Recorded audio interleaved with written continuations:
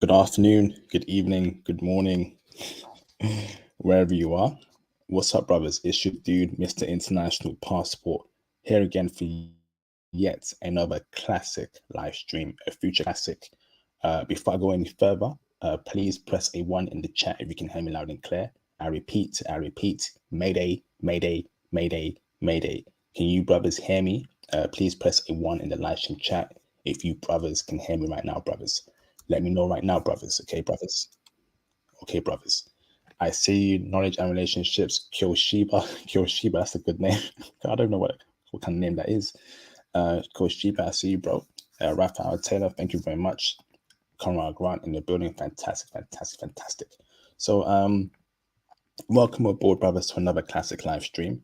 I want to say first and foremost, as soon as you come in, please hit the like button. Please make sure you're engaged in the live stream chat. And of course, please support me. Hit the super chats, hit the Patreon diamond tier, hit the Cash App, cop the merch. Show me a lot of love, man. Almost 10 years of me doing this, so please support me when you can, while you can, because I'm doing a lot of hard work for you, brothers. So welcome, brothers. I want to say a huge shout out to all those who have supported me throughout the almost 10 years I've been doing this. Thank you for the kind words. Thank you for your support. It is greatly appreciated. And of course, I want to send a huge shout out to those who are new to the channel. Welcome. I accept you and I embrace you with open arms. So let's get straight into it, brothers. So tonight, brothers, we'll be speaking about Japanese women working in Japan, life in Japan. It's going to be a full-on Japanese stream. I've got a very special guest here called Mr. Kyron. How are you doing, Kyron? Doing great, man. Thanks for having me. No problem, brother. Thank you very much for coming to the channel. So let's get it popping. So, Kyron, do you mind giving us a brief intro about who you are, where you're from, and anything special about you, brother? Sure.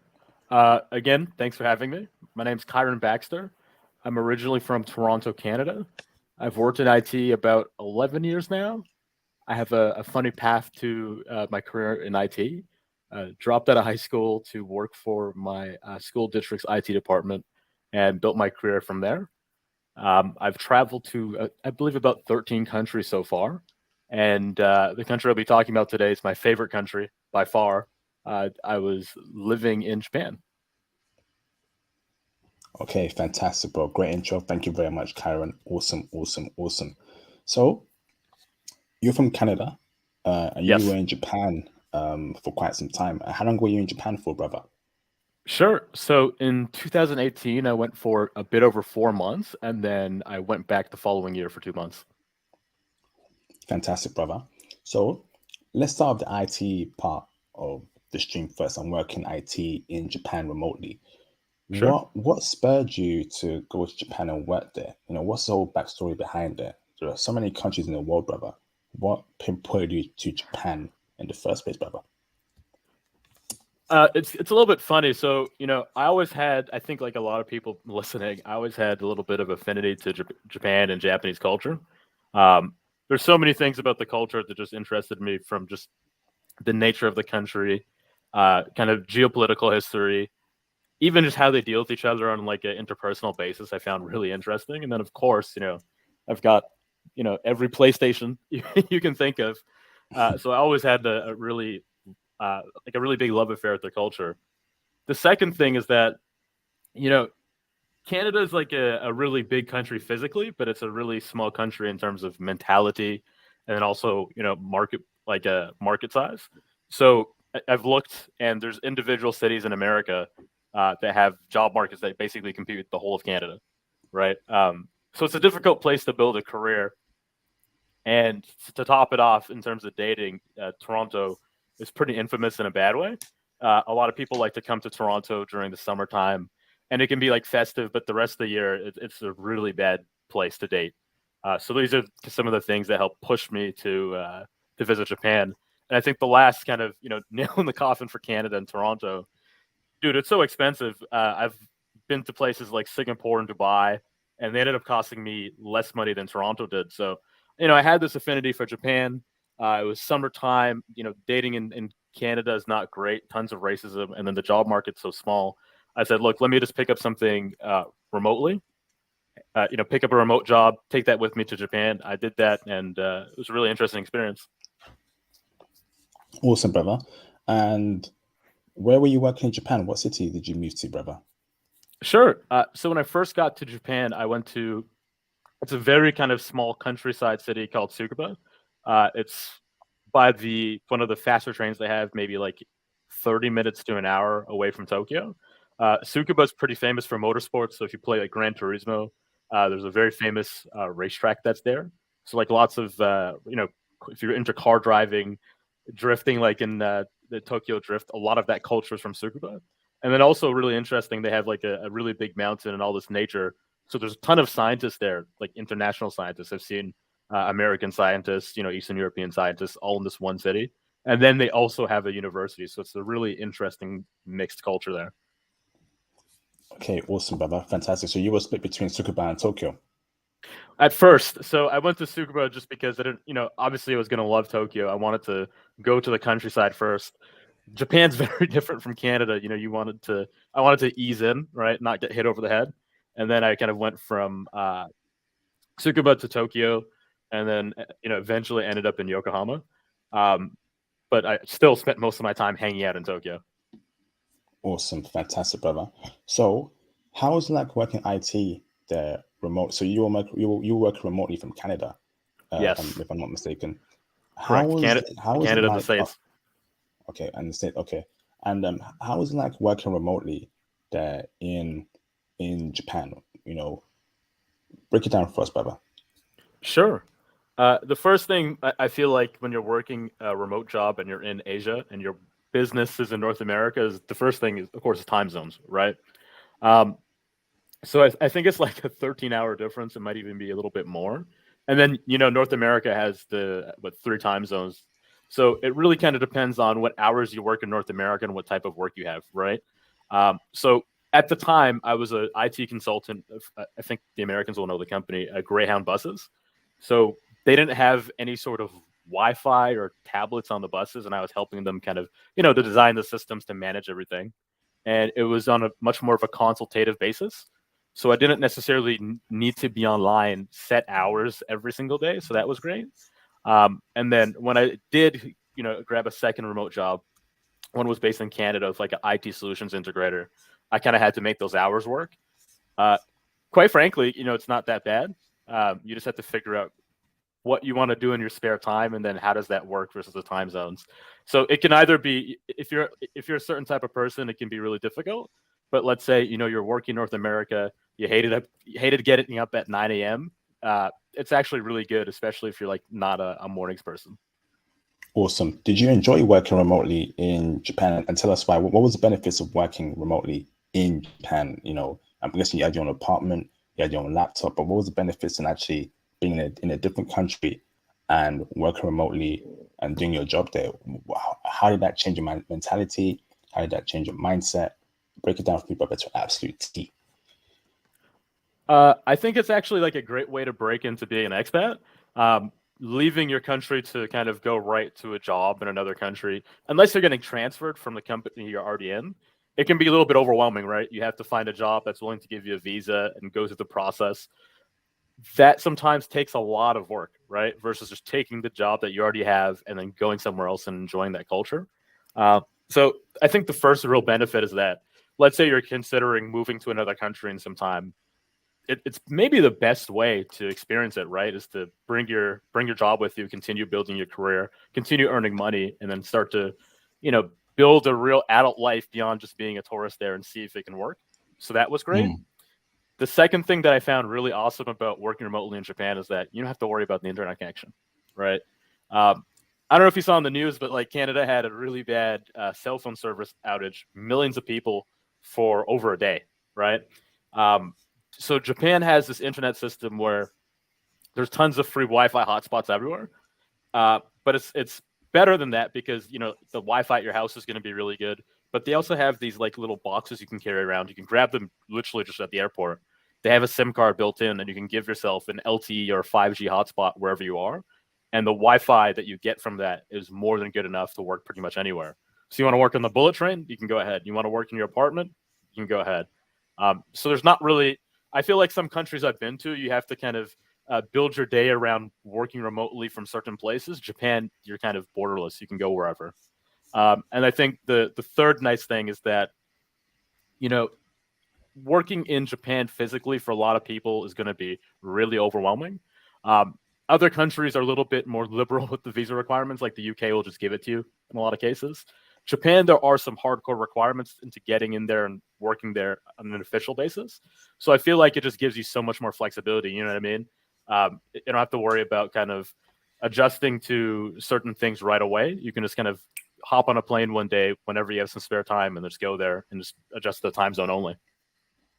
Awesome, fantastic, brother. Awesome.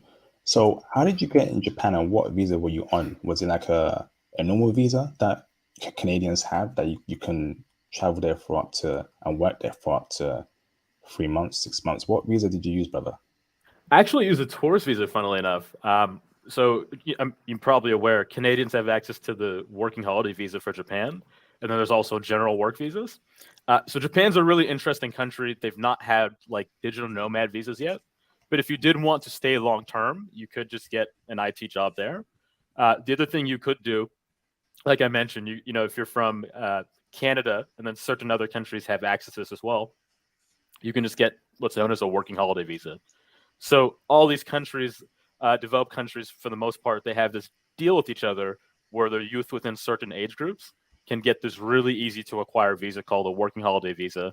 And in most countries, including Japan, it lets you work pretty freely. So you can work for most companies and most jobs without any restrictions. Some of them even let you start your own company, and most of them also let you work as an independent contractor in that country. So that's like another option you have. For me, given I had the Canadian passport, it was easy just to get off a plane. I could stay there for 3 months, and as long as you're not abusing the system, Japanese immigration is very liberal about it. I went to the immigration department that they have in Tokyo just to figure out, because every country the rules are a little bit different as to how you can stay and switch visas. And when tourist visa was coming to an end, the immigration person literally just told me, "Look, you could just hop on a flight to somewhere, spend a night or two there, and come back, and we'll stamp you in again." So it's not as uptight as other countries that people are familiar with. Where Thailand, you can get into a lot of trouble. Japan is pretty relaxed, and some countries it'll vary from 30 days they have to 90 days. Canada, it's 90 days. Sorry, Awesome, Canada's thanks. 180 days. Awesome. So, with your tourist visa, you can work in Japan. Your tourist visa gives you the ability to work, or was that not So the case? So this is kind of the interesting thing. When you bring your job and you're working remotely, some countries are very strict about it. Where if you're a tourist in the country, you're not allowed to work remotely. Some of them have exceptions. It's funny, the United States has this. Some of them have exceptions where if you're bringing your work with you and you're just doing business casually, it's not really a problem. But if you're working there permanently, nonstop, you need some sort of proper visa to kind of carry out business activities there. The interesting thing, though, is that in terms of renting, normally you need a visa. Like in the UK, you would need to show right to rent. And a lot of countries are like this.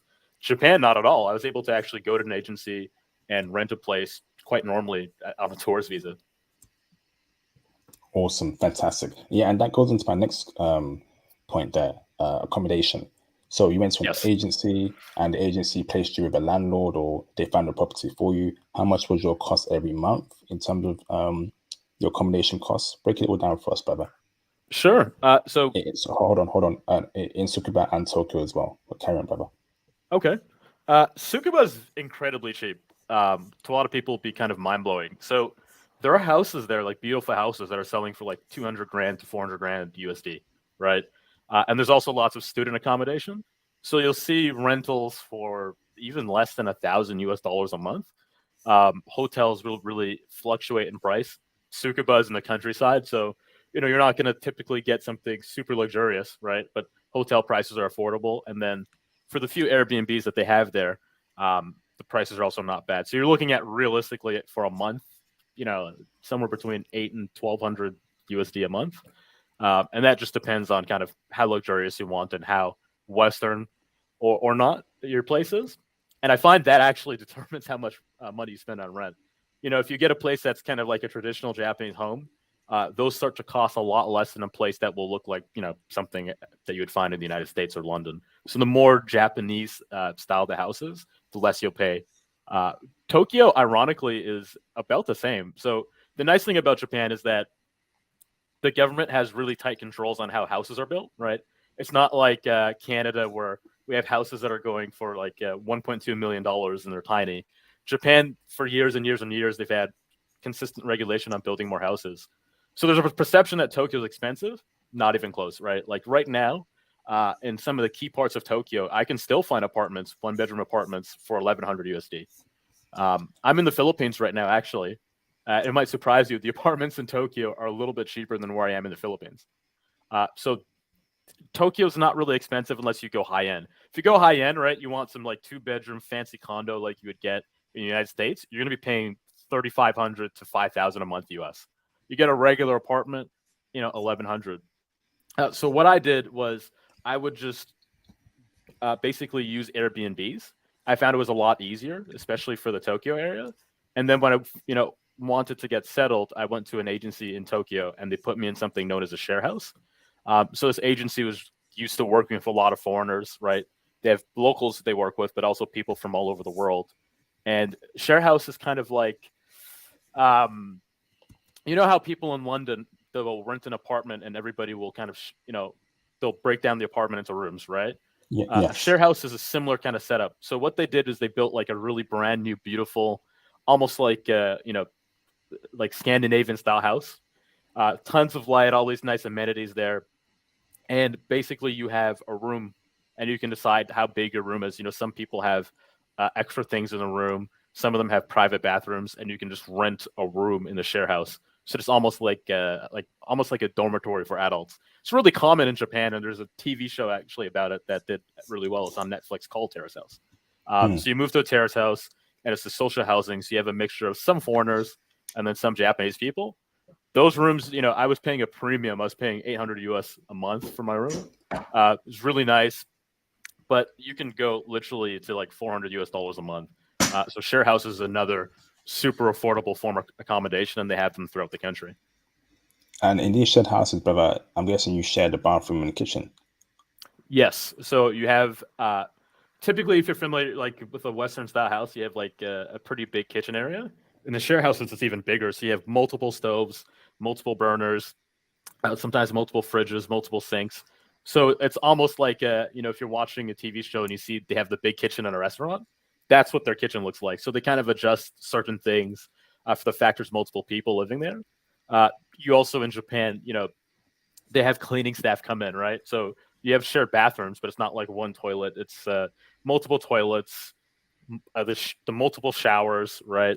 And you have cleaning staff on site cleaning regularly. So it's actually quite nice.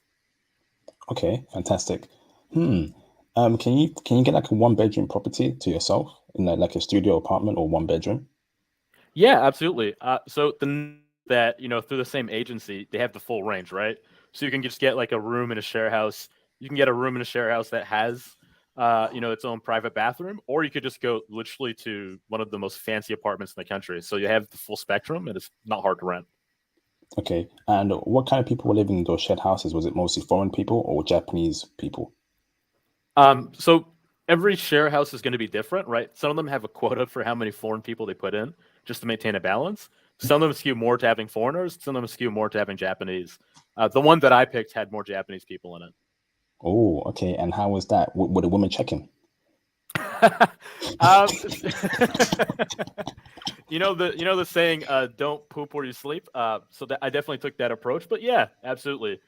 You'll find that people in Japan, Japanese people and foreigners, a lot of them just be open and social. So that was nice. And the other thing that's nice is, sometimes when you're like, if it was in London, you'd really worry about the dudes that you'd have to rent with, right? In Japan, the nice thing is that a lot of the dudes that lived in the share house were software engineers. So it was good to have other technical people when I'd be working. They have like a work room, to kind of bounce ideas off of and talk to. That was really nice as well. Oh, did you request for a shared house like that, or that was a random placement and it happened to be software engineers? So, it's funny. They mentioned that when I was looking for a specific share house, they mentioned that, yeah, there's some software engineers who work there. So you can actually get paired and a share house based off of mutual interest or your career. Wow, this is amazing. This is this, Yeah. bro. Are you hearing this, brothers? This is crazy.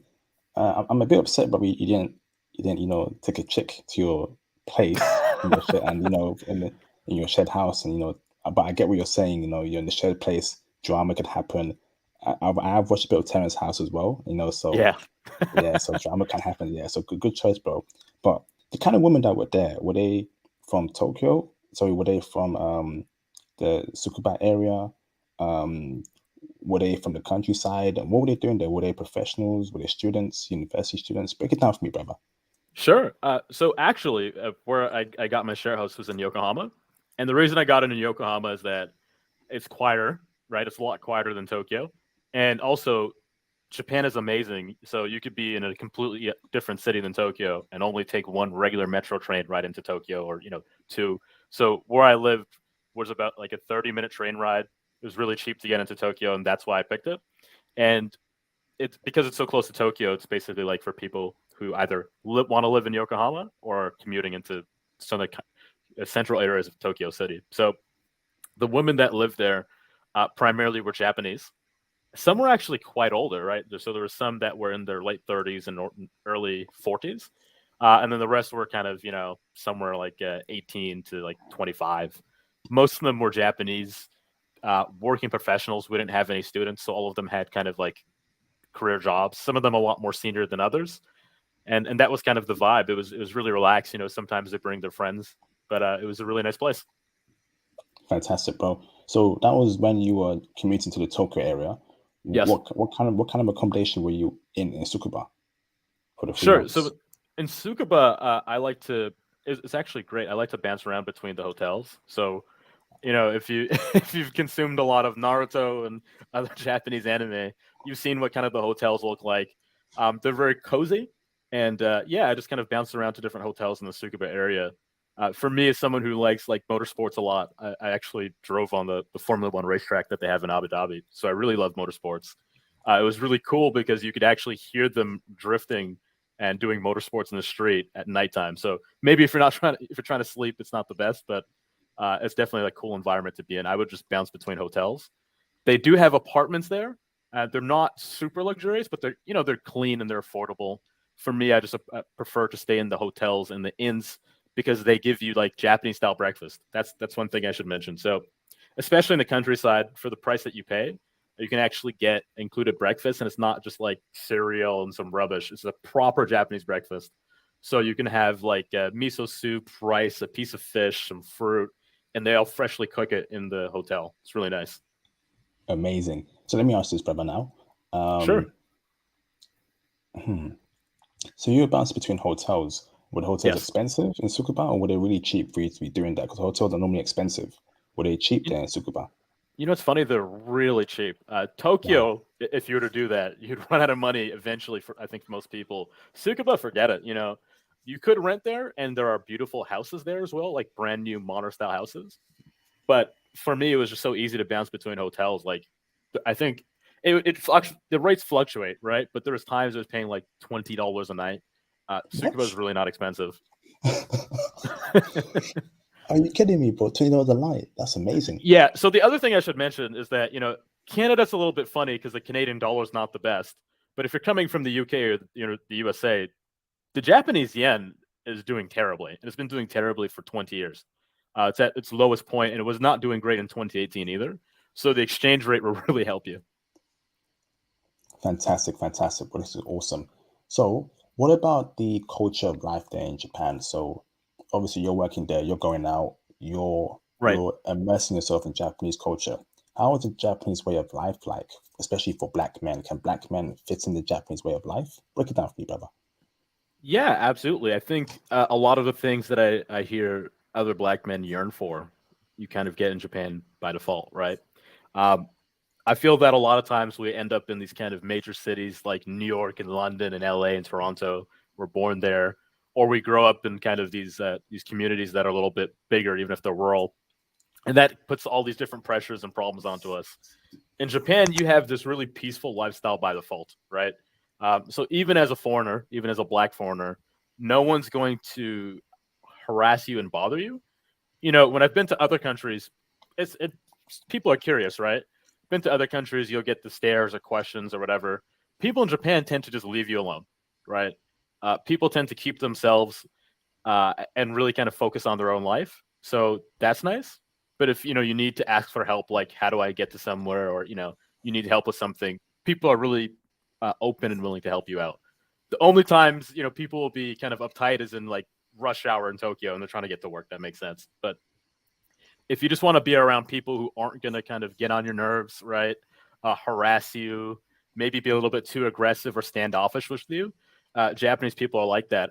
I would be out and about in the city, Monday through Friday, sometimes on the weekend, and random Japanese people once in a while will like stop to have conversations with me, ask me different things about where I'm from. But they were so respectful, so gentle in their approach. I love that. So number one, the people are great. This is Number amazing. two, you know, for anyone who's commuted around a major North American city, I know the UK is okay and Canada's 50-50, but America's transit is not good, right? Trains falling off the tracks, bad things happening all the time. Never happens in Japan. So nice thing is if you want to go and meet somebody, right? They could be in any part of the city and you don't even really have to worry about, oh, how am I going to get there? They have multiple trains that go to the same stations, multiple train companies, express trains, everything's super accessible. And the Metro card you can get is amazing. So you get the two different Metro cards, Suica and Passmo. Suica is the one that's a little bit more convenient. You can add it to your Apple Pay. So, by the way, if you have a recent iPhone, so anything after like an iPhone X, if your phone is dead, you can still, once you've added your Suica card to your iPhone, even if your phone is dead, you can still tap your iPhone into the Metro and pay with it. It's pretty cool. But the Suica card, the thing that's unique about it, other than being able to add it to your Apple Pay, is that you can actually use your Metro card to pay for groceries, for taxis, to pay for to play video games in an arcade, pay in restaurants, and of course to use it in the different metros, and it works across all the companies, right? So Japan's metro is built of a ton of different trains and a ton of different companies, and your Metro card, the Suica card, or the Passmo, you can use it across all of them. So getting around Tokyo is almost too easy, and it's very comfortable. You do see the videos of like the trains getting packed, right? Kind of famous for the people pushers who push people onto the trains. It's not aggressive at all. If you've ridden the train in London, Toronto, or New York specifically during the winter, Tokyo at its worst is still not that bad. So the commuting is really good. And I think the other nice thing, if you're a Black person who's looking to spend time in Japan, whether you're working there or visiting as a tourist, a lot of times we worry about what's the food going to be like, right? In the UK, the food is awful. There's nothing to eat. Everything is kind of very bland. In Japan, you have the full spectrum, right? You have beautiful fresh food. You can get really nice beef, whether it's American imported beef, Japanese beef, or Australian beef everywhere, right? You can get chicken cooked in a variety of different ways. They have fish in lots of different places. So you have really healthy food that's accessible pretty much everywhere. And then, of course, if you have like the proclivity for certain ethnicity food, I found Jamaican food in Japan and in Tokyo. Oh, I found like actual proper Italian food. The best Italian food I had wasn't even in Europe; it was in Japan. So all of these different cuisines are widely available. I had better Indian food in Tokyo than I did living in parts of England where there's tons of Indian people. So culinary stuff is taken care of, and then in terms of nightlife, it's the so best hold place on, I've bro. been, bar none. Before you Sorry, go ahead. go, when you talk about food, brother, Yes. Jamaican food, Indian food, are these Japanese owned spots where Japanese people are actually cooking Jamaican food and Indian food, or Black You know, it's people are cooking Jamaican food? it's funny. There's both in Japan. So you'll have restaurants like Italian food. It'll be like a 5-star restaurant, and everybody working there preparing the food is Japanese. Uh, for those who don't know, Tokyo has the most Michelin star restaurants in the world for one city. Jeez. So culinary stuff is definitely their expertise, but also Japan has a very interesting relationship with a lot of these countries, and it's like an international place, especially Tokyo. So I actually went to the beach one time, and I wanted some jerk chicken, and there's actually a person from Jamaica cooking jerk chicken off a drum and selling all these Jamaican foods right there in Japan. It was amazing. Wow, amazing. This is incredible. Um, Fantastic, bro. And is food cheap as well? Because in England, food is expensive, but is food cheap in Japan? Going out, to the restaurants, to the convenience stores, combini. Is it all cheap for us, brother? Yes, absolutely. Especially if you're used to London, basically take what you're paying for food and divide it by 2 or 3. So I'll give you an example. There's a famous restaurant. There's even like a PS2 game they have. Their name is Yoshinoya, that they have in Japan, and for like about maybe $3 Canadian, you would get a plate with some rice, a piece of fish, some miso soup, and some vegetables. You also, with the rice, you can get some strips of beef, and that's only like $3. So Japan, because so many people are like working, commuting, people are working really long hours. It's built a lot of the restaurants around kind of like everyman food, right? Something cheap, something healthy you can just pick up, eat 10 to 15 minutes, and keep going about your day without breaking the bank. So you're going to actually expect to get meals for like $4 USD or less. And then the other nice thing is that the convenience stores there, a lot of people don't know 7-Eleven's a Japanese company. And in Japan, the 7-Elevens are amazing. They have like fresh snacks that they get replaced every night. So they have different like rice balls and treats you can get. So on the cheap end, food is actually really good quality. Some people actually say that Japan's cheapest food is the best quality food you get. And then for me, the restaurants that are kind of like maybe $20 or $15 up to $50, they're spectacular. I don't think I ever had a bad meal. Wow, brother, so far this is sounding like paradise for black men. And let me ask this, brother. How are you Sure. treated as a black man by the average? I know you said they're kind, but going out at night, police, police is a big issue in the West. Police coming up to black men, Yes. disrespecting black men, harming black men. Did you experience that any sort of animosity, any sort of hatred towards you as a black man in Tsukuba and in Tokyo? Break it down for me, brother. The whole 9 yard, brother. Sure. It's actually a great question. So, coming from Toronto, I think a lot of people have a very interesting perception of Canada. So for people who don't know, I've grew up in Toronto, Canada, but I also used to live in the United Kingdom, and I've spent a ton of time in the United States. And I faced a lot of racism in Canada from different groups, and young and old, men and women, right? Police harassment, all these terrible things. So that was something I was really kind of curious and cautious about going to Japan. And it was like the complete opposite, right? So literally coming from Toronto at the time, I had a ton of really bad, incredibly racist experiences. And then I got to Tokyo, and those exact same people were just incredibly nice, right? So getting around Tokyo, there's police that are guiding people. A lot of them speak really decent English, and they were always polite. I never got harassed by police. So that was great. Police aren't really out there looking for black people. Versus other countries where they're kind of staring at you, giving you the eye. None of that in Japan. People tend to mind their own business. So that was great. The second thing was just service in restaurants. In Canada, I didn't really get this in England, but in Canada and sometimes in the USA, you step into an establishment and there's just like negative energy that you get or negative treatment that you get.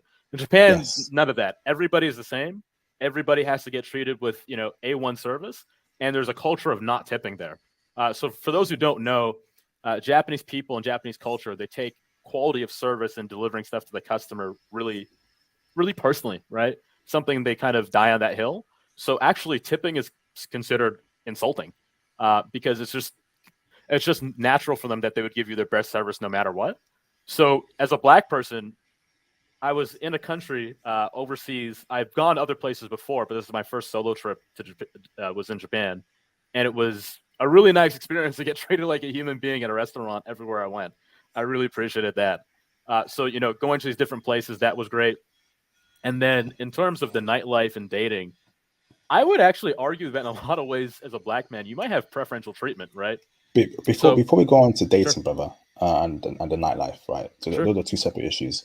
yes, Brothers, we gotta get the lights up. If the lights don't go up by a few amount, I'm gonna start singing. This is free intel that I'm not charging for.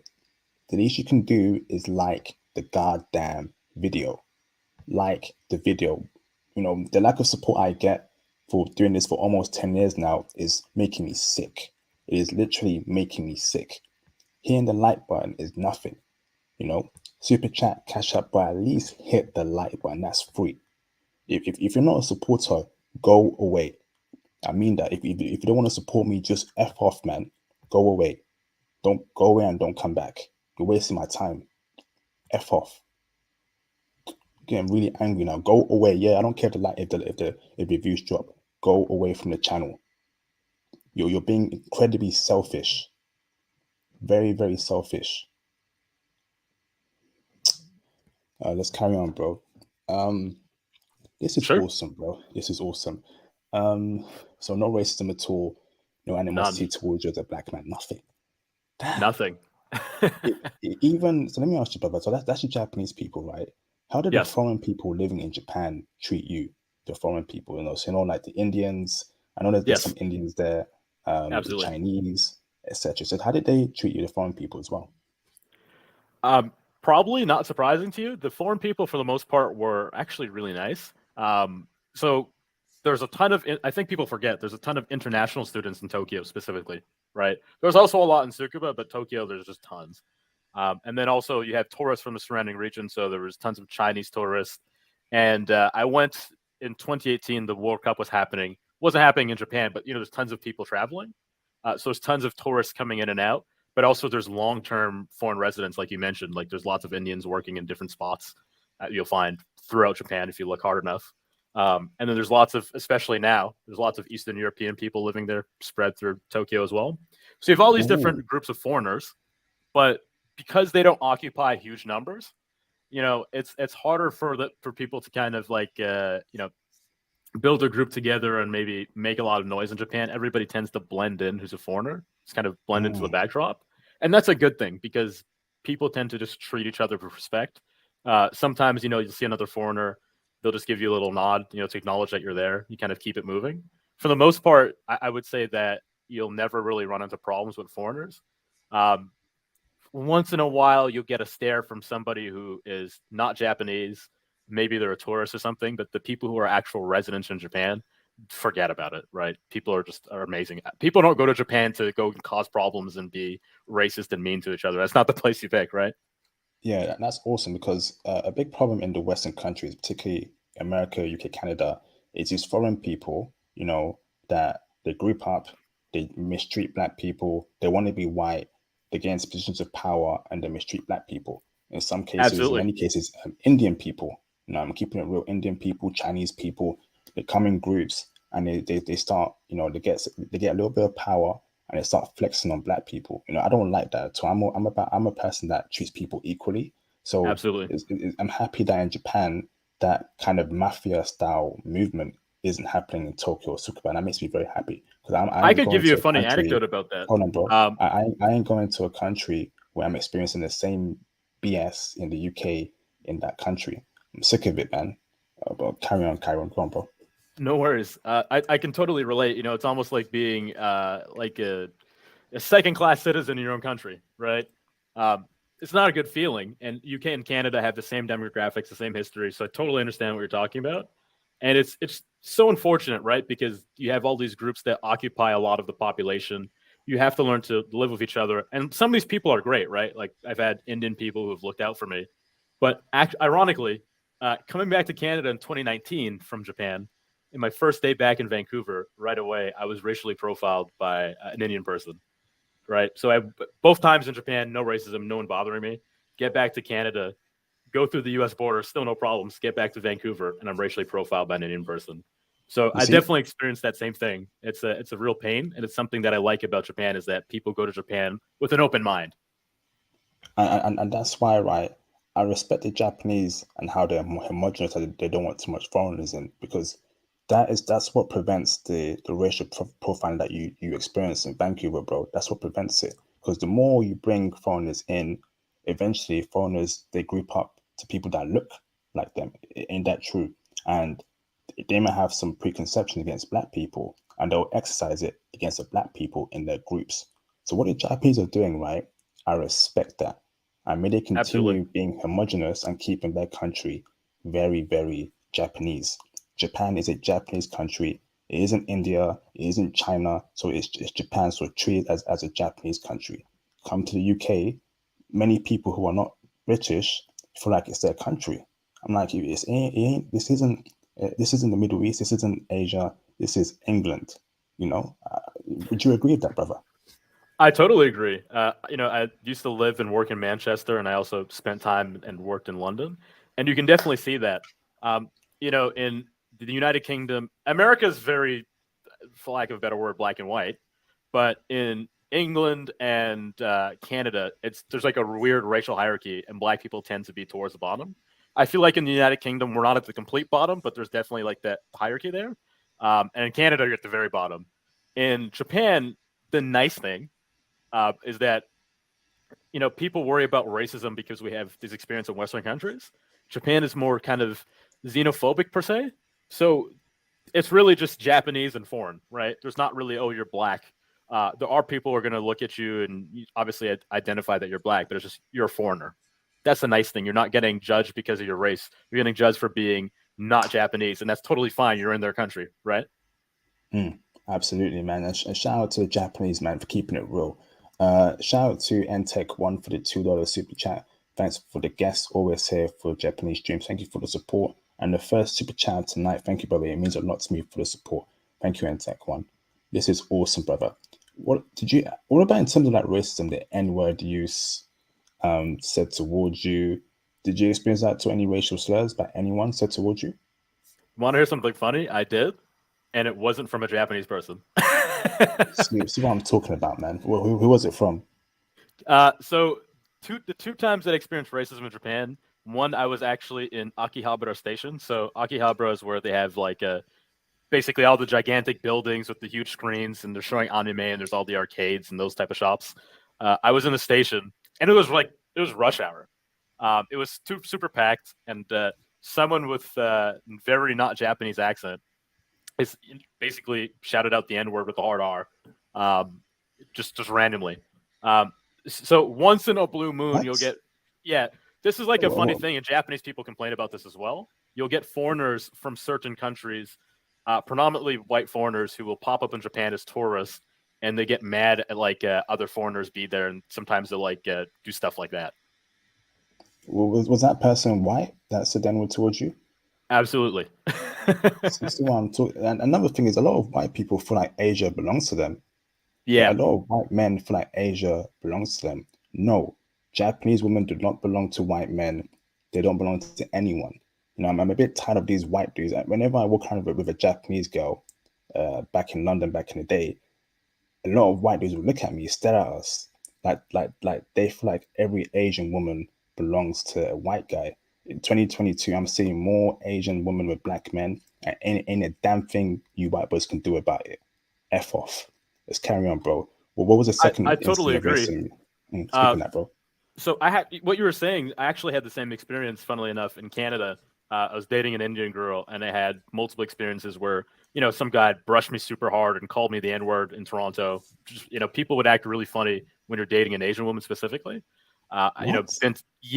Been to the mall with What? I Hold on, dated. bro. Sure. What was that person Indian? No, they looked to be white. See what I'm talking about, man. Yeah. Carry on, bro. Carry on. No worries. So that's like a thing, right? Like I had been to places in Toronto, gone on dates with Vietnamese women, and they were like uncomfortable with just the like sneering that people do, right? The weird stares and the weird treatment you get. And they've picked up that when we go to places, we get worse restaurant treatment. It's like a weird culture in the West where if you're black, if you're dating anyone that's not black, people get on edge. Um, in Japan, I didn't find that when I was out and about with Japanese women, there was any of that, right? So that was a nice thing. And like I said, the only times that I had those racial experiences were not Japanese people. I went to a festival. It's called Fuji Rock, right? So there's tons of local Japanese artists, but they had Skrillex, Kendrick Lamar, and MGMT. Great experience. But there was some white skinheads there, right? And they kind of had the Nazi-ish tattoos, and one of them had a shirt basically poking fun at Black Lives Matter. So you definitely get like weird people like that once in a while pop up in Japan, but like it's a country of 110 million people. There's going to be weird people everywhere. And like I said, I never had that experience with a Japanese person, or frankly, a black person or an Asian person at all. Right? You mentioned Chinese people. Even the Chinese people that I ran into in Japan were really respectful, really friendly, and I appreciated that. It was just like I hate to say it, but the only people I ran into that were racist in Japan or weird were white. They appeared to be like white foreigners. Yeah, and it's there's a huge saying that white people who fail in the West normally go to Japan. you know, Yes, they normally go to Asia because they fail here, they're losers, no one checking for them, and they go to Japan to live out their fantasies there. But they get mad when they see brothers macking the dime Japanese woman.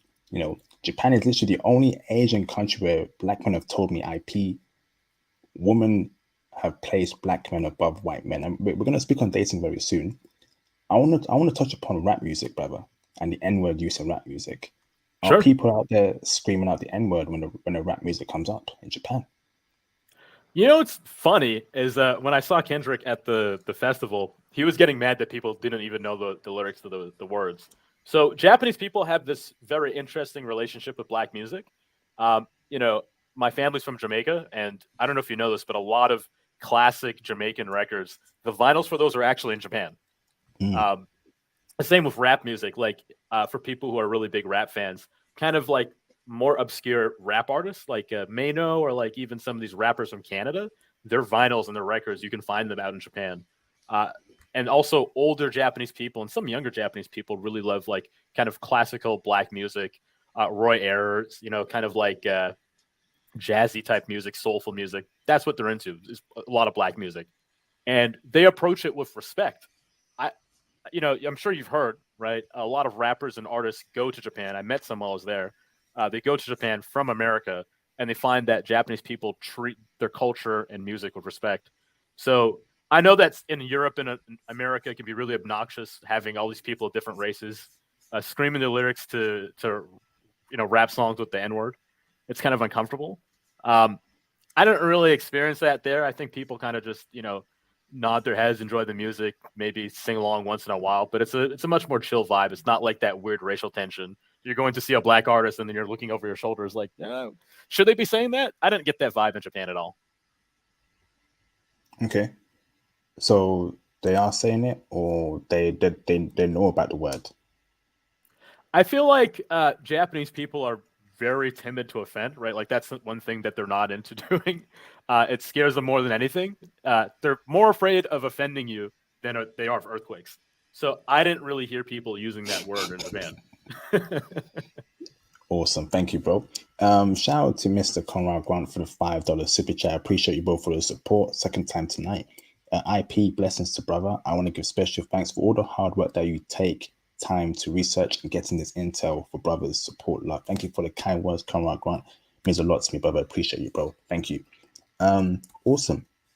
So, next question for you, brother, is the nightlife. Before we go on to dating, how is the Absolutely. nightlife out there in Tsukuba and in Tokyo? Break it down for us, brother. Sure. So Tsukuba is not a place where you go to kind of experience nightlife. Um, it's a lot more quaint, right? Because in the countryside and there's families there, so people go to like late night karaoke. Those are the types of things that people do, or they go to just bars. You can meet, women there who are either from Japan or from other countries. So that's there, but I would not recommend it as a place to go and try to date and meet women. The other thing I would say is that even though Japanese people their English level, quite frankly, I lived in England and there are people in England who they speak and you have no idea what they're saying. Japanese people have a really good level of English; they're just not super confident in it. They'll be even less confident when you're in more rural areas. So you'll find on Tinder maybe people are a little bit more timid in Tsukuba. The nice thing though that will surprise you is that there's lots of kind of Southeast Asians as well living in Tsukuba. So if you want to talk to maybe like a Filipino woman or an Indonesian woman, some Vietnamese woman, you can find them in Tsukuba. So they're there, but it's not really a great place for dating, unlike Tokyo. Tokyo's the polar opposite. Brother, break down the nightlife before going to dating. The nightlife. How is the Sure. nightlife in those two cities before going to dating? The nightlife, brother. How is it? Sure. So nightlife in Tsukuba is almost non-existent, right? It's very much like a family-oriented place. Tokyo's nightlife is like Vegas on steroids. Anything you want is there, for better or for worse. So the nice thing is that everywhere is accessible by foot. There's tons of cabs around. It's easy to get around. But what I love about the nightlife is that even though you have these like small restaurants and bars, everything is so intimate in a good way. So if you want to just go and approach somebody and chat them up at a bar, no barriers. As a black person, oftentimes you'll have people buying you drinks for free. You'll get invited to clubs and bars for free. The people, whether it's the people who own the restaurant or the bar or work there, or just random Japanese people, they'll pretty often actually pay for your stuff and give you good treatment. There's tons of clubs there. So in different areas, right, there's like a collection of all these things. So you go to Shibuya, there's tons of restaurants, there's arcades, and then there's also the bars and the clubs. Same thing with Roppongi and some of these other areas. So everything you need, including short stay hotels. They have love hotels if you want to go and spend an hour or two in a hotel. All of that stuff is in a really kind of packed area. So you could just go to one spot, pick that for the night, and do your thing. Okay, awesome, brother. And what were the best clubs you recommend, if you can remember the name, that were amazing for black men to meet women in the nightlife scene in Tokyo? I've heard many great things. You know what's funny? I actually don't recommend you go to the clubs. So two reasons. One is there's kind of this thing in Japan where, unfortunately, the Yakuza, the Japanese mafia, they use a lot of Nigerians to do kind of scams, right? So there's lots of kind of scammy clubs where, they'll take your credit card and run up a huge tab and all sorts of stuff. So there's that going on. There's kind of touting, and the Japanese police have tried to crack down unsuccessfully. So for me, that was one thing that was not really of interest to me with the clubs, right? The second thing was just that there's a term that they use called gaijin hunter, foreigner hunter, right? And basically, there are Japanese women that are hunting specifically for foreigners. But for me, I did not want to really find a woman that was just trying to look for a foreign dude, right? I wanted to just meet a woman who was just happened to be at a spot. And I found the bars were better because it's just so much easier to just go and, talk to somebody, chat them up. All of the bars in the Shibuya area are great, but especially if you're looking to meet Japanese people and maybe some foreigners. In Shibuya, there's a bar called Scramble Bar that's just literally right outside the metro station. And it's a really good place. It's a famous place to go and meet people. Fantastic, brother. Awesome. And I'm sure we'll touch upon the nightlife later on again. Yes. So dating in Japan, brother. You mentioned previously that you prefer, you think you feel like you got preferential treatment by the women there. Those are big words there, brother. What do you mean by that, brother? What do you mean? Sure. So, the interesting thing is, like, sometimes being a foreigner in other countries is like a loaded thing. And in Japan, for some people it is. But as a black man, what I faced was that, Japan has like really strict social rules that they apply to Japanese people, right? So they have to dress a certain way, speak in certain ways, and everybody is kind of confined by this, right? But as a foreigner, they're not going to expect you to behave like a Japanese person. That would be ridiculous, and people are very aware of that. But when you kind of, you come to another country, we come respectful as black men, right? We're not coming to, be disrespectful. People really appreciate that. So they notice people kind of making an effort to not disturb the balance that they have there. And what I found was that a lot of Japanese women are very willing to just like interact with you, right? So I think one thing in the West, it's the culture now where like women do not cold approach men, right? You'll be in the street. It's very rare for a woman to come up to you and start a conversation with you, right? Unless there's maybe something a little bit off with her. In Japan, it's the total opposite. I've been out and about just in the street. Women will start a conversation with you. Anywhere basically other than the trains, women will just come up to you and cold approach you. And like I said, many times I've been out and people have paid for drinks, paid tabs. They're very insistent that they'll pay for you. And I felt like there was no barriers to dating Japanese women. I could literally in the middle of the day, right, on a Sunday, go to like a packed area and just approach somebody and start talking to them and, hit it off. It goes well, right? And then on Tinder, you know what it's like on Tinder in the West, right? It's very hit or miss if you're black. In Japan, I didn't feel that at all. So that's something that I felt was awesome, is kind of like preferential treatment where, maybe Japanese men have to operate in this narrow way of interacting in society. For us, you're allowed to kind of be yourself, just be respectful, of course. And yeah, people will treat you well.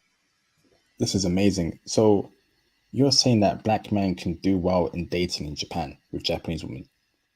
I've seen some stuff that shocked me. Like even when I was in Tsukuba, there was a very like I'm pretty nerdy, but there's like a dude who's even nerdier than me. He looked like if you were watching the show Dexter's Lab, he looked like a black version of that.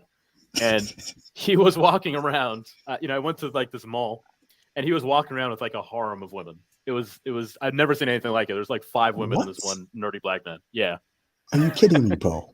What? I've never seen anything like it. Oh my goodness, brother. Let me ask this right. Sure. So you know my money making question, brother. The most Okay. important question in the history of mankind. All right, Yes. since the beginning, since God, created the seas, the land, the earth in was it 7 days? I can't remember. Very bad, but I should remember this.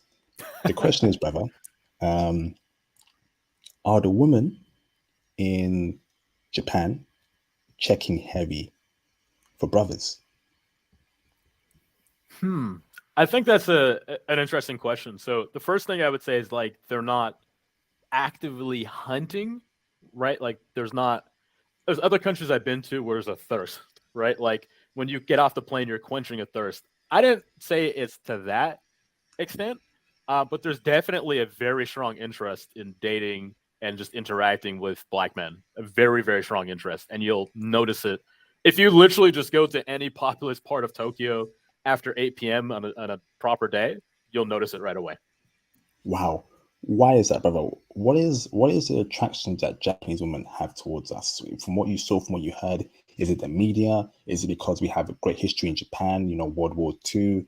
When it's an educated black man, they're like, oh, a black man in glasses, he dresses well. Why do Japanese women check for brothers or love brothers in Japan? Break it down for me, brother, please. Sure. It's funny you brought that up. I think there's one really great thing about Japanese women and Japanese people as a whole is that I find in the West, right, they'll look at anyone and automatically assume like, we fit into one kind of traditional stereotype, right? They will look at a black guy who's more like Will Smith or Lil Nas X even and look at them like there's some super killer drill artist, right? Like these Chief Keef or something ridiculous. In Japan, they know how to categorize people and they're very good at looking at you and making inferences, right? So if you look like a guy who's either nerdy or has like a proper corporate job, they'll know that you're a proper, like a proper individual, and they'll treat you as such. So that helps a lot. And I think that the other thing that kind of makes it easy is because you're from a different country and Japan is so far away from, North America, there's kind of this almost insulation, right? So there's going to be negative stereotypes, but there's also going to be positive stereotypes of black men. And not just black men. For anyone who's listening who's maybe Hispanic, Japanese women also love Hispanic men. So there's all these kind of cultural stereotypes that we have. Like, for example, I think you maybe talked about this, is that Will Smith slap, right? In North America, it's perceived one way. In Asia, a lot of countries, including Japan, they perceive it as, oh, he's protecting his wife. Black men are kind of protective of their wife and their wife's respect. So the image that people have of you in Japan, it might be skewed by media, but it's skewed in a good way, actually. Japanese people really know how to differentiate different types of black folk. Hold on, brother. Are you telling me that Will Smith's slap against Chris Rock made Japanese women respect black men even more in Japan? Yeah, absolutely. The value system in Japan is like flipped from the West, right? A lot of things are just take the Western values and the opposite is Japan. So in Japan and a lot of the surrounding countries, it was seen like Will was passionately defending his wife. And if you think about it, which country that values respect in their women would not feel that way? Wow. This is amazing. So you're telling me Will Smith actually improved our image in Japan even more. This is, Lord, you are great. Thank you, God. Thank you, Lord. Thank you, Lord. You might not Jesus. believe this, actually. During Obama's presidency, they had books and actual classes where Japanese people were learning how to speak English like Obama. So their perception of black people is very different. Wow, this is amazing. Hold on, brother. I got a super chat real quick. Shout out to Mr. Israel Davila for the $5 super chat. Israel, thank you for the support. Appreciate you, bro. Thank you very much. First super chat tonight, brothers. We have over 200 people. Feel free to show some support and some love to the channel. Hit the cash app and super chats, and of course, like the video. Okay, show me some support and love by donating to the channel and the movement. I would greatly appreciate it. He says, "Hello, IP. Greetings, guest brother. Could you elaborate on the Japanese woman cold approaching us men? If you can please do so, Kyron." Sure. So Japan is a really funny place when it comes to just dating, either seriously or casually, and meeting people. So more, it's kind of related to nightlife. There's this area where there's like a ton of bars and izakayas packed together. It's called the Golden Guy, and it's a place that you would go on like a Thursday night or a Friday night to go and meet people, specifically women. And what I found in Japan versus Toronto, you could actually do this on, afterwards. You could look on YouTube. Women in Toronto, right? They're asked about men cold approaching, and they think it's weird. Like they feel like they're going to be kidnapped or being harassed. They get really uptight about it in this ultra safe Canadian city. In Japan, when I would go to places like the Golden Guy, you would think that, alcohol flowing, small spaces, they would be maybe timid. No, I had many Japanese women cold approach me. And then also in places, so in Shibuya, the crossing is the most busy street crossing in the world. But by the crossing, there's a statue of a dog, and there's a story to it. They refer to it as Hachiko Square after the dog. And a lot of people go there to kind of like just meet their dates, right? So if you're going to meet up with somebody, that's a typical meeting spot. And also, there's just people there hanging out. And in kind of Hachiko Square, I've had a lot of Japanese women approach me. And then just out and about, that's very common. The other thing I would say, like I mentioned, there's different kind of, normalities of how people behave by age group. And what I found is that like after 8 or 9 p.m. in Tokyo, you'll find a lot of older Japanese women will approach you. Like Wow, literally amazing. come up to you, maybe grab you on the shoulder, touch your arm, something like that. Once the Japanese people can be very reserved, right? But once the alcohol starts flowing and it's just nighttime and people are having a good time, that barrier goes away and they'll literally come up to you. This is like a dream right now, brother. But brother, what about the young Japanese women approaching brothers? Because brother, my sweet spot, 18 to 23. That's the best sweet spot for brothers, in my opinion. 24, we can let that slide a bit, but 18 to 23. Are they cold approaching brothers in Japan, brother? Break it down for me, brother, please, brother. Come on, brother. I'm glad we agree on that, by the way. So get us into trouble. The only thing I would say, as just a caveat, is that Japanese women really take care of themselves just from the environment, the good food, and the culture. So you could literally get, I'm not even kidding, a 40-year-old Japanese woman who looks younger than a 19-year-old woman in the UK. It's baffling. Even if I were to take, the same ethnicity, the Japanese woman who is vastly older will still look a lot younger, be in better shape. But those 18 to 23-year-old women, there's a kind of like a buffer ground. Basically, I find that a lot of them are a lot more timid and less confident. I find that Japanese women get more confident with age, but they are way more open with you on Tinder. So historically, Japanese women on Tinder were known for being very flaky, right? They'd match you. A lot of them don't like putting their face. They just like putting hints on Tinder for what they're looking for. The younger Japanese women now, forget it. I literally, even, since being away for a while, I could set my Tinder to Japan. I've done it on a Discord call just to show guys who are interested. And within a couple of seconds, I was getting matches from women in that same age range. So the English language skills are a little bit better. And, young people are terminally online, right? So they're way more comfortable on these dating apps. So that's a nice thing as well. You might not feel that they're as social when you go to bars. They might be a little bit more timid, so you have to adjust your approach, which is fine, right? They're younger. But on online dating, forget about it. You're going to get too many to handle immediately. This is incredible. So you're recommending Tinder. What about Bumble or Hinge? Does that? Absolutely Hinge not. wasn't. Okay, no. Yeah, Just you Tinder. only Okay. use Hinge in Japan if you're looking for foreign women. So Hinge in Japan is nice because you have the race, the age, and then also like the religion filters on Hinge. That's really good for Japan if you're looking for foreign women. But Japanese women, forget it. A lot of them are still they have this culture where they don't like there's still some stigma outside of the West of being on Tinder. So they're all on it, but some of them cover their face and whatnot. So they'll be on Tinder, but not Hinge. Hinge, you really get Japanese women who like grew up in America and are in Japan again. That's the type What of woman about you get. what about Bumble? Bumble, no, not at all. Okay, but this is great intel. Let me ask this, brother. The foreign women in Japan, Yes.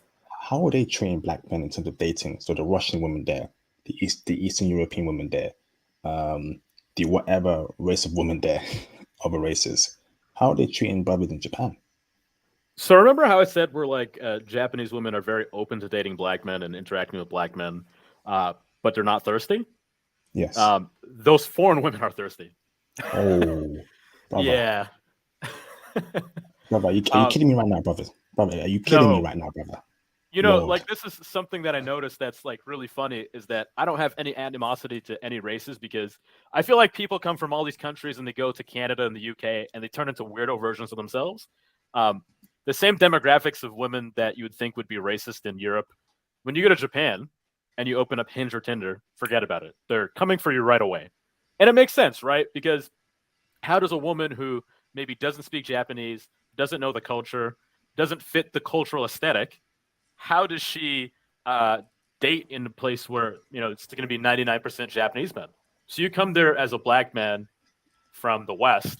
It's it's like you're pick of the litter. They'll talk to you, they'll approach you, and like I said, there's a little bit of a culture of like sometimes foreigners will look at you and acknowledge you. Foreign women, it's aggressive. I can't even say the messages I've got on Hinge from foreign women. It'll blow your mind. Foreign women Wow. in Japan are looking for you. Let me ask this, brother. Sure. What are the most common foreign women that you saw really love brothers in Japan? Was it the Russian woman? Was it the Filipino woman? Was it the Mongolian woman? I want the whole nine yards, but give me the top 5 foreign women in Japan that are checking heavy for brothers. Break it down for me, Sure. brother. Please, brother. Go on, brother. So first things first is Filipino, right? Like Filipino women, there's a ton of them who work in Japan. It's a little bit sad. There's actually a negative stereotype about Filipino women in the Philippines who go to Japan, but they're lovely. They have proper corporate jobs. English levels obviously are great, and they have a great mentality, and they are looking to date foreign men, and a lot of them love black men. So number one, Filipino woman. The one that surprised me because there's like a little bit of a reputation of them not being as open is actually Korean women. Ooh. Yeah, I've been out and about in Tokyo, and I feel like other people just like men do, right? Other people go to different countries and are a little bit more open. Definitely had a lot of good experiences with Korean women in Tokyo, and then the third group that will, not counting black women because of course we have home court advantage. But the third group that will surprise you is actually the other kind of Asian countries. So like, ones from the Middle East, India, Pakistan. Some of them are from those countries and some of them are from like, the West, right? But you'll have no problem finding them and dating them in Japan if you use Hinge. Wow. What about the Iranian woman? Iranian, etc., etc. Russian woman. So the Russian woman and the kind of Middle Eastern woman, they're sprinkled throughout different parts of Tokyo. So you'll find lots of kind of Eastern European, like Russian, Ukrainian. You'll find them in maybe like teaching academies and some like real estate places that are targeted to foreigners, like marketing companies, stuff like that. They're also open. I remember going on a date with 2 Russian women. So they're open. You just kind of have to find them. And then the Middle Eastern woman in Japan, I'm sure you know this because you live in the UK. Women from those Middle Eastern countries go to London and Japan to just, wild out and party, right? So you have the ones that are in school and maybe are just getting their footing being outside of their country and being alone. And they're definitely really open to dating black men as well. I had some good experiences with a Middle Eastern girl. And all these foreign women, did they cold approach you? Did any foreign woman cold approach you, or did you meet all of them through online dating, or did you approach them? It was a mix, right? So I remember going to the Golden Guy, and actually the 2 Korean girls that I hung out with that night, they cold approached me. And sometimes when you're in Akihabara and sometimes Shibuya, sometimes Shinjuku, there's lots of foreigners, and I think maybe they find it overwhelming. So they find comfort in someone else that speaks the language, and they'll cold approach you, especially in places where it's targeted towards foreigners. So if you want to meet foreign women, this is a trick. Go to where they sell the SIM cards. So like Japan, they have like these big electronic department stores. Go to the aisles where they sell the SIM cards, and you have a perfect chance to meet a foreign woman. Amazing. And let me make this very clear, brothers. We are not checking for Indian women and Pakistani women and South Asian women. Okay. we ain't checking for them, and they ain't checking for us. Okay, so brothers, please avoid dating that group of women. We don't date Indian women, and we don't date South Asian women. Would you agree with that, Kyron? You know, it's funny. I gotta hard disagree. In Japan, they are definitely open to dating you. If you set your hinge to Tokyo and filter to that, those ethnicities, you're gonna get some matches really quick. You're gonna be shocked. And it's not like the UK. Oh man, so you mentioned about a Filipino stereotype, that woman from the Philippines who goes to Yes. Japan. What is that stereotype? What does that mean? It's funny. So, like, some of the best integrated foreigners I've met were Filipinos, right? But the stereotype here in the Philippines is that Filipino women go to Japan and then let's say being sex workers, right? Like, it's a joke that, oh, somebody's mom's in Japan. You know what she's doing?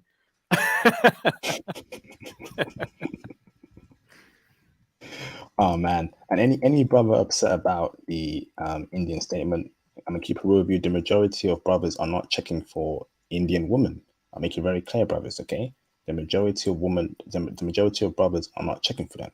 99.5% of brothers are not checking for Indian, Pakistani, or other South Asian women. It is what it is. We ain't checking for them, and they ain't checking for us, and that's okay. That's completely okay. Okay. So let me get read a couple of super chats. Shout out to Mr. Blacksmith Ross for the $5 super chat. This guy is telling the truth 100%. I'm 45, and when in the military, I was in Okinawa in 1998, and they love black men like superstars. Wow, enjoy. Mr. Blacksmith Ross, can you call him, brother, to speak about your experience in Okinawa back in 1998? If they were loving brothers in the 90s, then the love for brothers in 2022 must have exponentially grown. Brothers, Japan is the black man's paradise. From what I've heard, from what I've seen, Japan is probably the black man's new home and probably our true home. Big statement right there. Japan is the black man's true home. Not Africa, not the Caribbean. Oh man, I'm kidding, I'm kidding. But you know what I mean, brothers. Our true home is Africa, I know that. Shout out to Mr. Almighty Ree for the $5 super chat. My light skinned brother, how is it for dark skinned men? Did you notice dark skinned men doing well? That's a great question. Do you want to answer that, Mr. Karen, please, brother? Go on, brother. Sure. So, the funny thing is, like, in the UK, it's gotten a little bit funny. Where, like, I hate to say it like this, but white women, because of like Travis Scott, a lot of really white women treat dark skinned black men like handbags, right? Like, I know you've seen this. You go to shopping centers in different places, and you'll have this white woman with this really dorky looking dark skinned dude who's like a Walmart version of Travis Scott. And they're only interacting with dark skinned men now because it's trendy. Japan is very different. So if you remember, I brought up how like the Yakuza has a lot of Nigerians in the country, and they're some of them are doing like illicit crimes, right? Not Hmm. all of them are. And what I found is that all of these Nigerian men have Japanese wives, right? And there are a ton of Nigerian men that just have shops and different businesses, and they have really nice Japanese wives. I don't think it's funny. Like, colorism is a thing in Asia, right? There was this whole thing of like the people who have darker skin. Their skin is darker from tanning because they're out in the rice fields picking rice. So that hierarchy is still there in a lot of Asian countries, and people do put on uh, things to make sure they don't get tanned too much. But there's actually darker Japanese people. I was seeing some people on the train that were like my skin complexion. So I don't Mm. think that you'll really face anything too tough with colorism. I find that Japanese people, and especially Japanese women, just look at like, you're Japanese or you're a foreigner. That's it. The whole other stuff that we deal with in the West, that stuff goes out the window. They've not made it to that point just yet. Yeah, I think black is black in Japan, but great super chat there, Almighty Ree. Thank you, bro. Let me ask this, brother, right? Sure. For me, some of the most beautiful looking women in the world are Blasian women, half black, half Japanese. Did you see quite a few Blasian women in Japan, in Tsukuba and Tokyo? You know what's funny? I did in Tokyo and Yokohama specifically. So like, there are black men there that have their family. So I met this one black man. He had his young son with him. He had some job in the sciences in Tsukuba, and he had a Japanese wife. But really, like coming in from Yokohama into Tokyo, and then also in kind of like Shibuya and Shinjuku, I would actually find a decent amount. Like every now and then, you run into a half black, half Japanese woman. Even if you look on Hinge, you'll find quite a few of them, and they're really beautiful. It's nice. That's beautiful, brother. That's wonderful. We thank God that many years ago, black men mated with Japanese women, and things happened. Okay, um, so, but the killer question for me, brother, the golden question, right? Are the mixed race, half black, half Japanese women checking for brothers? So this is something that caught me off guard. Um, there, there's like two groups, right? There's the mixed race ones who are culturally culturally Japanese, and then there are ones who are culturally black, and they're both checking for us.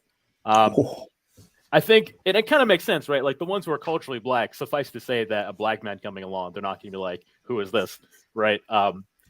So I think a lot of mixed race Japanese, mixed black and Japanese women, the father's black, right?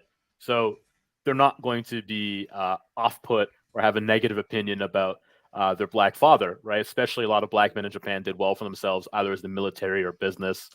So those women are going to be looking for you. And then the other group that I was totally shocked in is the ones who are raised culturally Japanese, right? You look at them like a Japanese person. They have Japanese mannerisms, even stereotypically, and still you have that connection there. So if you do meet kind of mixed race black people in Japan, um, just totally feel free to talk to them. They're really open, and of course you're going to have preferential treatment. wow, Thomas, do you hear this, brother? Thomas Demihin, do you hear this right now, brother? This cannot be real, right? Thomas, you hear this, Thomas? This is crazy.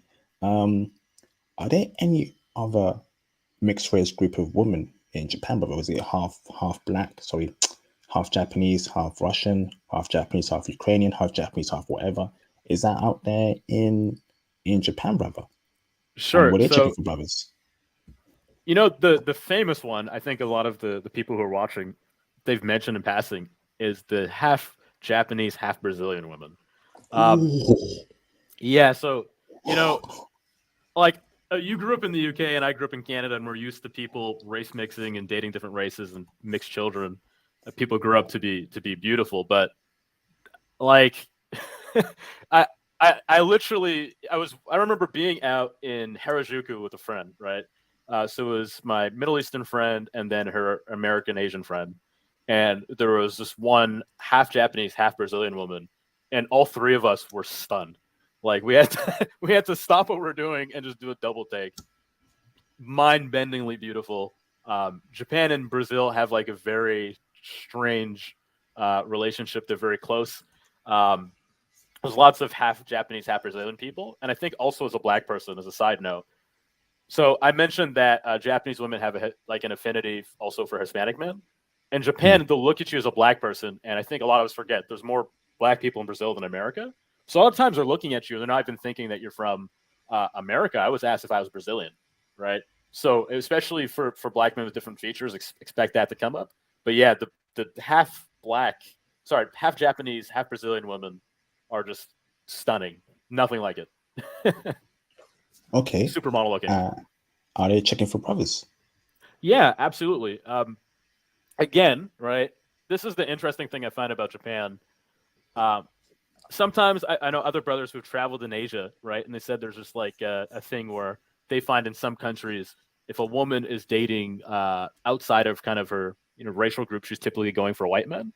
I didn't find that in Japan. It was just kind of like whoever they wanted to date, they would date, and for foreigners, sometimes you have a bit of an advantage, and black men are in that group. Wow, this is amazing. So any other groups of mixed race women out there that were quite common that were checking for brothers? I think those are the two that you'll see. Like, I'm seeing a decent amount of half Japanese, half black people, and then half Japanese, half Brazilian people. Those are the two that I find commonly. I didn't even, ironically, outside of like the touristy parts, I haven't really seen many half white, half Asian people. Okay, this is good. Shout out to Japanese women, giving that box to brothers.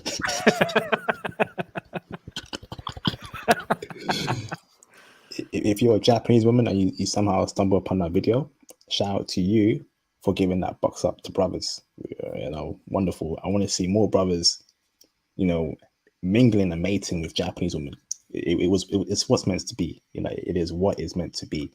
I want to see more of that. Brothers mating with beautiful, dime Japanese women. Fantastic, man. I have a funny story to tell you about that. Oh, sorry, super chat. Go ahead. No, you go, bro. Go on, bro. Sure. So somebody was asking about like the nightlife. So I mentioned this bar, Scramble Bar, that's in Shibuya. So I actually, funnily enough, I ran into some rappers that are from New York. They kind of are like a rap group that is kind of adjacent to Joey Badass, and they brought me to this like Japan has, and especially Tokyo, they have all these kind of like hip restaurants and bars that are kind of hidden. You have to know. And they brought me to the secret bar, and the bartender was this really beautiful half black, half Japanese woman. And the guys that were rappers, they had like a ton of women that were just like fawning over them. It was ridiculous. Literally coming into the bar, pulling out their phone, pulling out Instagram, and being like, "Oh, is this you?" So we hung out, whatever. It was a cool experience. And then I left to go to Scramble Bar. And long story short, there was like a Japanese woman who was very drunk. This is what you'll find in Japan, is that a lot of men and women cannot handle alcohol very well. So it's common at nighttime, literally, to be a row of people on the floor sleeping, and you just got to step over them. Totally normal, passed out drunk, no one freaks out. So there's a woman who was like stumbling, and I had to give her a hand. She was really in bad shape, and she had a group with her. So I just gave her a hand, made sure she was okay. And she was like about to face first into the ground.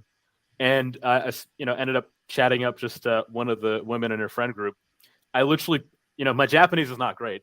I literally pulled out my iPhone.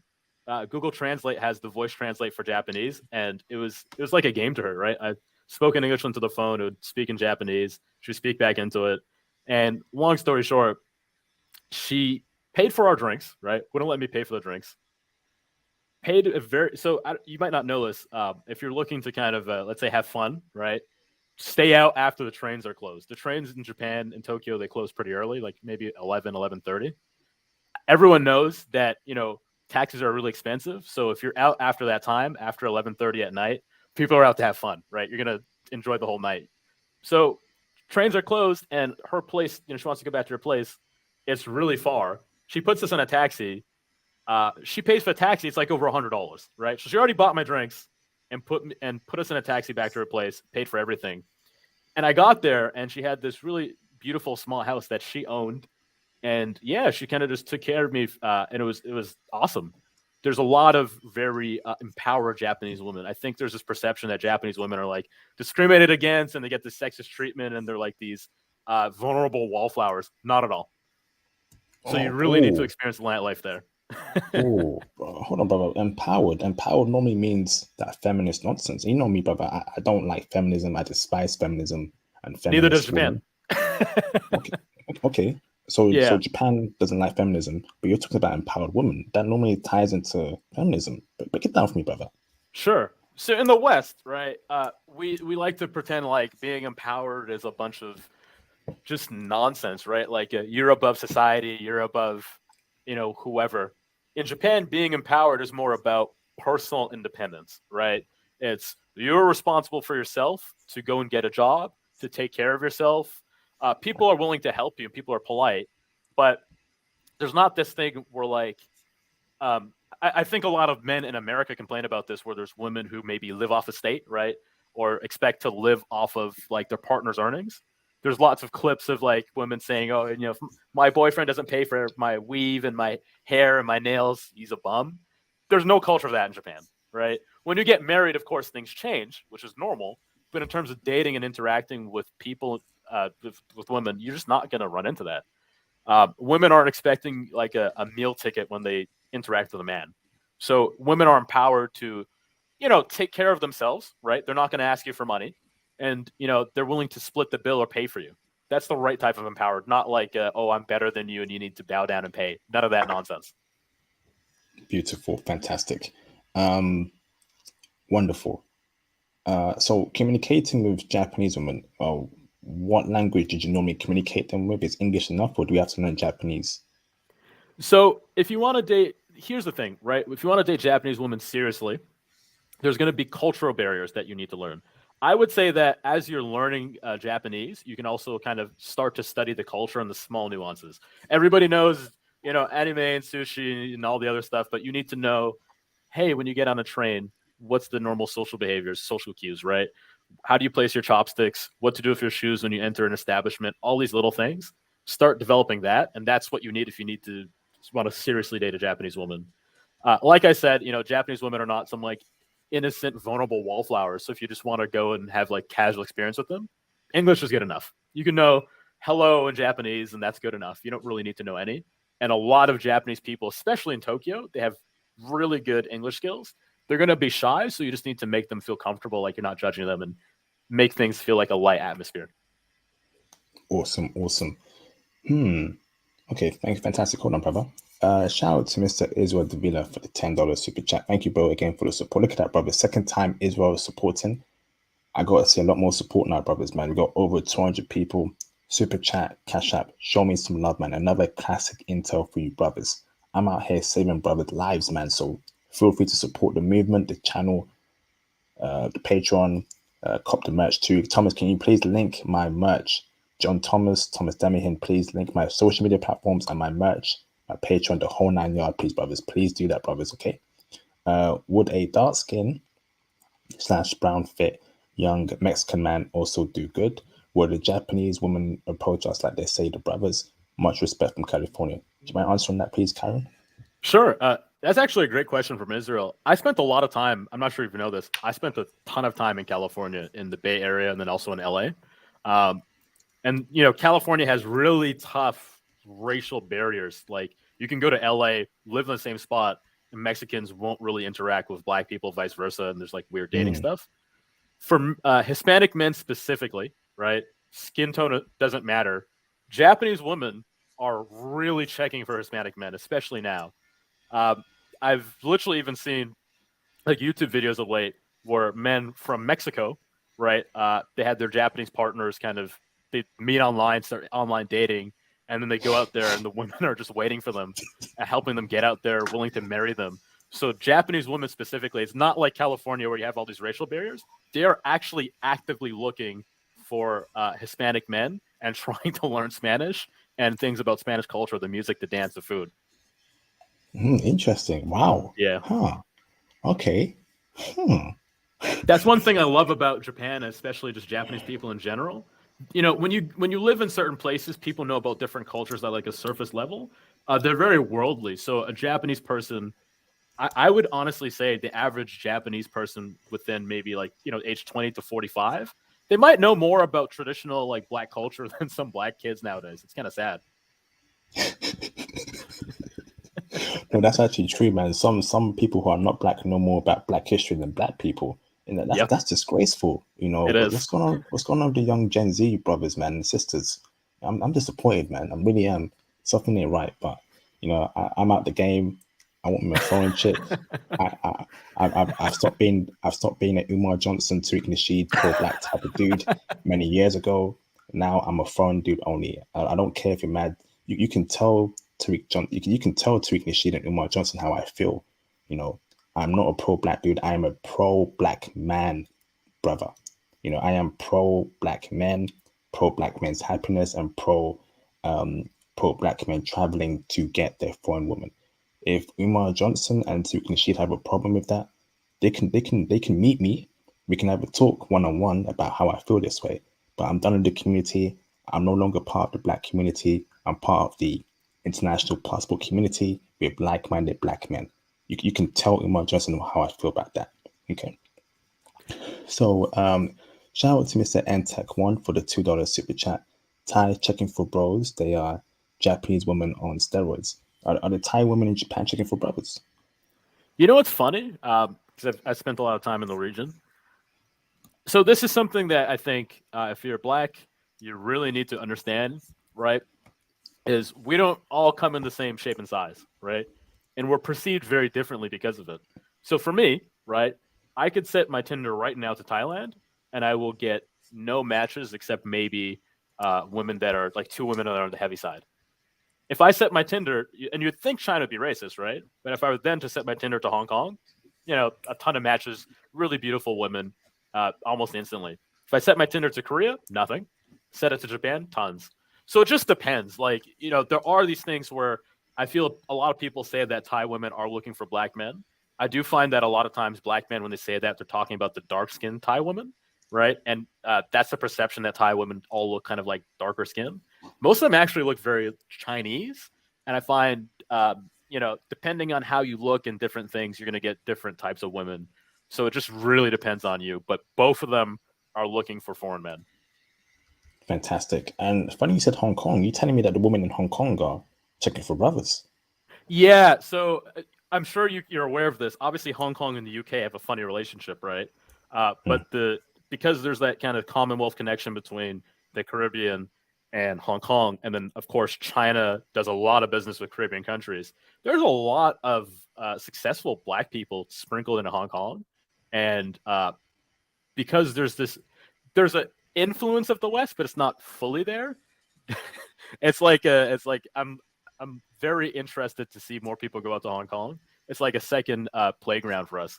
Lots of really well-educated women there, well-educated, obviously Chinese women there that are like have an interest in dating black men. That I think a lot of brothers should consider Hong Kong. Oh, that's a big statement. They're telling us a lot of brothers should consider Hong Kong. Wow. Yes, This is mind blowing. What is going on in 2022 with the foreign women and brothers? What is it? Is it because no? Is it because they finally understand that not all black men are Young Thug, Chief Keef, 21 Savage looking rappers? That we actually can be Ben Carson's, we can be Barack Obama's. Not that I agree with his ideology, but I like the way he speaks and he's educated, right? for sure. Are they finally seeing that the truth that not all black men are the same? That there are many black men that are educated, like Thomas, that wear glasses, that are good brothers, man, that study hard. Are they finally seeing that true image of black men, Karen? What's the funny thing? So I spent a lot of time because you do great work. I really appreciate it. You're saving people's lives. Um, Oh, that, it's honestly in the last couple of years I've noticed a quantum shift. So what you said is totally true, right? But there are other things that play into it. So, for example, when I was interacting with women who were Korean in Japan, the thing is, Korean women and Korean men, especially in the youth, do not have the best relationship with each other right now. Um, a lot of people actually attribute the current leader of Korea getting put into power because young men voted for him because he's against feminism, right? Um, so there's like all of these interesting dynamics that change depending on the country that you're in. In the Philippines, you'll find that there's been a lot of women who actually are quite nice and maybe have been, I don't want to say abused, but like mistreated by men here, or the men just can't keep up with them, and they'll see black men and they'll say, "Oh, this guy will automatically have everything I need, be everything I need, and more." So because of like, unfortunately, just like in our community, because of kind of infighting within these Asian cultures, they're looking to date foreign men, and a lot of them want black men, right? The second thing that I would say is like, how it is in London. You go look at some expensive apartments, and half of them, if not more, are owned by foreign owners, right? Same with Toronto. Everything in Toronto is owned by like Chinese and Middle Eastern owners. If you're looking at condos, so everything's globalized now, right? And the same goes with dating. And women are very smart and they pay attention to what's going on in the world. And they do see, like I'm sure you have, a rising, educated black middle class.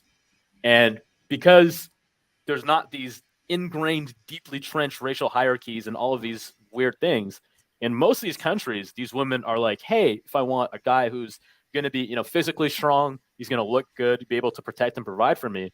A lot of them have interest in black men. And then when you said the 21 Savage, all those rappers, I could set my Tinder to Wuhan and they're listening to Pop Smoke. Even if I would set it to India, they're listening to Pop Smoke, right?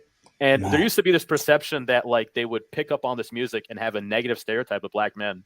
But I find that younger women are capable of separating music from reality, right? And there's like a balance now in terms of, yes, there's going to be women who are going to look at you and think that you're doing drills at your friends or your roadman or whatever.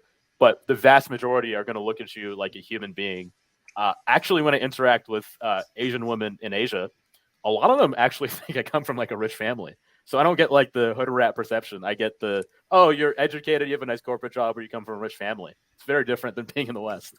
Wow. And bro, do you feel like my channel, I've changed something here? My channel is saving the lives of brothers, and is it really groundbreaking in your opinion, Kyra? Break it down for me, brother. Listen, I'll be frank. You're really saving people's lives. If America is its own beast, right? But in the UK and Canada, I could tell you flat out, when I left Toronto to go to Tokyo, it was like mere weeks after a very violent incel attack, right? And the person who did the attack was about my age, was an immigrant, and also worked in IT. And surprise, he was posting on 4chan, and he was really struggling with women. And I experienced some really gross, aggressive racism in Canada and getting treated like I'm just garbage, right? Just due to my race. And a lot of people in the UK are experiencing the same thing, right? A lot of the nice women in the UK are locked up in houses and don't come outside. And then there's all these weird racial tension in the street because a lot of black people live in London. And by you pushing people, right, to leave these countries that are at some level conspiring against you, right? Everybody's against you. You have, unfortunately, black American women who are trashing black men in public. You have even Asian American women now are jumping in on the bandwagon, trashing black men. By you pushing us to say, look, you're not Martin Luther King. Martin Luther King couldn't save these communities. Leave. Go and explore your options. There are people looking for you in every part of the world. You just need to find which part is best. Imagine all the money and the years of stress and the disdain and the wasted time and questioning your approach that you're saving these men. You're literally saving people's lives. Wow, thank you very much, Kyron. Brothers, support me, man. It's by your support that I can continue doing this. It's a lot of hard work, handling the Patreon, the channel, traveling, giving you brothers intel. The interviews I gave you of me in Germany and Vancouver, there's a lot more coming like that, but you gotta show me some love, man. So hit those cash apps, hit those super chats, cop the merch, even at least like the video. Just show me support in some way. I'll greatly appreciate it. Almost 10 years doing this. A lot of hard work has gone on this channel for 10 years. Shout out to Mr. Blacksmith Rock for the $20 super chat. Look, I wish I was lying, but I can't. Wow. I'm from Chicago. What's up, Chi-Town? And if you're from New York or Chicago, you are good at talking to women. Facts. When I went out to clubs every Friday and Saturday, I pulled 2 new girls every week, 30% of the time. Amazing, bro. You better call in Black Cross to speak on your experience in Japan. That'd be greatly appreciated. Thank you. Shout out to Mr. Limo Pedro for the £2 super chat. Keep up the good IP. It's only one IP. Yes, indeed. Thank you for the kind words, brother. Much appreciated. Thank you, bro. Awesome. So, before I open up the phone lines, I've got a couple more questions. Sure. How cooperative are Japanese women? Because I want to check right where it's going well, but before we go into a relationship, I'm going to tell her no guy friends, okay? No girls trips. Shout out to Myron from Fresh and Fit. No Cardi B and City Girls playing in the household. Delete that nonsense off your phone. Will she cooperate with me, brother, or will she find that controlling? Because I get that controlling label in the West, but to me, those are reasonable demands. Will she listen to me, brother? Yeah, what's funny? In the West, you would be called all of these is and isms for saying what you just said. That is totally normal in these countries to the point you probably don't even need to ask, right? Aside from the fact that, like, in Japan, it's a very different culture. Women are very protective of their image, right? So they're not going to want to be perceived in a certain way. So you're not even going to have to ask. These are the things that you asked for, the default.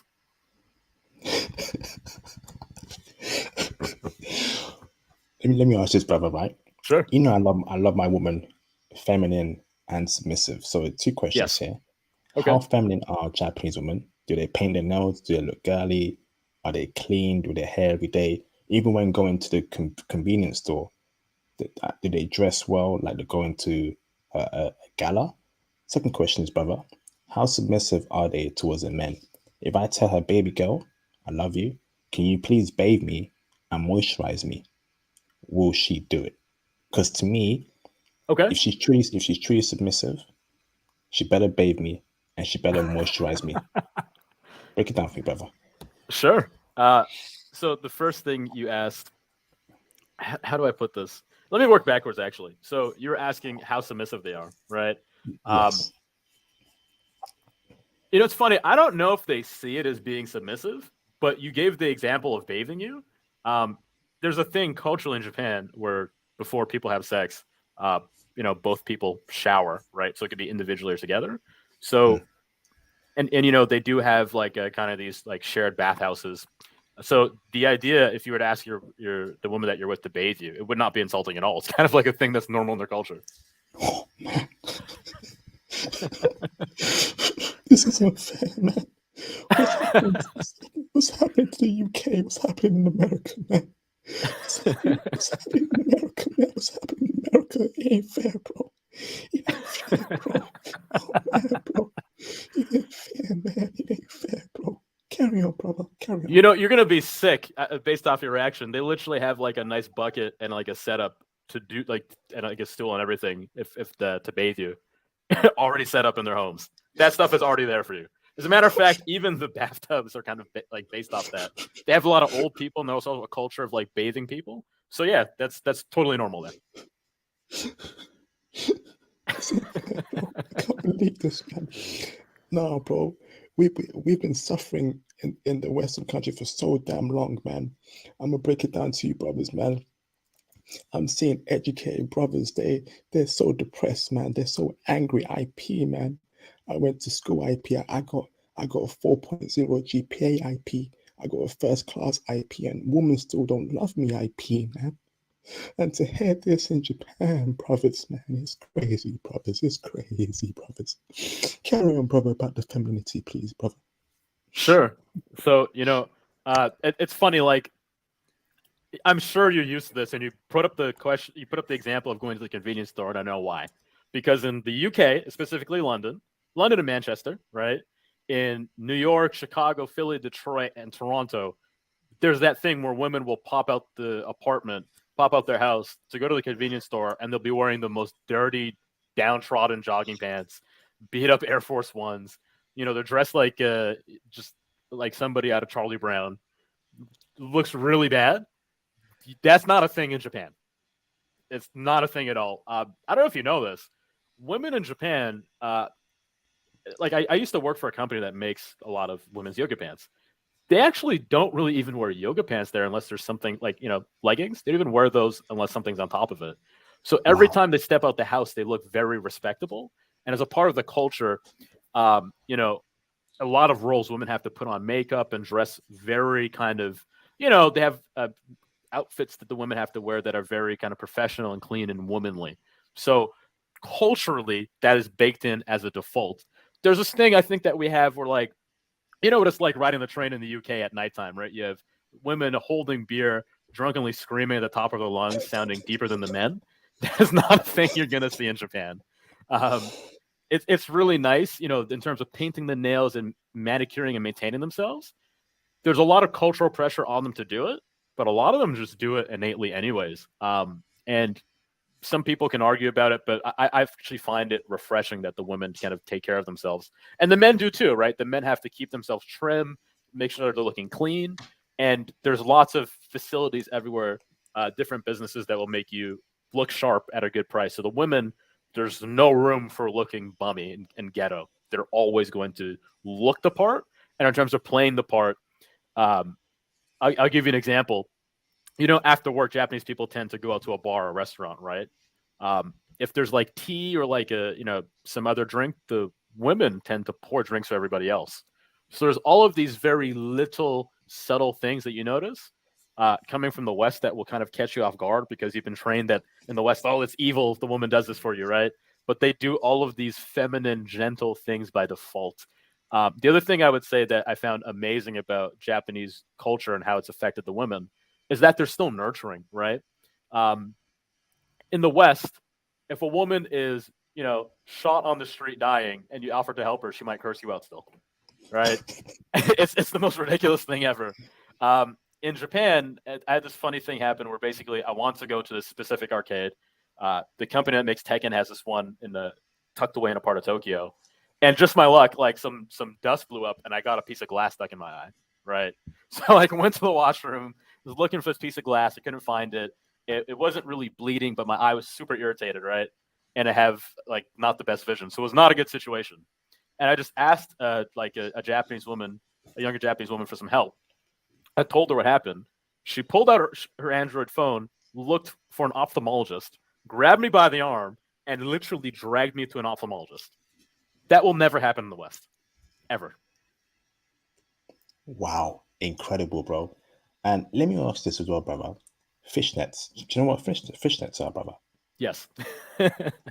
When you're many years ago, when I was researching Japan, I used to hear like Japanese women loved wearing fishnets. When you were there recently, was that the case? I wouldn't say not really. Like, there's, you know how Japan has always had the different, like, there's the general way that Japanese women dress and just people in general dress, and then there's like these little offshoots. Um, so you might see, just like you would in the West, although they do it a little bit differently, you might see women in like Harajuku, for example, that like wearing fishnets. Most women, you don't really see them wearing that. They'll wear like leggings, oh, under something or stockings, but fishnets not really. Okay. And can you make it clear to brothers that although you may see Japanese women with blonde hair, purple hair, blue hair, it doesn't mean she's westernized, right? It means that she watches anime, 'cause anime is big there, and they color their hair. Is that true, brother, or is that a red flag if they have that color hair? So I think what you're referring to, and there's like more than one name for it. I think the old one was Ganguru, right?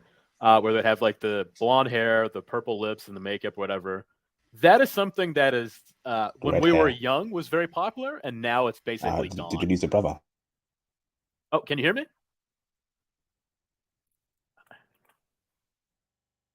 Uh, can you hear me? Can you hear me? Okay. Hello, can you hear me at all? That's odd. Huh. Hello, hello.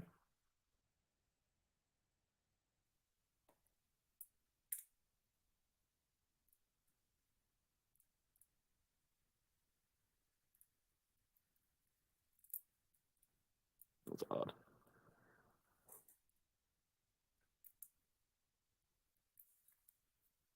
Let's see. Can you hear me? Let's see.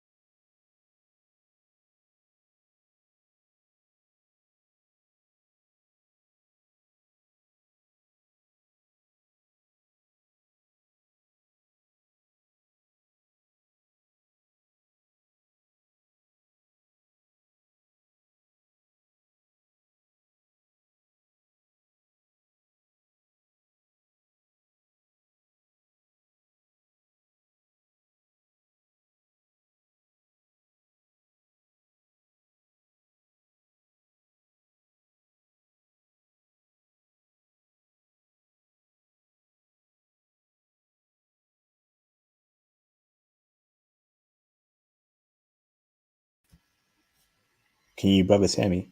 Am I back? Am I back?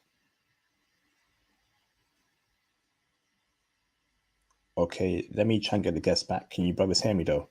Press a yes. Press a one, please. Press a one. All right, awesome. You see, whenever we start speaking about saving brothers' lives and getting these horrible women out of here, a lot of evilness happens. That was random. We both got cough at the same time. Hold on. Karen, you notice how we were speaking about that and we both got cough at the same time? It's funny, You isn't see, it?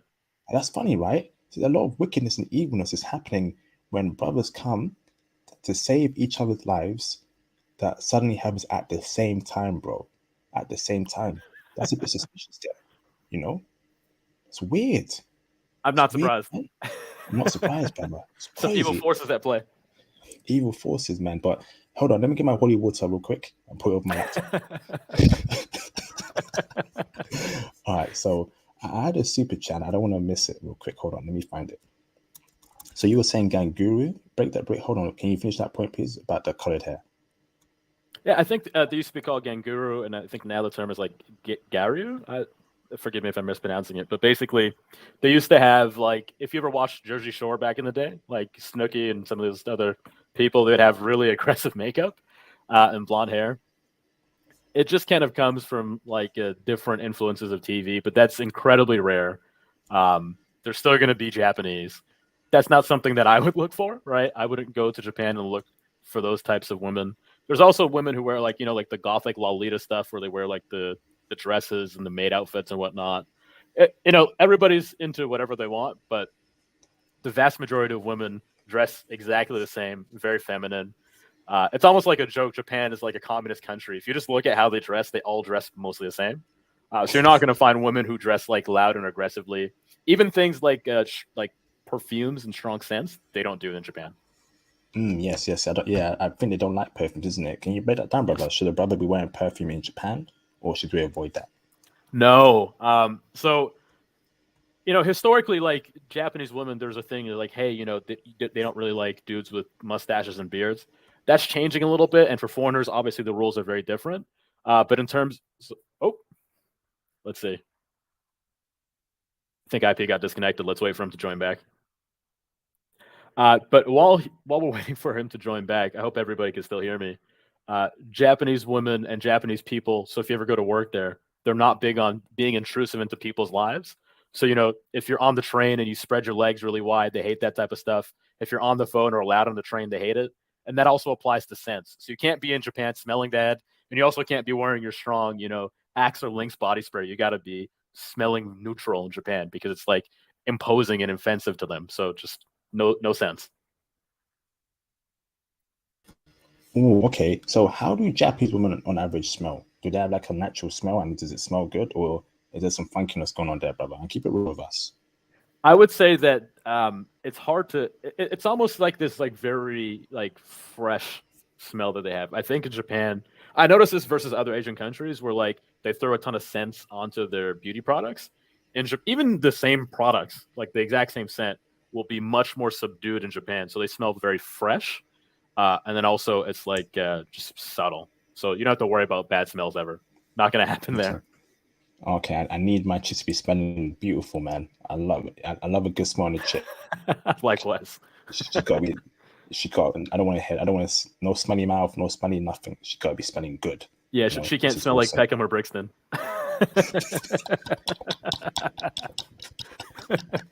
She can't smell like Chicago or New York. No. Awesome. This is fantastic. So before I open up the phone lines, there was a super chat, and I'm upset that I missed because I can't go too far back. It was about height, and shout out to the brother who donated that super chat. He's 5'10". Is 5'10" too short for Japanese women? And do Japanese women care about height? So that's actually a great question. I'm glad that the person brought it up. So height is a thing, actually, just like it is in the West.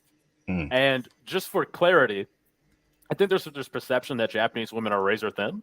I find other women in the region to be a lot more thin, but Japanese women are not obese, not even close, right? So Japanese women tend to be like, I don't know, maximum 5'4", 5'6". Few of them will reach 5'8" if they have the heels on, right? But they have a little bit of weight to them. They're not fat, right? They're in proper shape. And what I find on Tinder profiles, right, is what they'll say is, I want a guy who's taller than 5'6". So in Japan and the Philippines, that's what I've seen. As long as you're above 5'6", you're good. 5'10", I wouldn't say. There's this perception that they're super short and going to be towering over them. I wouldn't say that, but your 5'10" is more than enough. Okay. Yeah. Brothers, if you're 5'6", I'm sure we do wear some Timbs, wear some Air Forces that will boost your height up by 2 inches. Yeah, some Air Maxes will do you some good. You know, so or date, you know, women who are 4'9", 4'8". There's a lot there in Japan. Ain't that right? But no, I'm keeping it real, right? There's quite very short women there in Japan, like 4 foot, 5'9", 5 foot, or am I mistaken there? I think 5 foot flat, you'll definitely find women who are about that height. But Japanese people in general can be taller and in better shape than you think. But Mm, most of them are below like 5'8". I would not worry about height at all as a foreign guy. awesome. Let me ask this, brother. Sure. Um, hmm. Can we find gym slim fit chicks in Japan? You know how these gym influencers who are Yes. females, right? They've got. Yeah. Can we find that in Japan, brother? So this is the cheat code that I have to tell everybody listening. Every guy's Oh, gonna have different taste in women, right? But I like caught off guard to the point I had to like look around in a panic. Those Japanese women who are like early 40s actually are a lot of them are slim thick. Like you would be confused is what I would say, right? They're not looking old and wrinkly. What it's like in the UK. Like a lot of people hit 30 and they look terrible, right? mm. Some of them look terrible at 19. Japan is not like that. So you find these women out and about working these office jobs, and you know it catches you off guard, but they're in immaculate shape. Wow, Yeah. incredible. What about the young woman? Can we find slim fit chicks who are going to the gym, want to get the abs right, want to get the thick, slim, thick thighs, the booty on point? Can we find that in Japan? You can. I think that's more of a culture amongst like the older women, ironically. Um, I feel like a lot of stuff is flipped in Japan. So the women who are younger will just be naturally, they tend to be on the thinner side because they're younger. Um, and they're in decent shape because everybody there does a ton of walking, right? But I wouldn't say necessarily all of them are on the thicker side. It just depends on what you're into. I would say you get the thickness the older you get with Japanese women. That's my point of view, at least. Awesome, awesome. Let me ask this as well, brother. Sure. Um, are there any other places apart from Tokyo and Tsukuba where the women also check for brothers? Is it Osaka? Is it Northern Japan? Is it Hokkaido, Sapporo? Or were you only in the Tokyo and Tsukuba area? Sure. So I was kind of in like the Tokyo, Yokohama area, and then Tsukuba, which is a bit out in Ibaraki. But when I went to the festival, I actually met a brother from New York, and he was staying in Osaka, and he was telling me, look, Tokyo, and it's kind of known, Tokyo tends to be like a very hardcore business city, lots of touristy stuff. But because of that, people get annoyed with tourists every day, right? Um, Osaka's the opposite. They're friendly. They're more open to tourists. I never found people in Tokyo to be rude per se, but that's the perception is that Osakans are a lot more open. And he said it's a big difference out there. So if you want even more friendliness, Tokyo's friendly enough, but if you want even more, go out to Osaka. So you're telling me in Osaka they're checking for brothers, the woman. Oh, absolutely. Yeah, he was having a blast out there. Wow. What about in Yokohama? You also Yokohama, you were living there. How did the Yes. woman treat you in Yokohama as well, brother? Oh wow. I saw some of the most beautiful women I've ever seen in my life in Yokohama. Um, I feel like in Yokohama's not rural by any means, right? But it's literally by the ocean, so there's lots of famous beaches there, and there's also it's like a proper job, proper Japanese kind of city or town, and they treated me really well to say the least. Really, really nice, really feminine, uh, really kind of gentle and helpful and just beautiful. You'll find amazing women in Yokohama. Okay. And is it mostly Japanese women, ethnic, or you mentioned half black, half Japanese? Awesome. Any other groups as well in Yokohama? Yeah, I did see actually a surprising amount of half black, half Japanese women, but just like 99% of them are Japanese. Awesome, awesome. This is fantastic, brother. Did you date some half black, half Japanese women from Yokohama? No, for me, there's tons of mixed race people in Canada. I said I'm not going to go to Japan for whatever I can get somewhere else. Let me let me try dating here. Oh man, yeah, I feel you, bro. And then why would you go to Japan to find a white woman when go to Europe for that? Yeah, Oh, hustling backwards. stay hustling backwards. All right, I'm gonna open up the phone lines in a bit. Shout out to Cool. Mr. Whoa, how do I say that? Sank Ma Heperu for the $2 super chat. Thank you, bro. Do Japanese women give it up on first date? Keep it PG, yeah. expeditiously. Um, no hesitation. They're shooting like Steph Curry.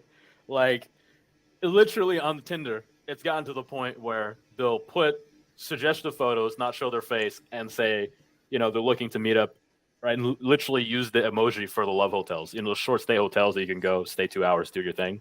They're outright just saying it on Tinder now, a lot of them. So this culture of like, oh, I have to, I don't want to have sex on the first date, and I want to maintain. That's nonsense there. Japan is like, I'm not saying it's not a judgmental society, right? But sex and nudity is not something that's super taboo there.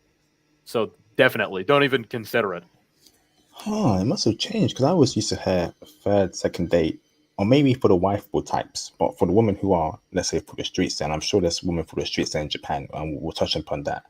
Is that is that women who give up on the first date, but the wifeable ones will get to know you more and more and more before giving up? Would you say so, brother?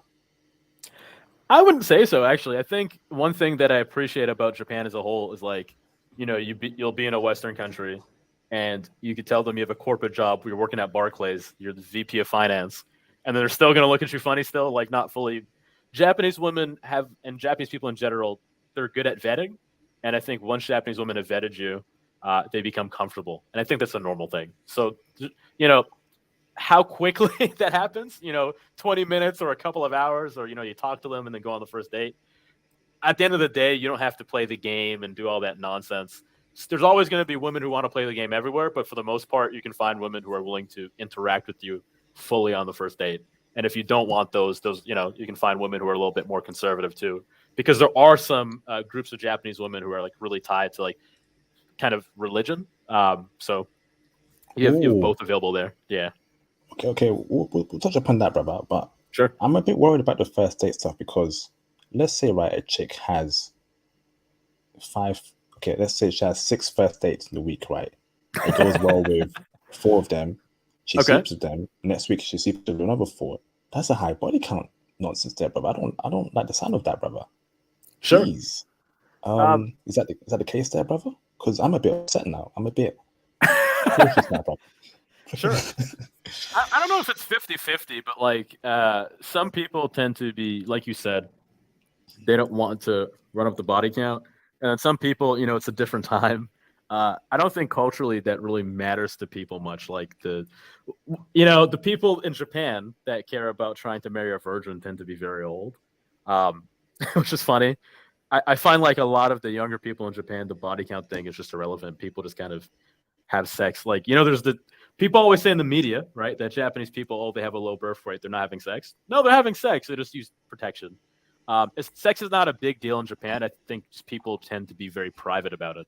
So maybe, if you're sensitive to body count, you can meet women in different places. I maybe not go to clubs and bars. But yeah, if she tells you five, it might be 10. It's just to each his or own, to each his or her own. That's definitely it's not a country where I'd say go look for people with low body counts. Maybe if you want to do that, you can go out to the countryside, right? Tokyo is like Vegas. You want to meet a Japanese woman with like a low body count or maybe a virgin, you could definitely find someone who's less experienced in the countryside. Tokyo, don't bother, wasting your time. Okay, thank you, brother, for being clear with us and truthful. Let me ask you about Sure. the religious Japanese woman. Yes. How are they mentally? Personality traits. Where can you meet them? And what religion is it? And are they most likely to have lower body counts or even be virgins? Yeah, Japan has a really funny relationship with religion. I'm sure you know. Where like culturally, the country is kind of secular but kind of spiritual. At the same time, there's all these kind of religious groups in Japan. Some of them are a little bit controversial, but what I would say is that like Tokyo's a massive city, right? There's more people in Greater Tokyo than there is in Canada. So in the core parts of Tokyo, just like in the West, right? In the core parts of Tokyo, those people are going to be less likely to be religious. But if you just go out to some of the wards that are further out, you'll meet people who are very much into their religion and are a lot more kind of conservative, right? They're not spending time near a bunch of loud bars and clubs, every weekend. So they're a lot more likely to practice like Shintoism. Some of them are Christian. There's Christian women in Japan. Some Muslim women in Japan as well. You can find lots of different religious denominations there. If you're looking for Oh, that, go out to the okay. countryside or like the further out wards in Tokyo. Don't Shibuya, Shinjuku, Roppongi is not going to be for you. So they got churches there and everything in Tokyo and different places in Japan. Yeah, absolutely. Like religion is not super big in Japan, but let's face it. If you're looking for a wife, you only need one woman, right? And there's like over 100 million people in Japan, so it's not really hard actually to find the religious people because they have these kind of groups that are very welcoming. If actually I've had some of them like just approach me on the street and start talking to me, super normal over there. Awesome. I think we have a Japanese woman in the live stream chat. So let's wait for her to clarify herself and hopefully she can call in. So I'll keep an Absolutely, eye on her. Let me ask this, brother. sure. What's the relationship between Japanese men and Japanese women? Because is Ooh, it a healthy one or are there problems there? And is that obviously where we come in as black men and take the woman? But So be real with me, brother, from what you saw out there. sure. I have, like I've spent time in Africa, right? Spent time in Europe, North America, and Asia. And Japan is really unique in this sense because what you'll find in Asia is that it's super hardcore either way, right? It's either in most countries, they're like by their men, by their side, live and die by them, prop them up no matter what. And then other Asian countries is like, we hate our men, we're trying to get away, come save us. Japan is somewhere in the middle, I find, where especially with younger women. Some older women tend to appreciate it, but with younger women, um, they might not like all the cultural pressures, and then also just certain things about how Japanese men interact with them they may not appreciate, and they kind of get a feeling where it's like, I don't like this, I have to deal with this, but it's not ideal for me, right? Um, so when you have that in the West, typically what happens is the women kind of understandably become confrontational. In Japan, it's not like that. So there is kind of a little bit or a lot of bit of a rift between men and women, but it's not something that's like super at the surface, people screaming at each other, none of that nonsense. Japanese men and women still treat each other with respect, even if there is that rift. And it very much depends on the age group because the older you get, the rules are a little bit different, but that's like not really a thing. And it tends to seem to be a thing with, quite honestly, millennial women, unsurprising to you maybe, are the ones that have those problems. You'll see it less with Gen Z women, and then Gen X and onward, forget it. It's really just the women who are millennials for a bunch of different reasons that seem to maybe struggle. I find the younger Japanese women are doing a lot better per se in this modern world that we live in, and then the older ones kind of have the old world values. So I wouldn't worry about that too much at all. Awesome, brother. And I've got two more questions before I open the phone lines. Um, Sure. cheating. I've heard that in Japan, cheating is Yeah. a big thing. Can you confirm that, brother? Is it a big thing there in Japan? Confirm. Easy confirm. Oh, Literally on Lord. Tinder, pick up your phone, set it to Japan, anywhere in Japan that's a major city, and set the age like 35 to 50, and you will literally see women with their wedding rings on a table, and it tells you everything you need to know. Um, the thing that you have to understand, though, is a lot of cultures are like this, where cheating has a different meaning everywhere, right? So in Japan, to a lot of women, what would be more offensive and harmful and considered cheating is you have a female relationship with like a coworker outside of work who's your friend and you talk to and you go places with her and you guys are close. That's cheating, right?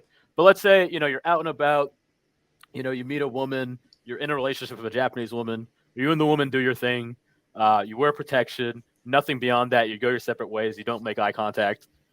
They don't really look at that as cheating, and a lot of them don't really get as uptight about it.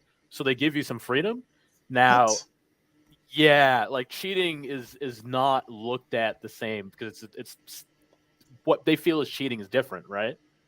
So if you want to kind of sow your oats per se, a lot of Japanese women will allow you the freedom to do that because cheating as a culture is looked at differently. Conversely, though, right, you got to play both sides. There are a lot of Japanese women who, a guy will be working and she'll be maybe caring after the house and she has some spare time and maybe it goes about the same thing. So that's known to happen with Japanese women and Japanese men. The thing that I would say, though, that you always have to put into your mind is that the dynamics of Japanese women and Japanese men aren't going to 100% translate because you're a foreigner, for better or for worse. So yes, right. I would say that, like, for example, in the Philippines, a woman gets caught cheating on her man, their family's gonna go after her, right? In Japan, it's not really the same thing, but I wouldn't worry about it too much as a Okay. foreigner. Yeah. Ooh, ooh, that. Okay, that kind of puts things into perspective for me. Whew. What I'll warn you though, and this is what everybody listening should be aware of, is there's a term I think I mentioned, gaijin hunters, right? Women hunting for foreign men. Mm, There's a I'm trying to think of a PG way to say it, but if you're from that, it's funny, but if you're familiar with Japanese culture and just Asia in general, they don't necessarily trim their private areas. So the women who trim their private areas are the ones that are hunting for foreign men, and you're supposed to be cautious with those women. So that's how you can know. bro, all right, skip. So next, let's try to keep it PG, bro. Next Absolutely. question for you, brother, is Sure. social media. Yes. Um, is that a problem amongst Japanese women? Are they being influenced by the feminism being pushed on Instagram, Twitter, Facebook, and No. all that nonsense? Or Simply no. So this was funny. Like, I've spent a lot of time working with tech. I work for some big tech companies, and like I understand how it influences culture. First thing, like, you know how things changed in dating culture when Snapchat came out. mm, Um, Japan has its own social media platform that's been around since.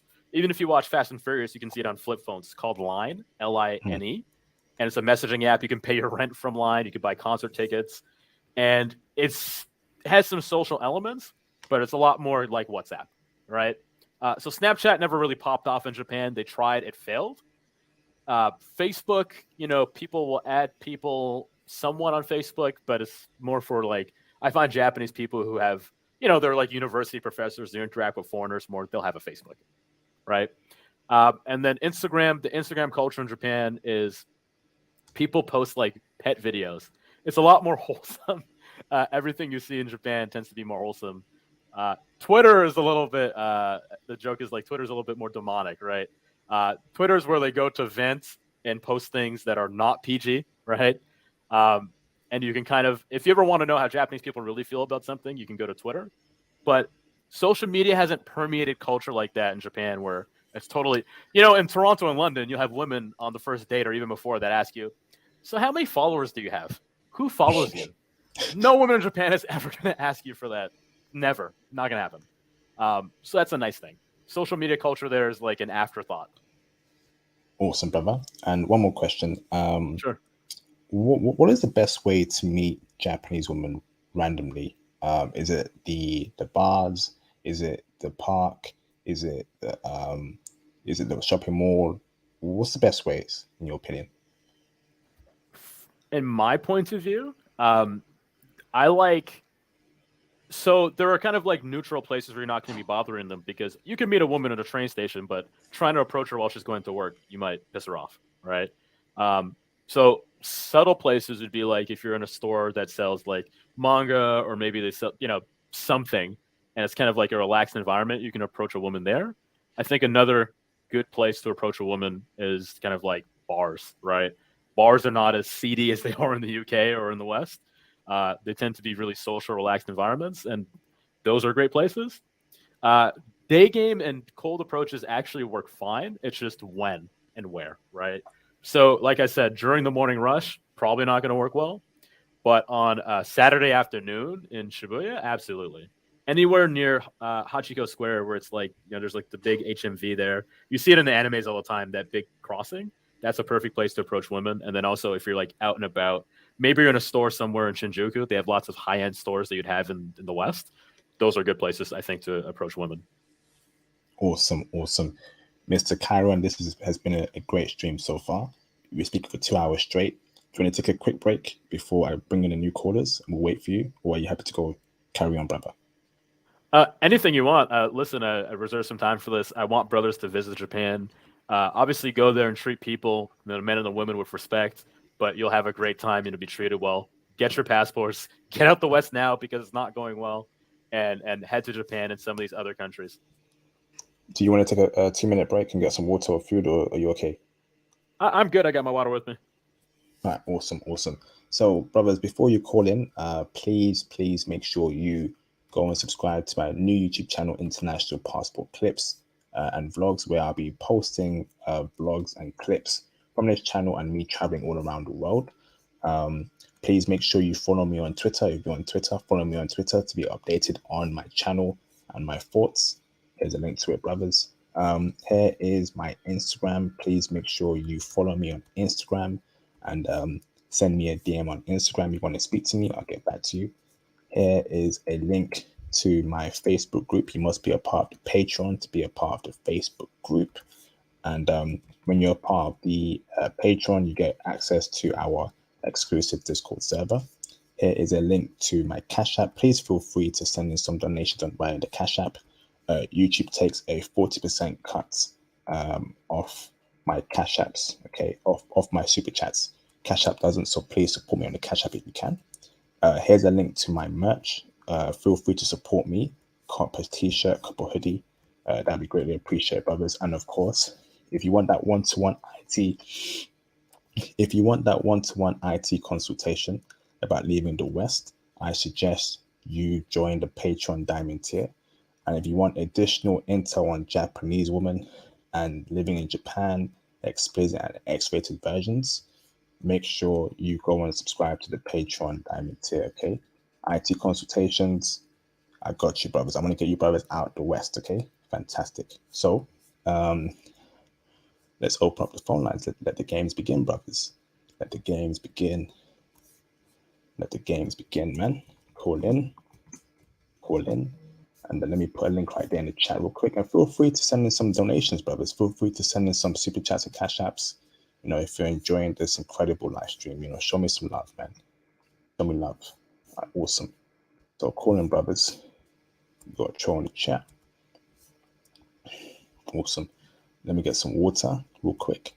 Let me pin that link in the live stream chat real quick. All right, awesome. Pin,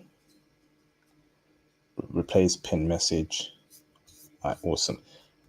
Israel Davila, can you turn your camera on in the background so I know you're not a troll? So while we wait for Israel to do that, feel free to call in, brothers. Sorry, bro, I can't bring you in unless you have a camera on. Please don't be upset, but I can't take any chances with trolls, okay? Yeah, if you get on your cell phone, that'd be good, brother. Demswood, can you turn the camera on in the background so I know you're not a troll, please? Thank you, bro, you're confirmed. Thank you very much. Turn the camera off. Let me bring in Mr. Demswood. What's going on, Demswood? How you doing, brother?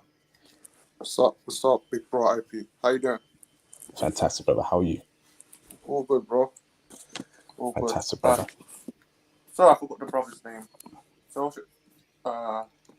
Chiron. what's up, bro, Karen? Nice to meet you, man. Awesome, man. I love the intel so far. Japan is number one on my list. So, I need to ask you, brother, how are the Japanese black women? I want Yoruchi, brother. You know, I need Yoruchi in my life.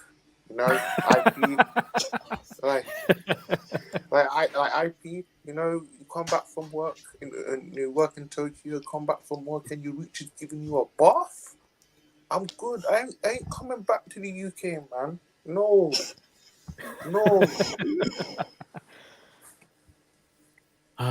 You know, the nice thing, right? So, and I'm glad we can have these conversations because I feel like sometimes people misunderstand what we're saying. Like, you know, oh, people are going to places and being predatory and fetishization and all these stupid things. And also, it's like there's a perception that we hate black women. Not at all. We just want, like you said, right, normal things. You want your wife to be able to take care of the home and take care of your children. And funnily enough, the half black, half Japanese woman that I saw in Japan, almost all of them had a young child with them and were just taking care of the kid. Just totally normal, look classy. I didn't really date any, but that's what I saw. They just looked like, you know, regular mothers, and they definitely weren't single moms. So that's nice. That's good to hear. Which area in Japan were you at? Which city? Sure. So when I first came in, I came to Tsukuba. That's in the Ibaraki Prefecture. Then I went to Tokyo. So I stayed in different wards in Tokyo, and then I went to Yokohama, which is like, it depends on if you drive or take the train, but like 20 minutes to an hour. Went to Tokyo. So I'm just wondering, did you encounter, I don't know, any Miss Japan by any chance? Because I know she's like what in Japan? Miss Japan. You know Miss Japan? Miss Japan? Miss No. Universe Japan. And yeah, never ran into her. Damn it. You know, all right, IP, but I mentioned 2 Japanese women. They were Miss Japan 2020, both Japanese black women. Did you see the comment? Sorry, I just missed that. Yeah, I think someone mentioned Miss Japan. Yes, it was me. Yeah. Okay. Yeah, those are the women I'm talking about. Their names are Ryumi Kamayashi and Aisha Toguchi. Yeah. Those 2 are Miss Japan. So, brother, did you encounter any of them by any chance? Not them specifically, but I did see. You know, it's funny. Like I'm looking on Google. These women are really beautiful. I did actually encounter some women that look exactly like them. Funnily enough. Oh man. Oh, one question I have to ask you is, Sure. I know that is it true that the Japanese women they aren't being told that they're beautiful by their fathers? Is that true? Because I remember it's really 50-50. You're 100% right. That is common, but it's like some of them have a ton of healthy confidence, which is great, and then some of them are very unconfident and shy. I think it's just like a reserved culture, maybe kind of like a distant culture. Family relationships are like that, but it's not 100%. It's very 50-50. The reason I say that because I remember Theo mentioning that when he did the first Japanese live stream with you, and if you tell Japanese women that they're beautiful, they're like they break apart and they treat you like as if you're the one. Is that true, bro?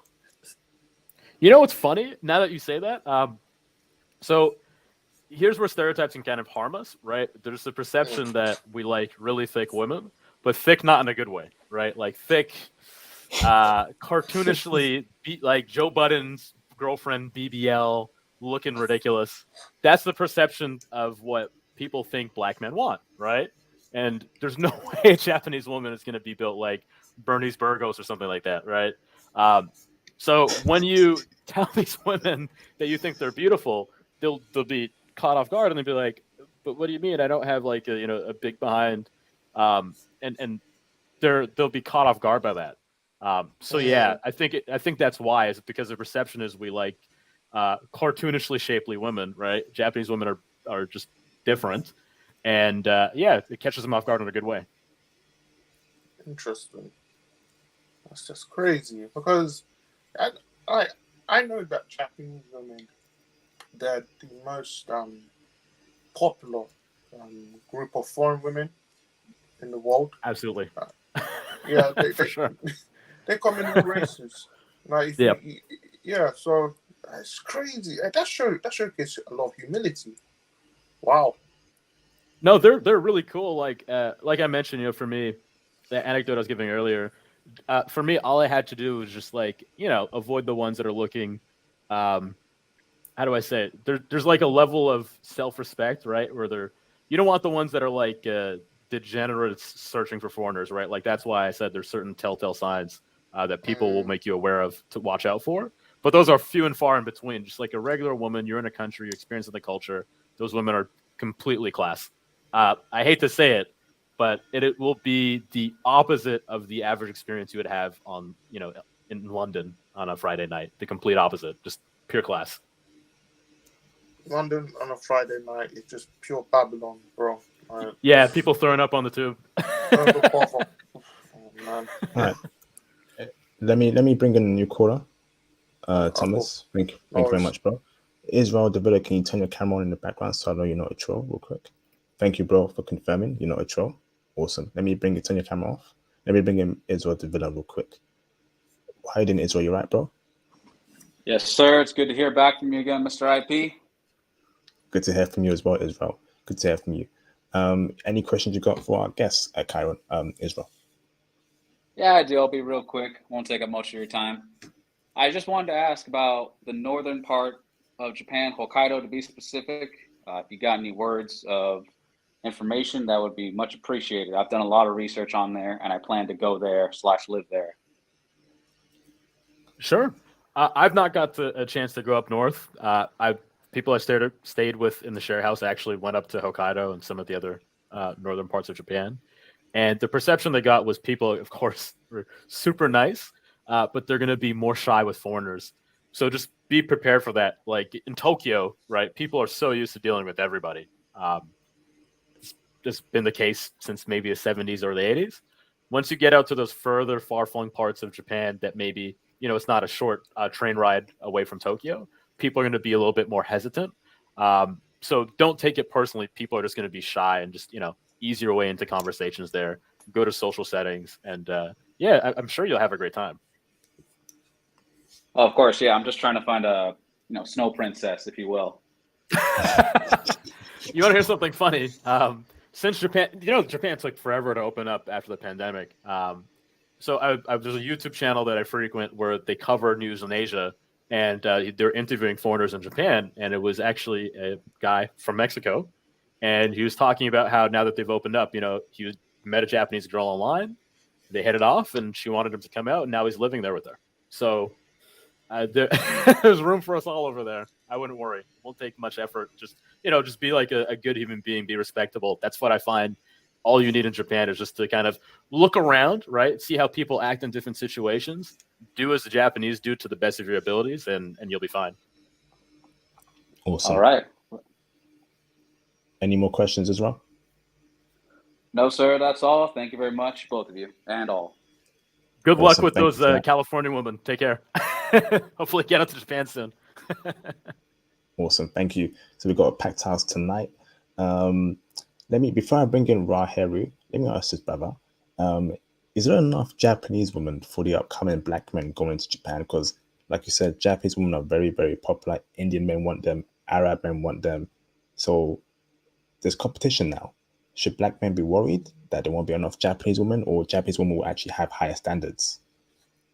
So the thing is, for your audience, we meet their standards, right? We're not low quality men. We're not degenerates going to Japan and going there to act ghetto and be pathetic. We're going there to, when I was in Japan, a lot of stuff that I did was related to my career. So going to different tech companies, talking to different people, trying to learn about the working culture there for IT people. And people notice that, right? So for black men who are professionals, doesn't matter how senior you are, people respect all levels of jobs there, but working professionals, I would say there's more than enough women. There's a lot of Japanese people in general who just aren't getting married. So if you go there with a good attitude, you're respectful of yourself and everybody else around you, there's more than enough to go around for everybody. I wouldn't worry about that.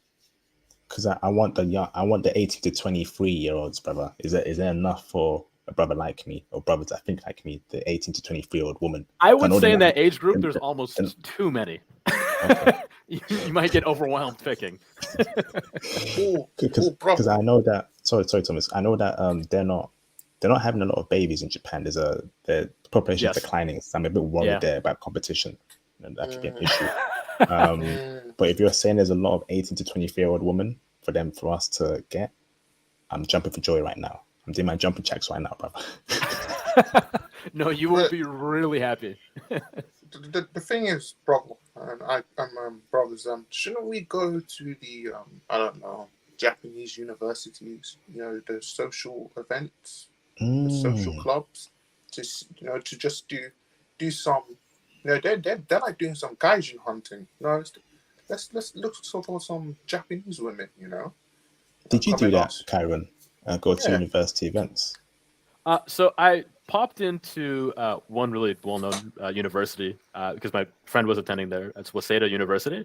Yes. I didn't go to any social events, but if you're, if let's say you have a friend who, because like the thing is, it makes sense. Like you don't want to sketch out anyone, right? And people maybe are a little bit more reserved. So if you have a friend who goes to the university and they bring you to the campus, then it's fine.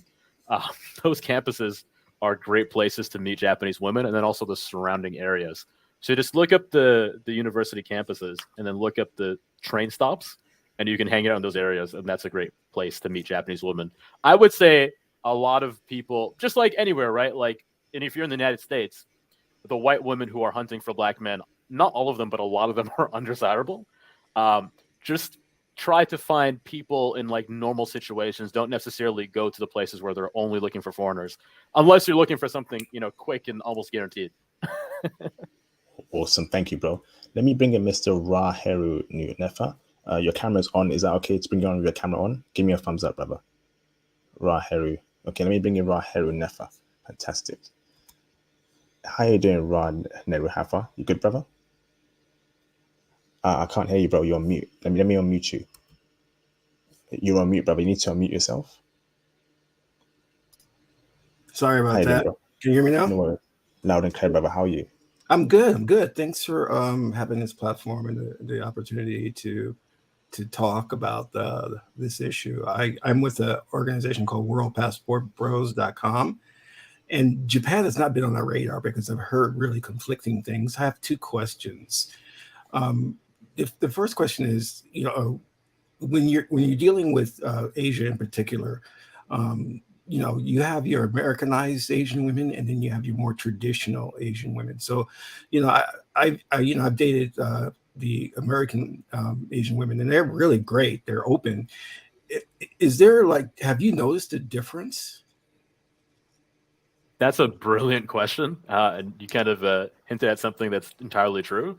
So I spent a lot of time in Asia and dated a lot of women from Asia. Most of the women I dated are either black or Asian. And what I found is that paradigm depends really heavily on the country, right?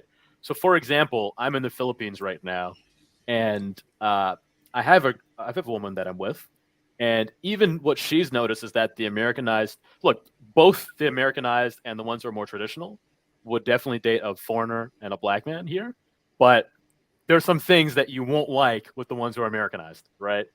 In Japan, it kind of is, I would say, more of an extreme. That's something maybe similar Japan has to America, where certain things are culturally extremes, good or bad, right?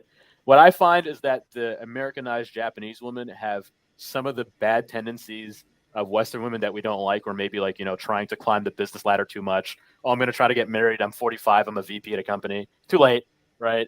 Or they're trying to maybe be too bossy and powerful. You do see that with the Americanized Japanese woman, but in terms of their willingness to interact with you, I feel like it just comes down to how many Japanese women are willing to interact with foreigners, period.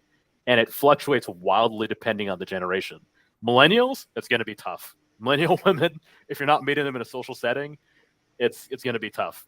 Gen Z and older, you're golden. I find that they're much more open. Gen Z, obviously, like I said, they're terminally online. They're exposed to the rest of the world a lot more. And then the older women kind of have said, look, I've lived long enough. Let me have some fun and do my thing now. I'm confident in myself. So I don't really find a barrier in Japan at least, between the Americanized and the not Americanized ones. I would just say that the Americanized Japanese women, I don't even pay attention to. Okay. Thank you. I heard in the Philippines, the women are looking for older men. Is there an age? Is there a particular age that these Japanese women are looking for? Like, if, say, for example, a 55-year-old, of course, he'd be looking for a young Japanese woman who's maybe 25. Is that something that the women there are not really willing to get into? They're looking for their own age range? I did notice that's kind of like a common trait between the Philippines and Japan. Obviously, they have some shared history. If you have some speckles of gray on your head or in your beard, it will do you some solids. What I actually noticed is that as I got older, it was easier for me to get younger Japanese women's attention. So I would say there's this inverse relationship versus the West, where, if you're in your 50s, you'll have no problem getting women who are in their 20s. You might even have an easier time, I would say. Because I noticed, I went to France and I was amazed at how the older French men love these young French girls, and it wasn't looked upon negatively. You know what I mean? Whereas in Absolutely. the West, we would be like, "What are you doing?" You know what I mean? It's such a weird thing we do in the West. And you brought up France. My friend is a black man who's Cameroonian. He's quite old, and he's in his early 50s, and his wife is in her mid 20s. It's totally normal there. See, this is very interesting. These are like these cultural nuances that we don't really talk too much about or don't know a lot about when we go into these foreign countries. So I really appreciate you like providing this insight. And my last question is kind of seem like on a little bit of the edginess because it's something that I've experienced. Keep it PG. Keep it very PG. Of course, yeah. Okay. I've experienced this in like Brazil and stuff like that. Are the Japanese women into like menage a trois? Are they bisexual? Are they open to things like that? No. Sorry, bro. No. Okay, sorry, bro. I'm gonna have to let you go there. Okay. So you keep it PG. You didn't listen. You did not listen. I hate when people do that. Why did you say that? You know what it is, man? I think once when we were young, PG meant something, and now you go see a PG movie with like your niece and nephew, and they're cursing in it. We don't know what PG means anymore. I can say this, and this is PG.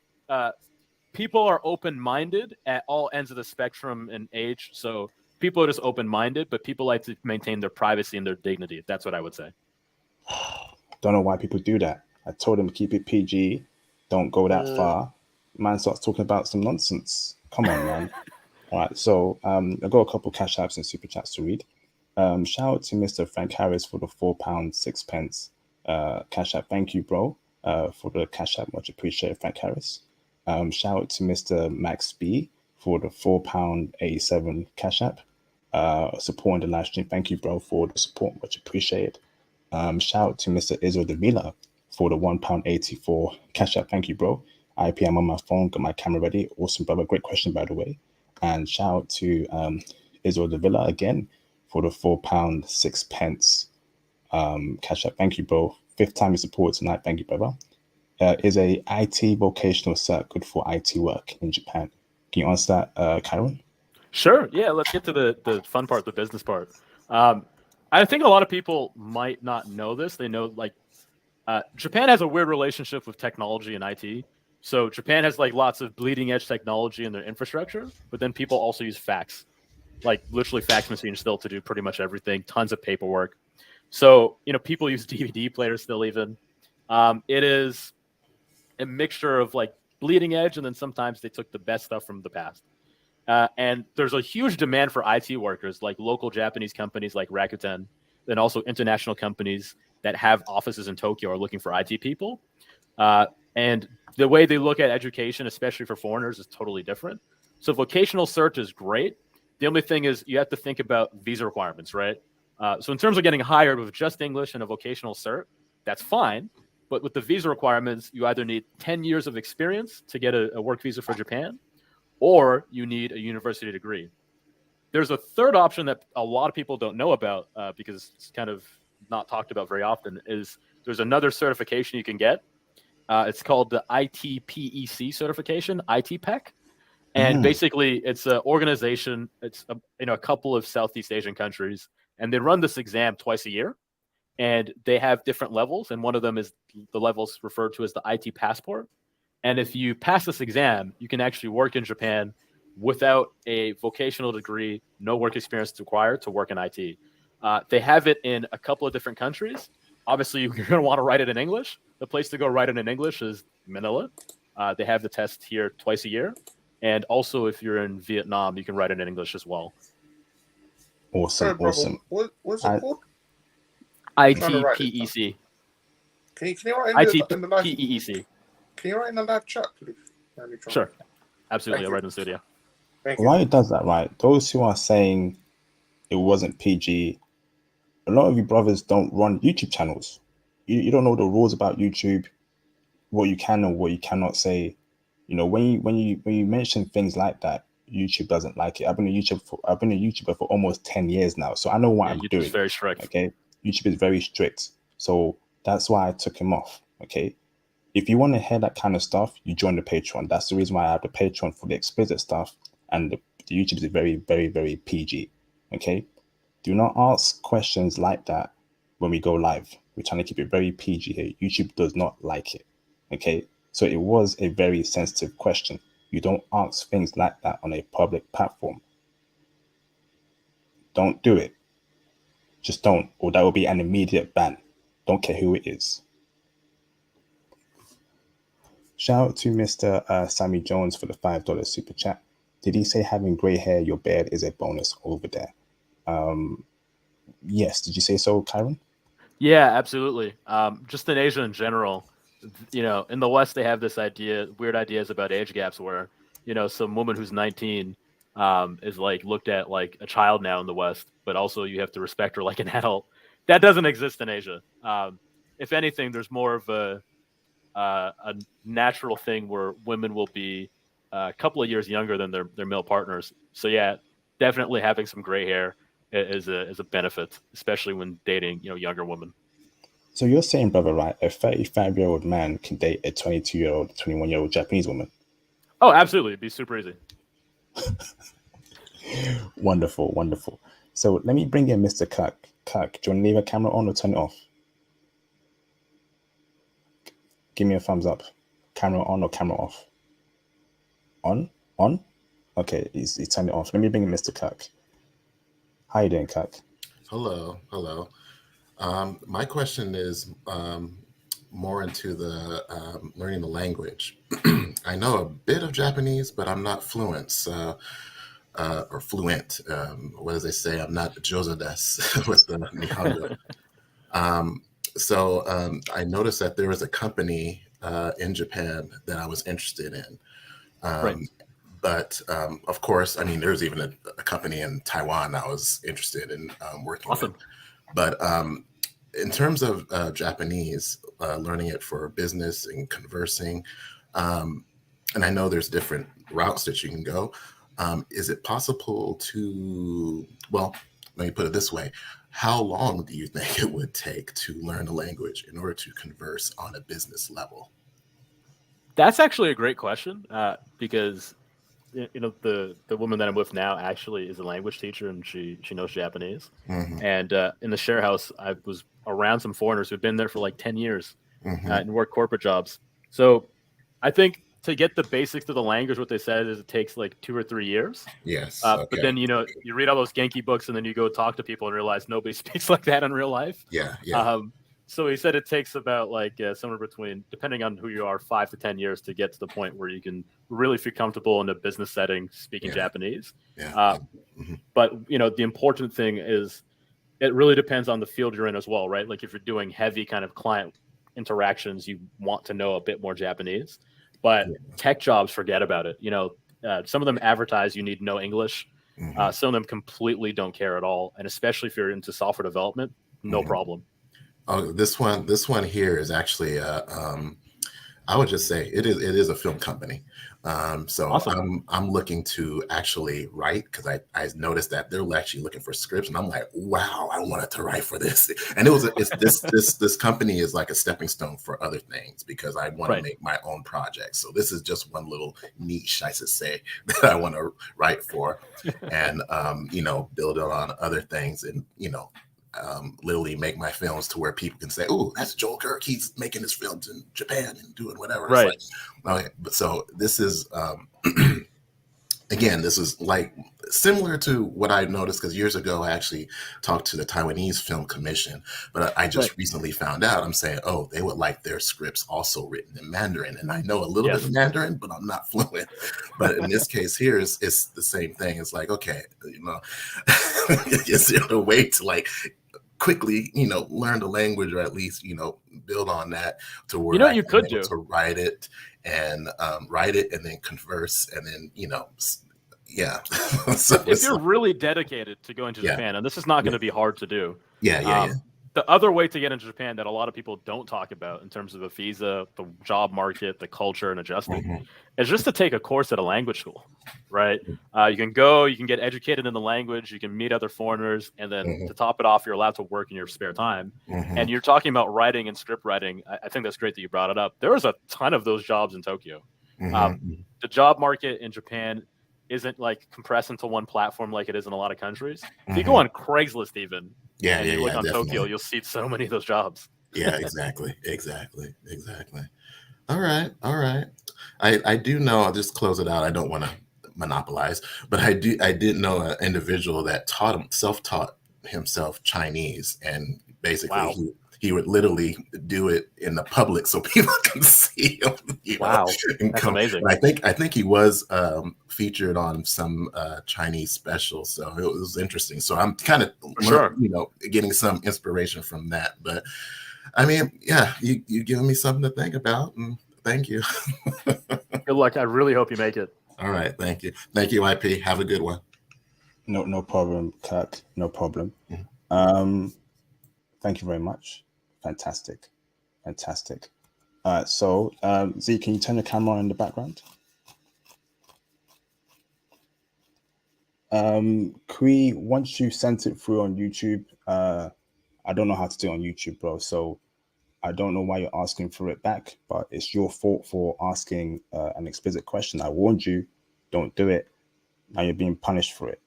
So you have to talk to YouTube about that, because I can't do it on my end. I don't know what to do. So I'm gonna block you because you're a troll and you messed up. All right. You can talk that nonsense on your channel, right? But don't come on my channel speaking explicit stuff. It's disrespectful.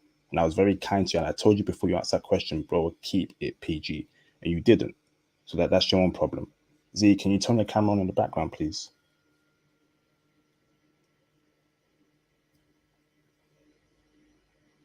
Until you do it, Z, I'm not letting you on. IP, that could be a troll. And a lot of you dudes are weird as well, man. A lot of you dudes are weird. I don't know if I'm attracting weirdos. I'm telling you, go away. And a lot of you dudes are super, super weird. Yeah, we gotta go overseas, but we also have to, bring the best of us overseas. We don't want to have the same problems we have in the West overseas. Definitely, man. If you're Pookie, if you're a Ray Ray, if you're some sort of that guy that came in asking a dumb question, stay in America, please. And he looked like a weirdo as well. He looked like one of those those hand one of those weirdos in school, man.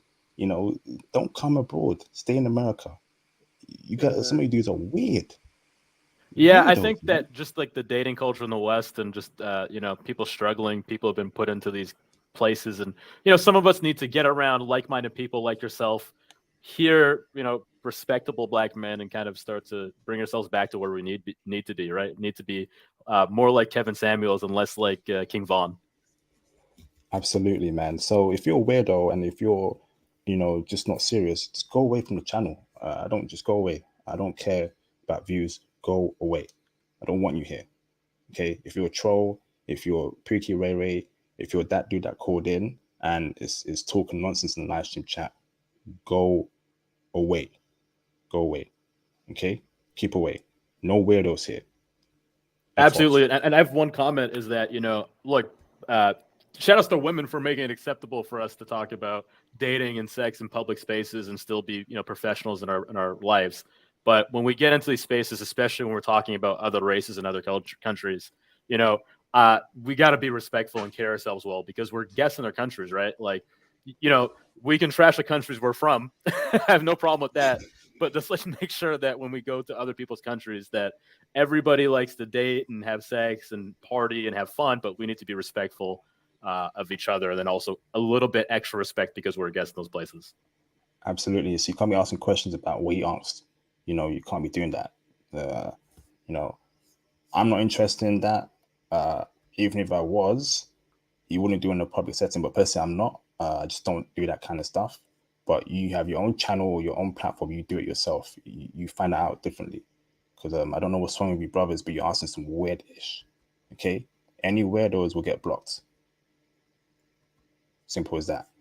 So feel free to call in, brothers. And when you call in, if I say turn your camera on in the background, you must turn it on, or I ain't letting you on, because I don't want no trolls coming up here. Okay, it's a security vetting procedure to rule out trolls. So if you can't turn your camera on, don't call in, cash up, and super chat your question. Simple as that. Okay, don't play with me tonight. I'll block you on site. All right, so I got cash up real quick. Shout out to Israel de Villa. Thank you, bro, for the support again. £4.06 for the cash app. Is high school degree and vocational certificate good enough? That's a question for you, Karen. Yeah, absolutely. So IT Japan is actually really open-minded in terms of IT, and I think that just comes from the fact of having major international companies, and then also the recruiters. A lot of them are not even from Japan. Like I did some interviews in 2019 in Tokyo, and the recruiter actually was from the same neighborhood I was from in Toronto. So they tend to be very open-minded, more so than other countries. Just you have to understand that they have a very old labor market in terms of the workers, right? So they're looking for all the talent that they can get, and they tend to like bring in young people into companies, keep them there for years, and train them up. So I wouldn't worry too much about having like tons of experience.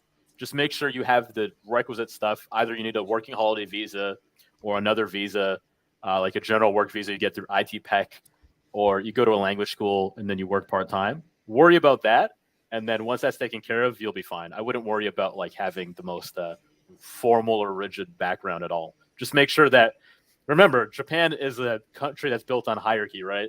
So be very respectful. Make sure you go to interviews. You at the very least wear like a nice button-up shirt. You could try to wear a suit and a tie would be best. If you're going to wear a wristwatch, make sure that it's tight on your wrist. It looks professional. Don't wear anything silly and loud, and then you're good to go. Awesome. Thank you, bro. Great super chat there as well. Shout out to Mr. John Davis for the $5 super chat. Was there a technology that you saw in Japan that made your life easier than Canada? Is it a store or restaurants or transportation? Great question. That's an amazing question. I think John might be asking because Canada's technology is infamously bad. Like we don't even have Cash App yet, funnily enough. We don't have Cash App or like Hulu, so it's kind of caught in the Stone Ages. What I found super helpful in Japan is they have these machines in 7-Elevens where you can pay your rent, buy concert tickets, do all sorts of things. So they have these kind of multi-purpose machines that are just throughout the country. It's really amazing. Sometimes you have to do bank transfers and annoying stuff other places. In Japan, while you're getting a snack from the convenience store, you could pay your rent. So that was great. And then in terms of the transportation, I know people always talk about the bullet trains. They go like 400 kilometers an hour plus, and they get you across the country. The thing that I found that was really amazing actually is just the main Tokyo Metro and the technology that's in there. The way that you're able to transfer between different train companies and you wouldn't even notice. And the way that they have like express trains set up and then like these tracks that are protected so you can't fall on them in some parts. It's really high tech. It'll blow your mind. Awesome. Great super chat there, John Davis. John Thomas. Appreciate you, bro. So feel free to call in, brothers. You have any more questions, Thomas? Sorry, my brother. I've been distracted and currently looking at Japanese Blasians on IG, man. Sorry. No problem, bro. I'm kind of shocked, to be honest. There's one I'm looking at, bro. Like, yeah, brother, probably you're right about them staying in Japan because I'm looking at one right now. She's extremely beautiful, but here's the problem: she holds an American citizenship.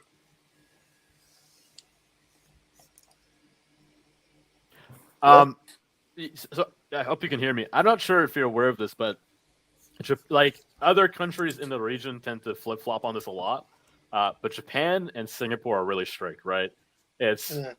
You're allowed to. So they let the young people who are kind of caught, like biracial, parent from different countries. They let them keep both passports to a certain point, and then you hit a certain age, and then you got to pick. So they either have to get rid of the Japanese citizenship or get rid of the American one. They don't get to Japan doesn't allow dual citizenship. So yes, that's good. If a woman has an American passport and a Japanese passport, she's typically pretty young. She could be, like 18, 19 or something, and then they got to pick. It's such a shame, man. This one's very beautiful.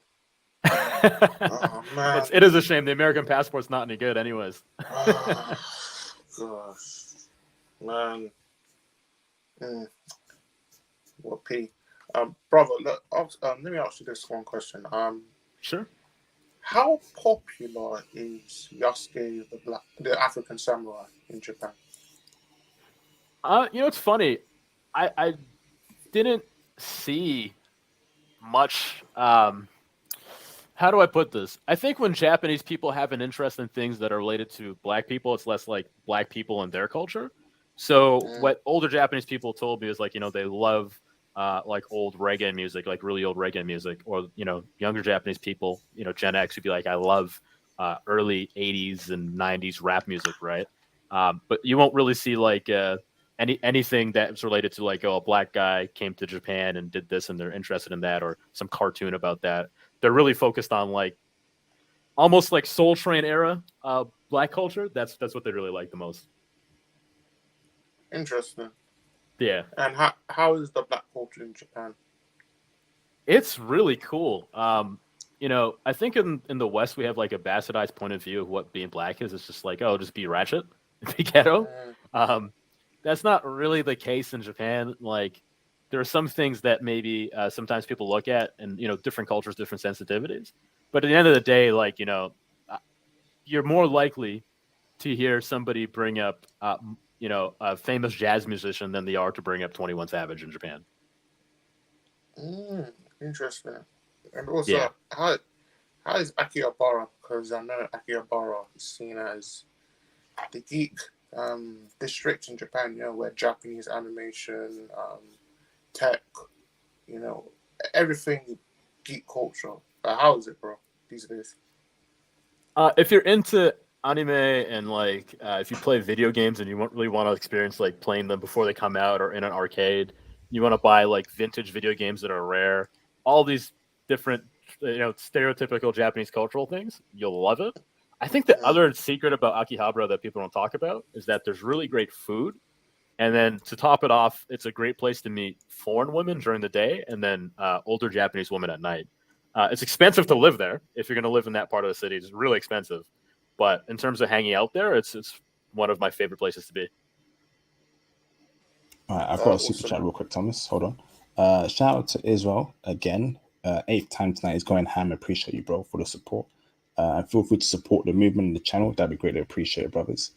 So while I am for the $5 super chat, so while I am in Japanese language school, I would look for a part-time IT job and go to vocational school for IT, or after language school, go to college. That's a really good question, the order of operations there. So if you're in Japan and you're doing a language school, Japan is the nice thing, right? In like the UK and the West, they're like, oh, you got to work 40 hours, 50 hours. There's not really part-time jobs anymore.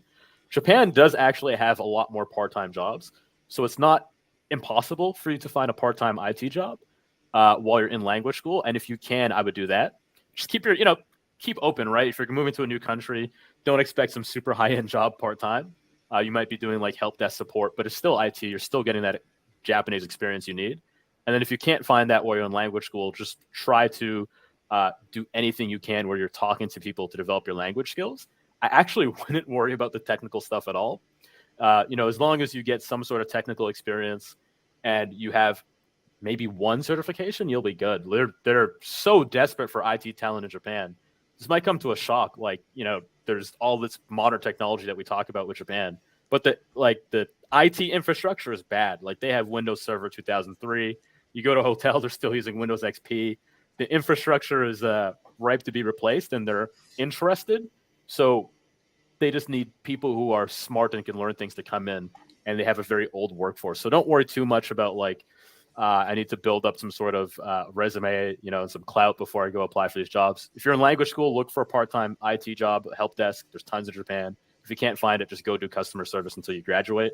Once you have more time available to work, then you can go to like the big agencies, all of the big agencies that are in the UK and America, that are in Tokyo, and just talk to them. Most recruiters are foreigners. They'll understand, and companies are looking for foreigners to put into these roles. So no worries.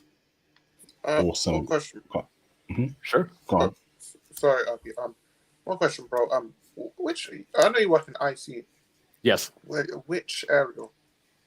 Sure. So I'm in an area called Modern Workplace, and my focus more so is around like the Microsoft technologies. So it's a mixture of like Azure and then some of the kind of collaboration tools that they have, like Teams, OneDrive, technology roadmap. So that way, when they put together all these tools, they can kind of communicate together. They're secure. And I also help them secure their endpoints. So deploying security software for the Windows 10 devices, the Macs, helping them monitor their cloud accounts. These are the type of things that I work on.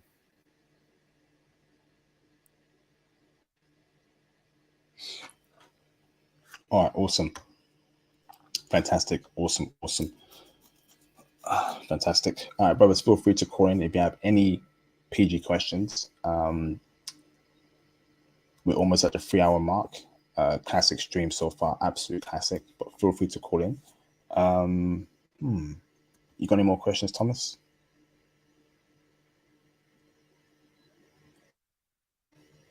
All right, I think Thomas is busy. Let's see, do I have any more questions? Bravo, do you see yourself going back to Japan anytime in the future and living there for, let's say, 10 years or even forever? Yes. Very simply put, yes. I hate to say it like this. It is really brutal. Every country you go to, there's a trade-off, right? And when I think of countries that people typically immigrate to, they're not worth it. The UK, I love to death, but you have to, we talked about this, you have to really build your lifestyle perfectly to get any value out of it, or else you're going to hate it. America, completely avoid. Canada, completely avoid. Japan, there's some downsides, right? There is a higher level of taxation than some countries, right? Certain things can be rigid, but everything else is basically just an upside. For me, I've been to a lot of countries. I've worked in some. I don't feel comfortable making those trade-offs in any other country anymore because it doesn't feel worth it. The only country where it feels worth it is Japan. And I could see myself staying there for life. Put it like this.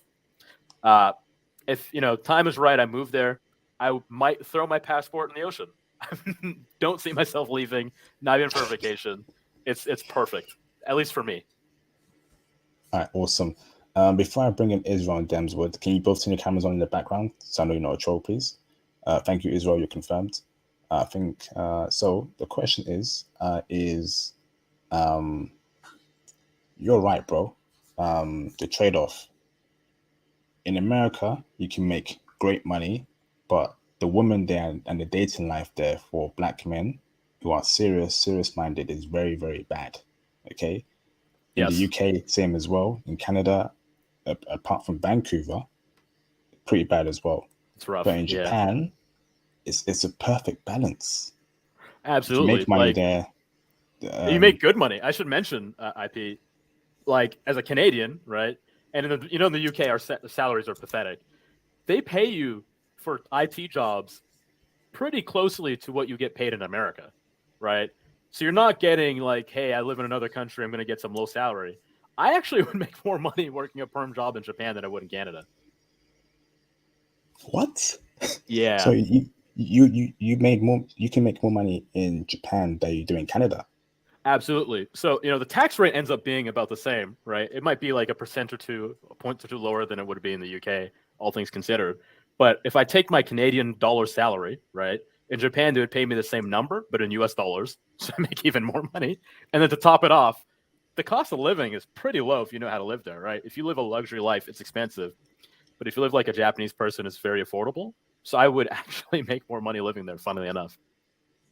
Man, and if you're working 2 jobs there as well, you can make. If you're working 2 jobs or running a business, you can make otherworldly money in Japan, but you have to be committed and put in the time. Absolutely. So, Israel, you have any more questions for the guest? Yes, I do. I just wanted to put it out here because I didn't want to keep cash. I just want to make sure I have in-depth questions I need answered. I appreciate all of them, by the way.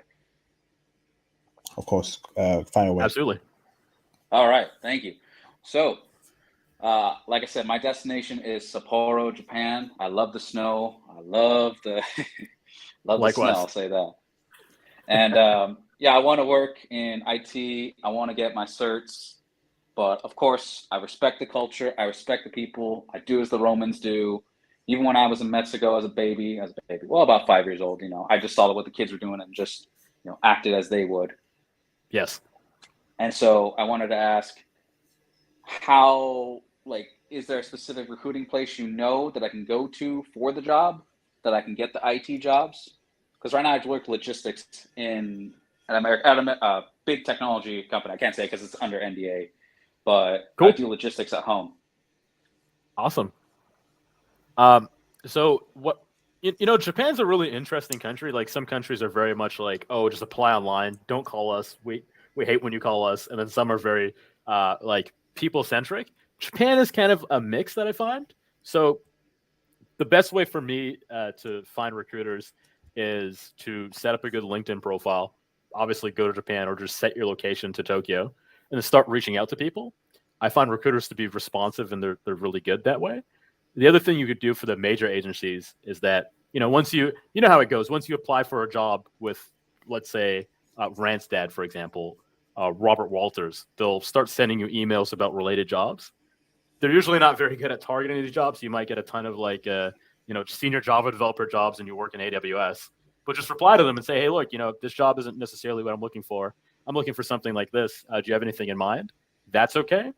And the other thing is if you see job postings on Indeed in Japan, you can actually, like, a lot of times they'll put some contact details in there, whether it's an email or phone number. And yeah, you can kind of reach out those ways. They tend to bring you for in-person interviews and whatnot. If I were serious about going to Japan right now, though, what I would do is even though you can't get the visa inland, they're a little bit funny with the visa rules still. I would still go there, talk to people, set up meetings, just talk to recruiters, reach out, build an in-person connection a little bit. People are super open, and then you can find a job. And then if you get the job, go back home, get the visa, and then come back. That's what I would do. Okay, that makes perfect and clear sense. Yeah, because much like yourself, I'm just looking to like go there, set roots, start life. Because by my calculations, Absolutely. and I'm a very much a logistical guy. By my calculations, the rough estimate of time a American, UK, that type of guy, good looking dude would get there, learn Japanese. It's about 6 to 9 months he would meet a woman to like settle down, on average. I've seen just about that. Yeah, there's it's funny. Like when I lived in the share house, the guys would talk about how long it took them to start really dating, and it took them a little while. Like casual dating, you could get right to it, but like more serious dating, it will take you a couple of months to learn kind of the ins and outs. That's a good estimate. All right, but thank you. I'll follow your wise words of advice. Thank you so much. Good luck. I really hope you make it there. All right, awesome. Thanks for that as well. So, Mr. Demswood, you got any question at all? I'm going to wrap up in a bit, and don't want to carry on for too long. Yeah, I'm so sorry. I had internet connection issues. Brother, I kind of missed out your profession in IT. So sorry. Sure. So I'm a IT solutions architect. I work in the area of modern workplace. It's really focused on Microsoft stuff. So, Azure, I deploy some infrastructure into Azure sometimes, but really I put together like holistic plans as to how companies can start to move into the cloud. So, the collaboration tools like Teams and SharePoint, OneDrive for Business, and then actually securing the endpoint. So, hey, we have a bunch of computers that can deploy themselves.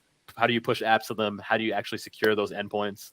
The computers, the phones. How do you make files not go from your personal iCloud your work folder into your personal iCloud, securing the phones.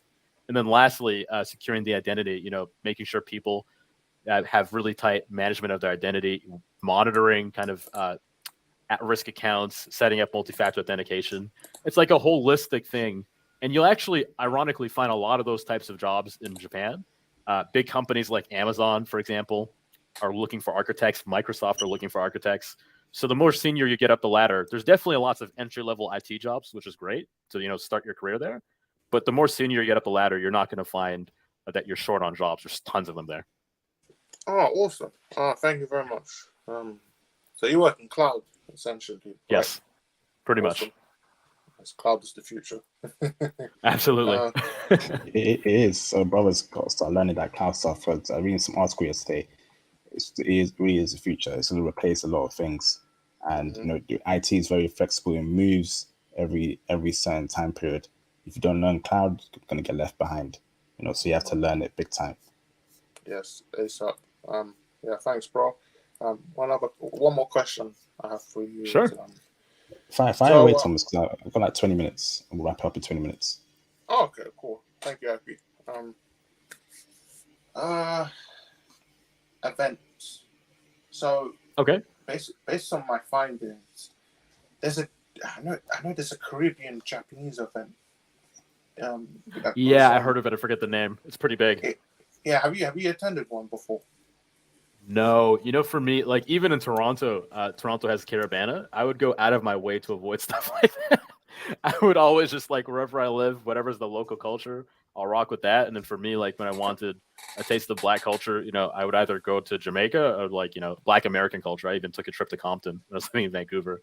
I tend to like stay away from black culture everywhere else. It feels bastardized to me. Yeah, that's the West for you.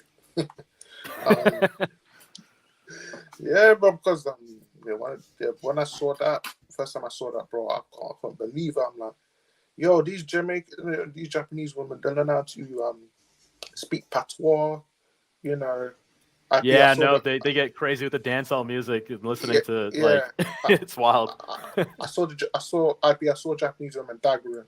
I had to refresh my page to make sure this wasn't some witchcraft. Like, huh?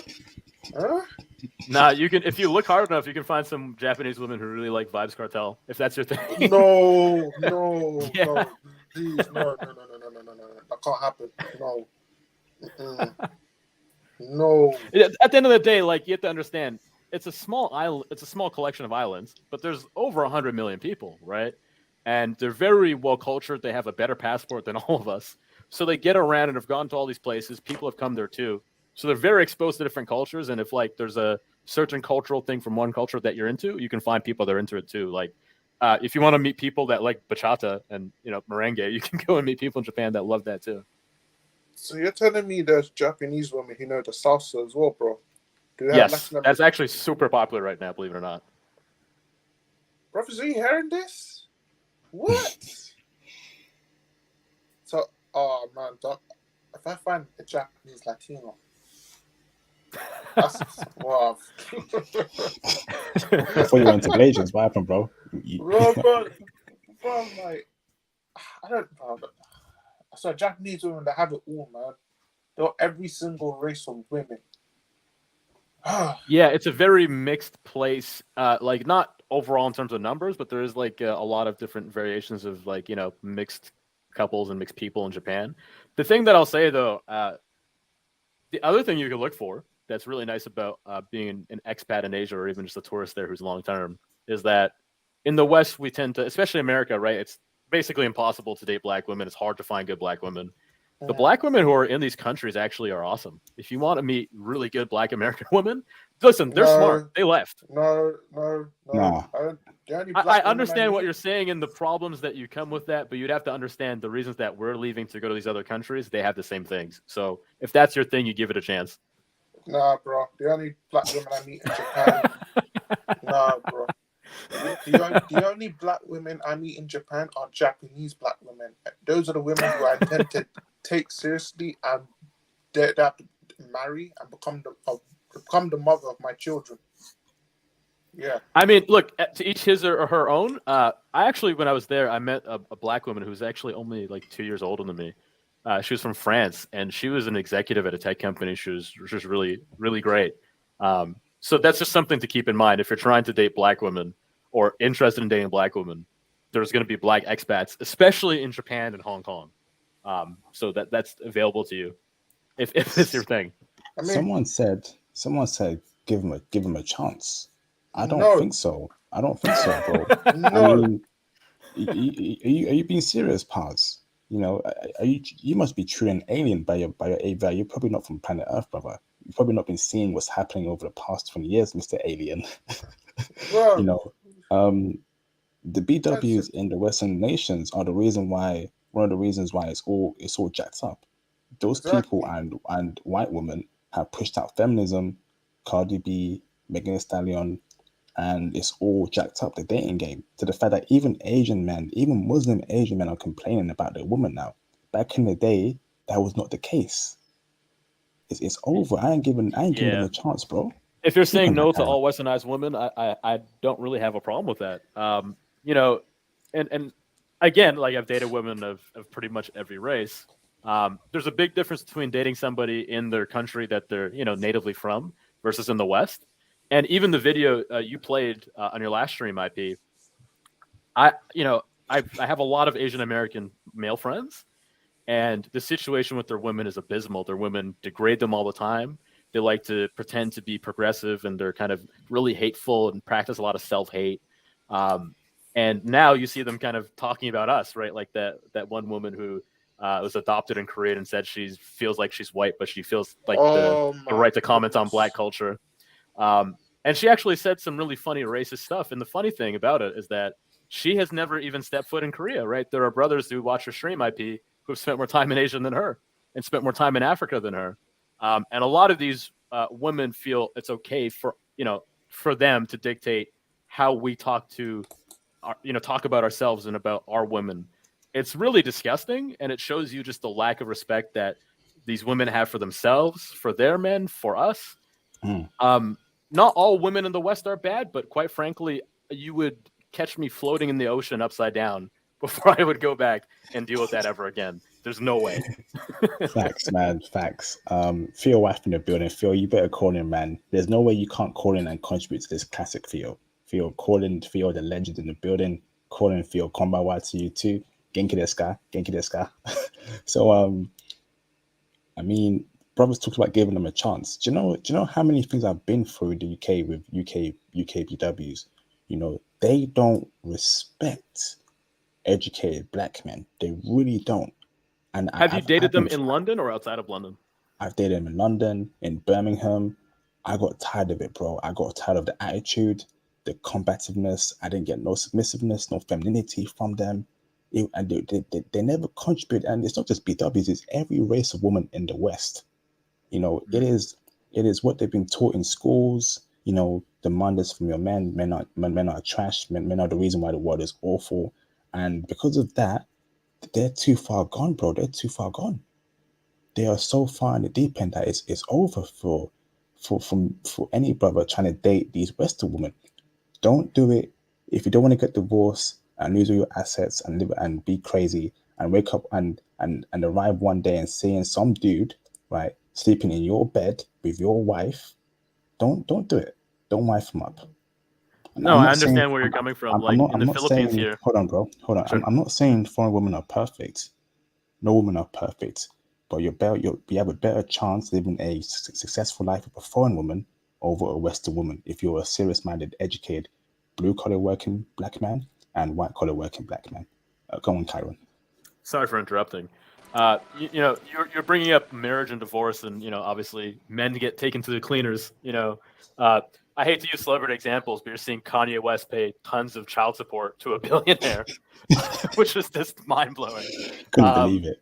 And people are cheering it on, right? Normally people hate the billionaires except when it's like a woman and it's a black man getting put down. Dude, in the Philippines, I don't know if you know this, divorce is not even legal, right? In Japan, there's not even really a child support system. So I'm not encouraging people to go and be bad people, but just compare and contrast.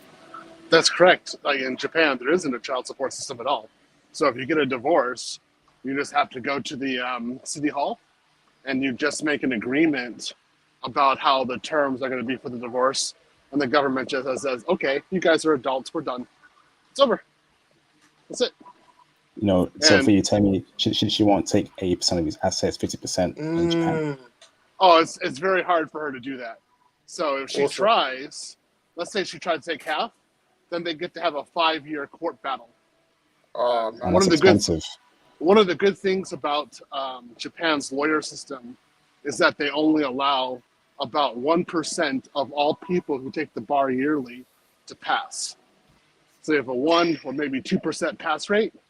So that means they don't have many lawyers.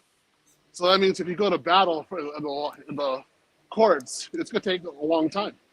So they settled everything very amicably outside of the court. And it's expensive too. 5 years time, doing 5 years of a legal battle, that's expensive, Theo. Yeah. Very expensive. It won't happen. This is not possible.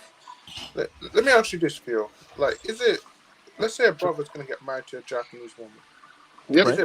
Is it better for him to have a spiritual marriage rather than the government getting involved? Like a lot of wealthy men, and I even have some friends that are quite a bit older than me, have done that.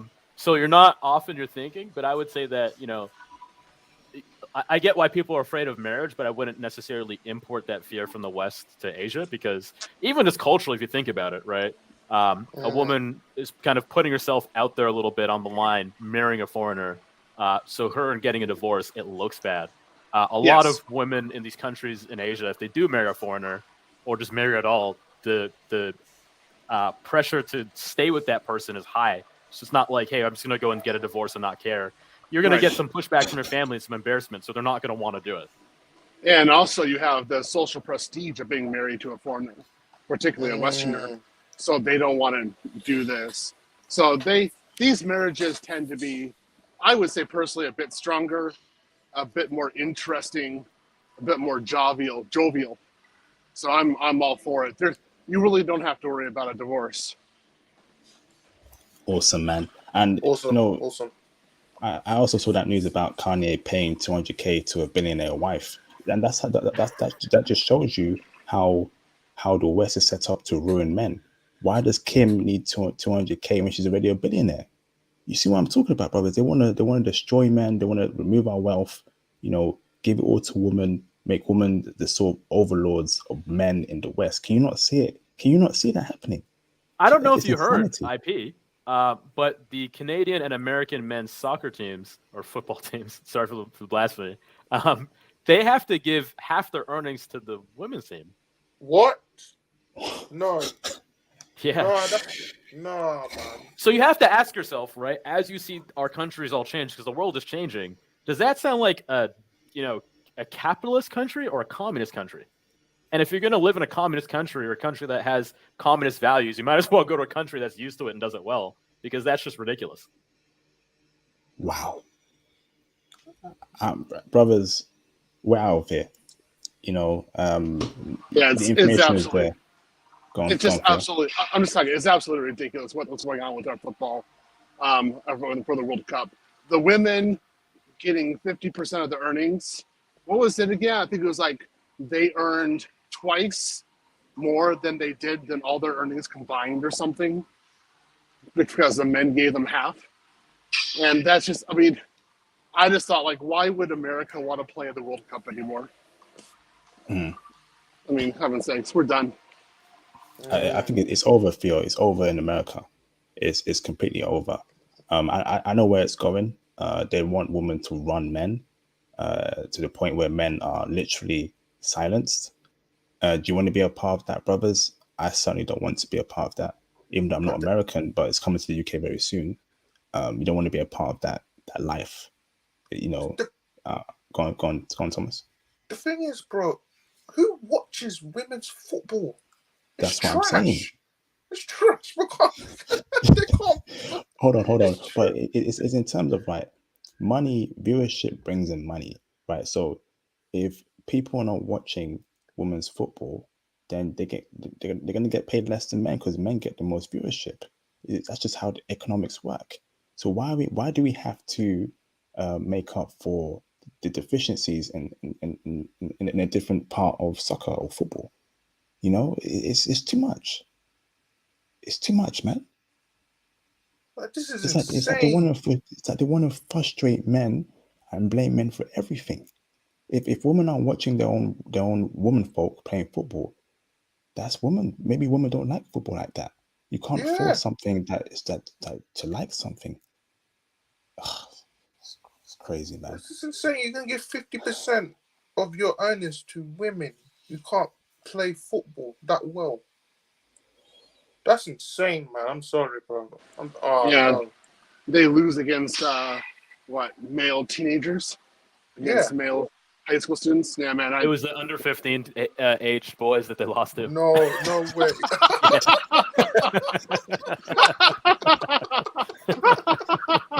Oh gosh.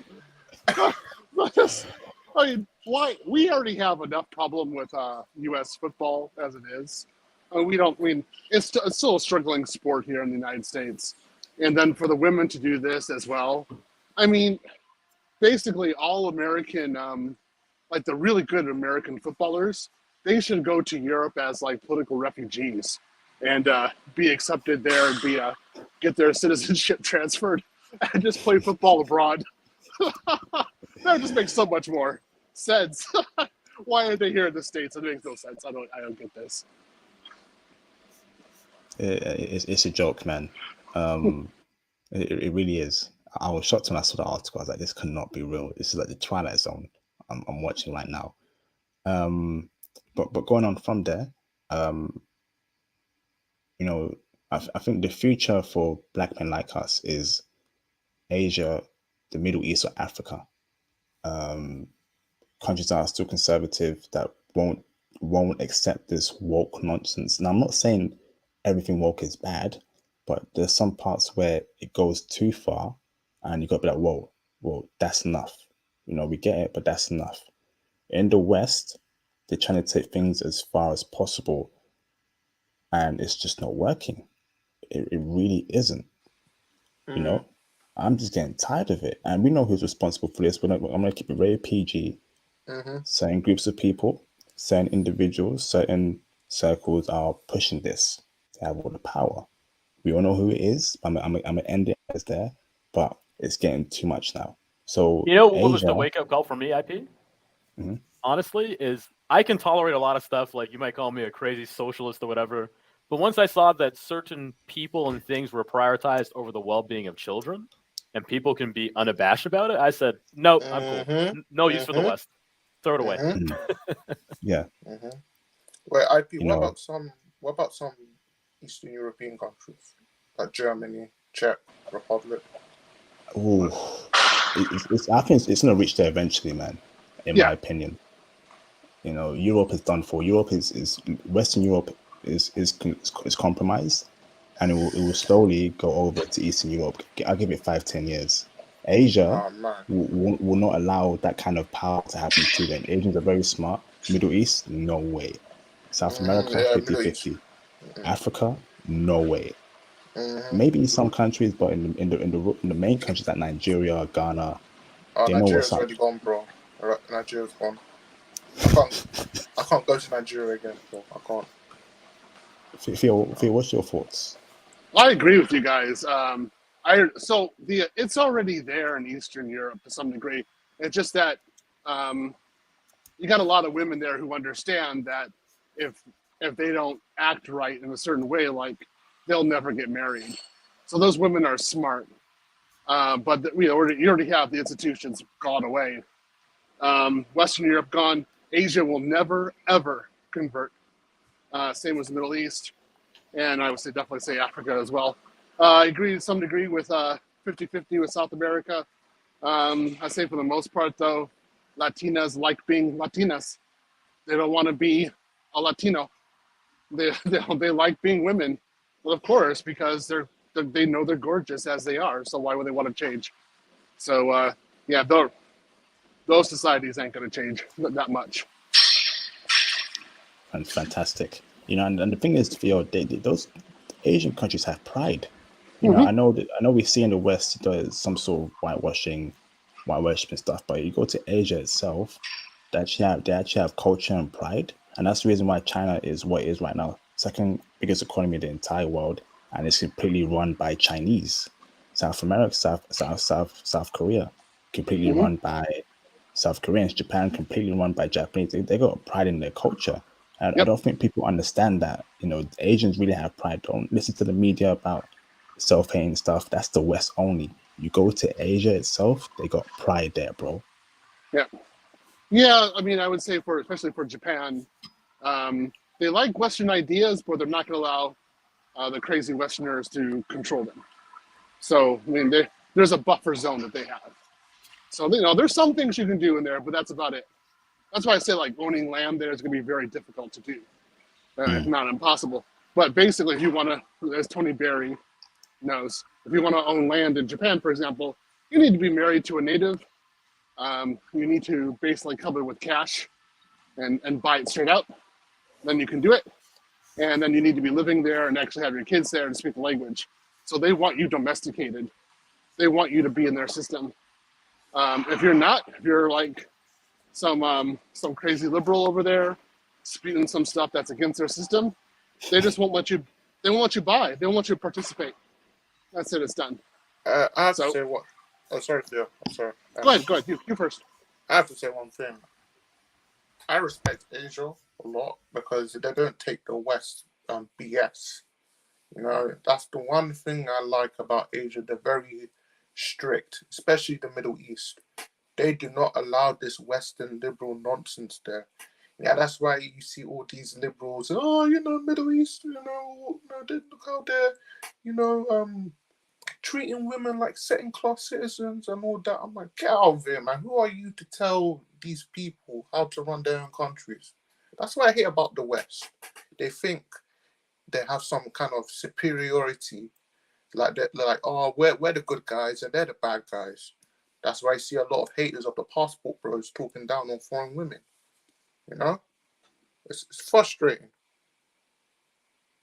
It's really funny when I hear people talk down on just quote unquote passport bros and foreign women because, like, I'll give you an example. Like, I'm from Canada, right? And I told the anecdote of the Japanese woman who brought me back to her house that she owned. Go to Toronto, go find someone between the ages of 20 to 30 that owns a house. Go do it. You're not going to find it, right? Yeah. People don't really have solid jobs and careers. You know, for me, I'm pushing 30. Most people I know are still trying to get out of $20 an hour. Japan has lower unemployment rates. They have much better healthcare than most of these countries. Yep. And to top it off, people don't do context, right? Like, I'm in the Philippines right now, and I've literally seen Maybachs outside the place that I'm living. Just because you live in a poor country doesn't mean you're living in, the sticks, right? Just like Exactly. if you're living in America, if you're living in O Block, that's not the same as living in Midtown Manhattan. Yeah, Correct. exactly, brother. Like oh my goodness, today, as I was doing my chores, I was going back and forth with the Tyson Fury versus Derek Chisora, a boxing match. I was on TikTok listening to the gibberish these modern Jezebels were talking about foreign women, and I'm like, this is all just insulting. Like saying they come from poverty-filled countries, like they just want the green card. I'm like, who are you to say that about foreign women? Like, it's so insulting. So I'm not gonna like, a bit racist as well. Very racist. Yeah, and the worst part is, they're comparing things, not contextualizing them, and like, let's just talk about, forget money because it's hard to translate for people who don't know what they're talking about. Let's talk about quality of life, right? Would you rather live in Wyoming or Tokyo? Tokyo. There you go. Yeah. Dude, I drove through Wyoming twice. I was like, why is this place here?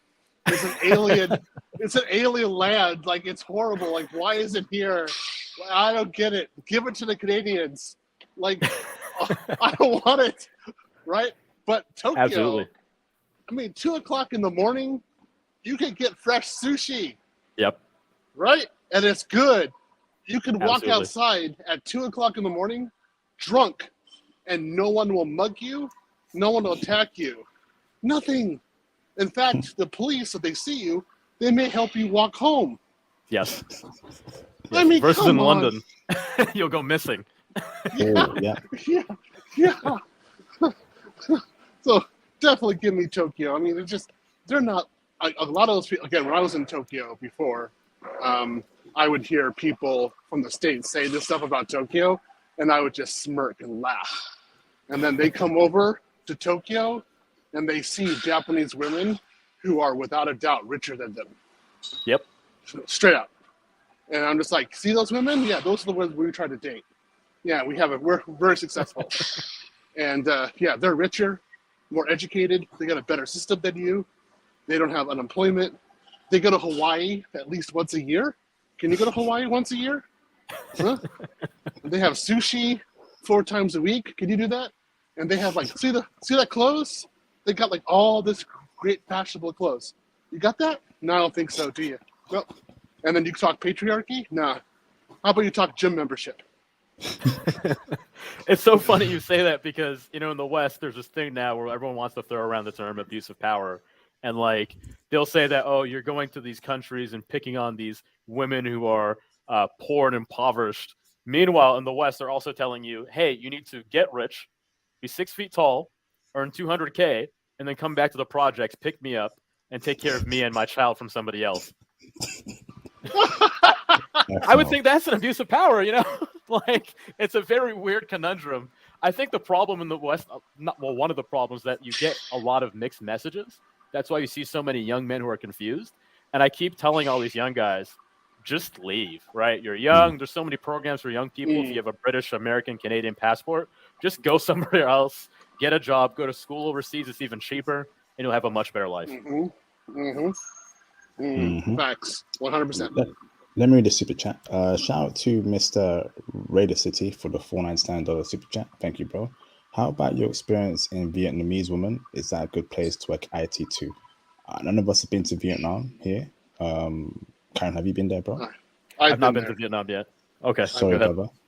No one's been there. Oh, you've been there. Go on, Phil. I've been there. Vietnamese women are good, but I wouldn't work IT there. No. But they have very nice women. I'll say that. I just feel guilty. I just feel guilty with them. I can't stay in that country that long, so I leave. But they're very beautiful people. When you say don't work IT there, even remotely, but getting paid in American dollars, you recommend living in Vietnam? Okay. If you could do it remotely and be there, that would work. But I mean, America and Vietnam have a complicated relationship. It's not one that I don't like. So I would prefer to go to Cambodia or someplace else, Thailand. But it's just a very good place. I'll say that.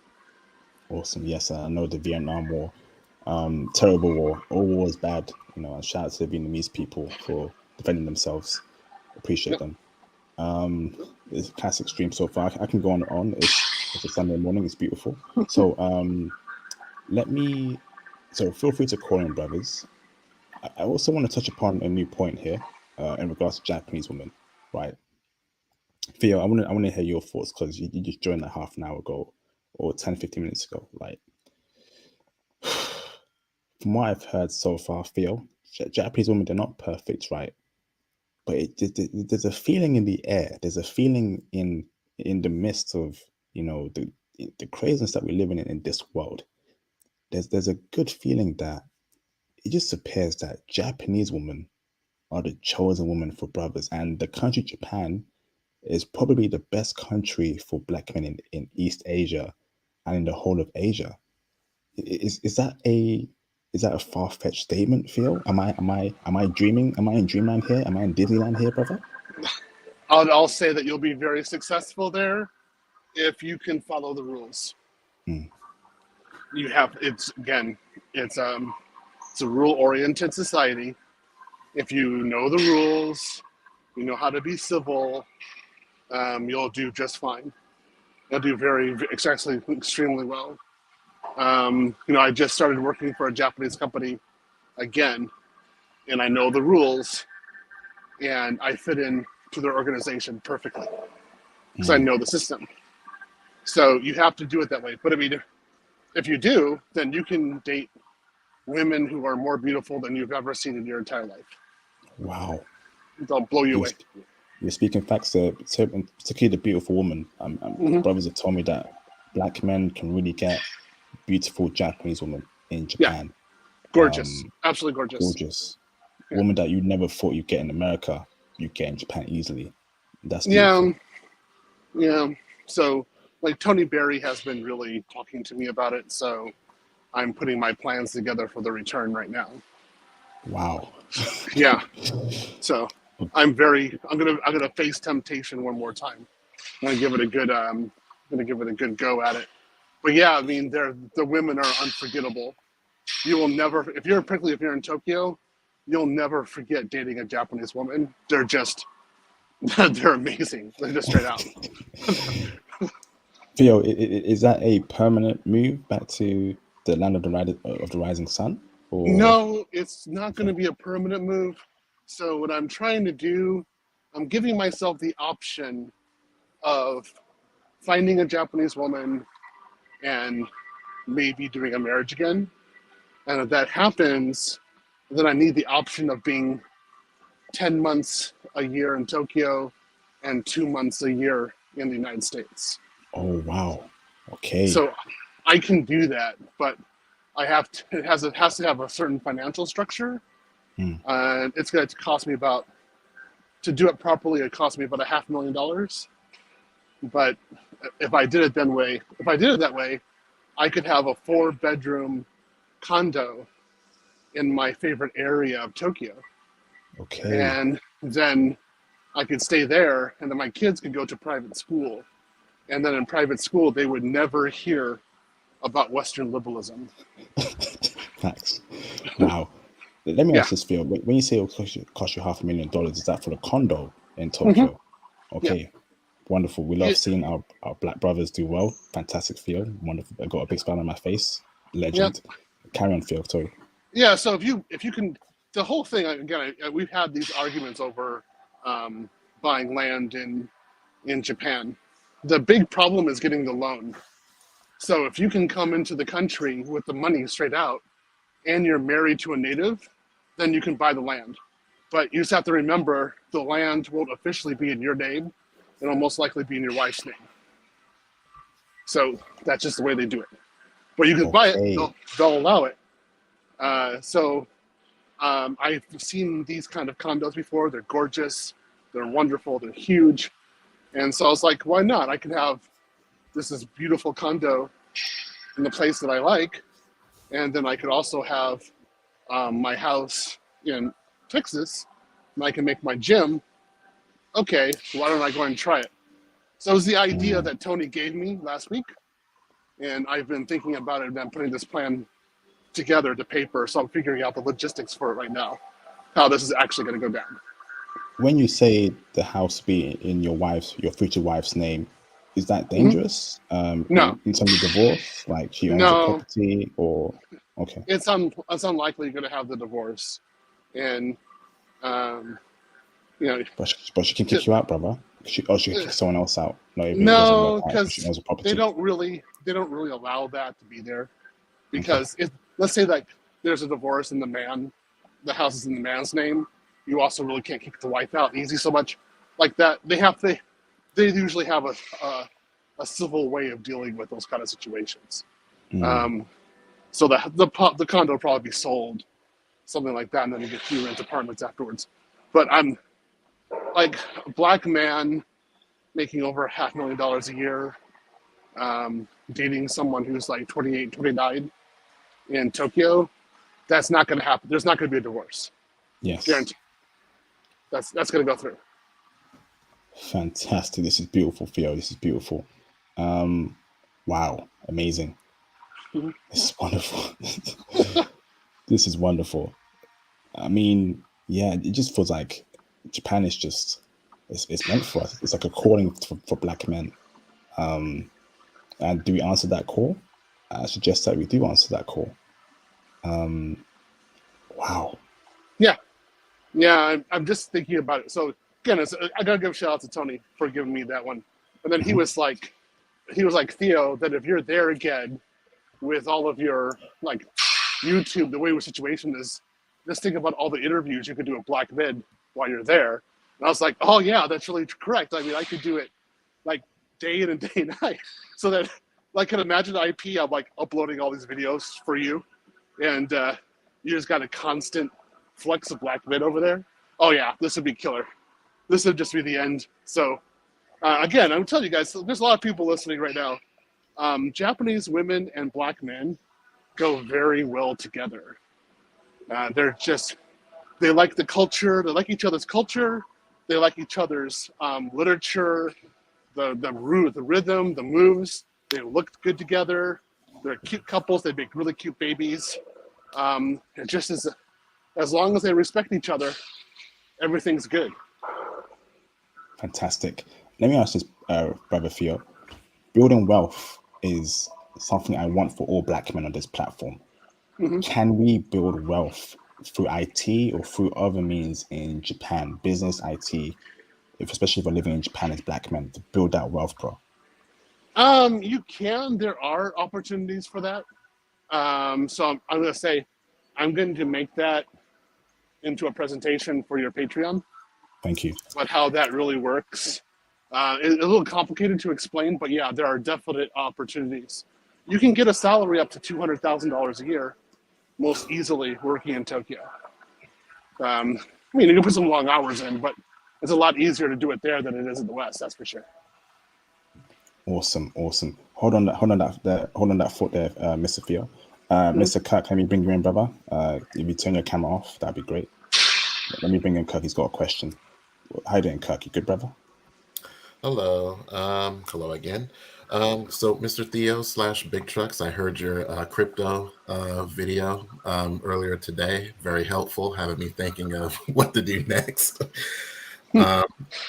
Let's see. I guess you brought up the marriage, and let's see. Well, the marriage was something I was thinking about in another country because there are different rules and laws and such, and that also goes into my other question about just being a foreigner in Asia, and especially looking at some of the other videos, Filipina P, talking about the laws in the Philippines, hearing about the laws in Thailand, where usually the laws go for the locals and not so much the foreigners. So I guess since we are on the subject of Japan, and I guess you probably touched upon that. I'm just, how is it as a foreigner being in Japan, let's say, getting married and such? It's wonderful. Okay. And how about being in terms of being a single individual? Like if I go It's wonderful. Oh, it's wonderful. It's wonderful. Okay. Yeah. Okay. Yeah. I mean, it is so together. Like, let's say this, you in the first 2 or 3 months, if you're in, like, say in Tokyo, of course you're going to have some anxiety from like a new culture, and then you're not home. Just homesickness. That's normal. But once you get used to it, you'll understand that the Japanese made a functioning society. Okay. And you'll be like, why is it that we reduce them to rubble and we don't have what they have? Like, what are American values? Like, what are we doing? Because we're doing it wrong. They're doing it right here. So why do they have so many points so perfect? And the longer you stay there, the more you'll just fall in love with it. And then the girls will get you. That's it. That's it. So I'll say this though. They have very rigid gender roles. Okay. And they expect you to be a man. And the women will push you to be a man. And so that was one of the reasons why I learned how to be a man so aggressively, was because Russian and Japanese women pushed me so much to be that way. Okay. Yeah. So I got rid of feminism there. It's like, hey, I'm just going to be a man. It's because I'm rewarded very quickly. They don't use power against you. They want to know about you. That's it. I mean, nobody's going to use power against you. Although you might get a few things going on here and there. It's laughable. You're like, okay, fine. And just keep on going. It's all right. Who cares?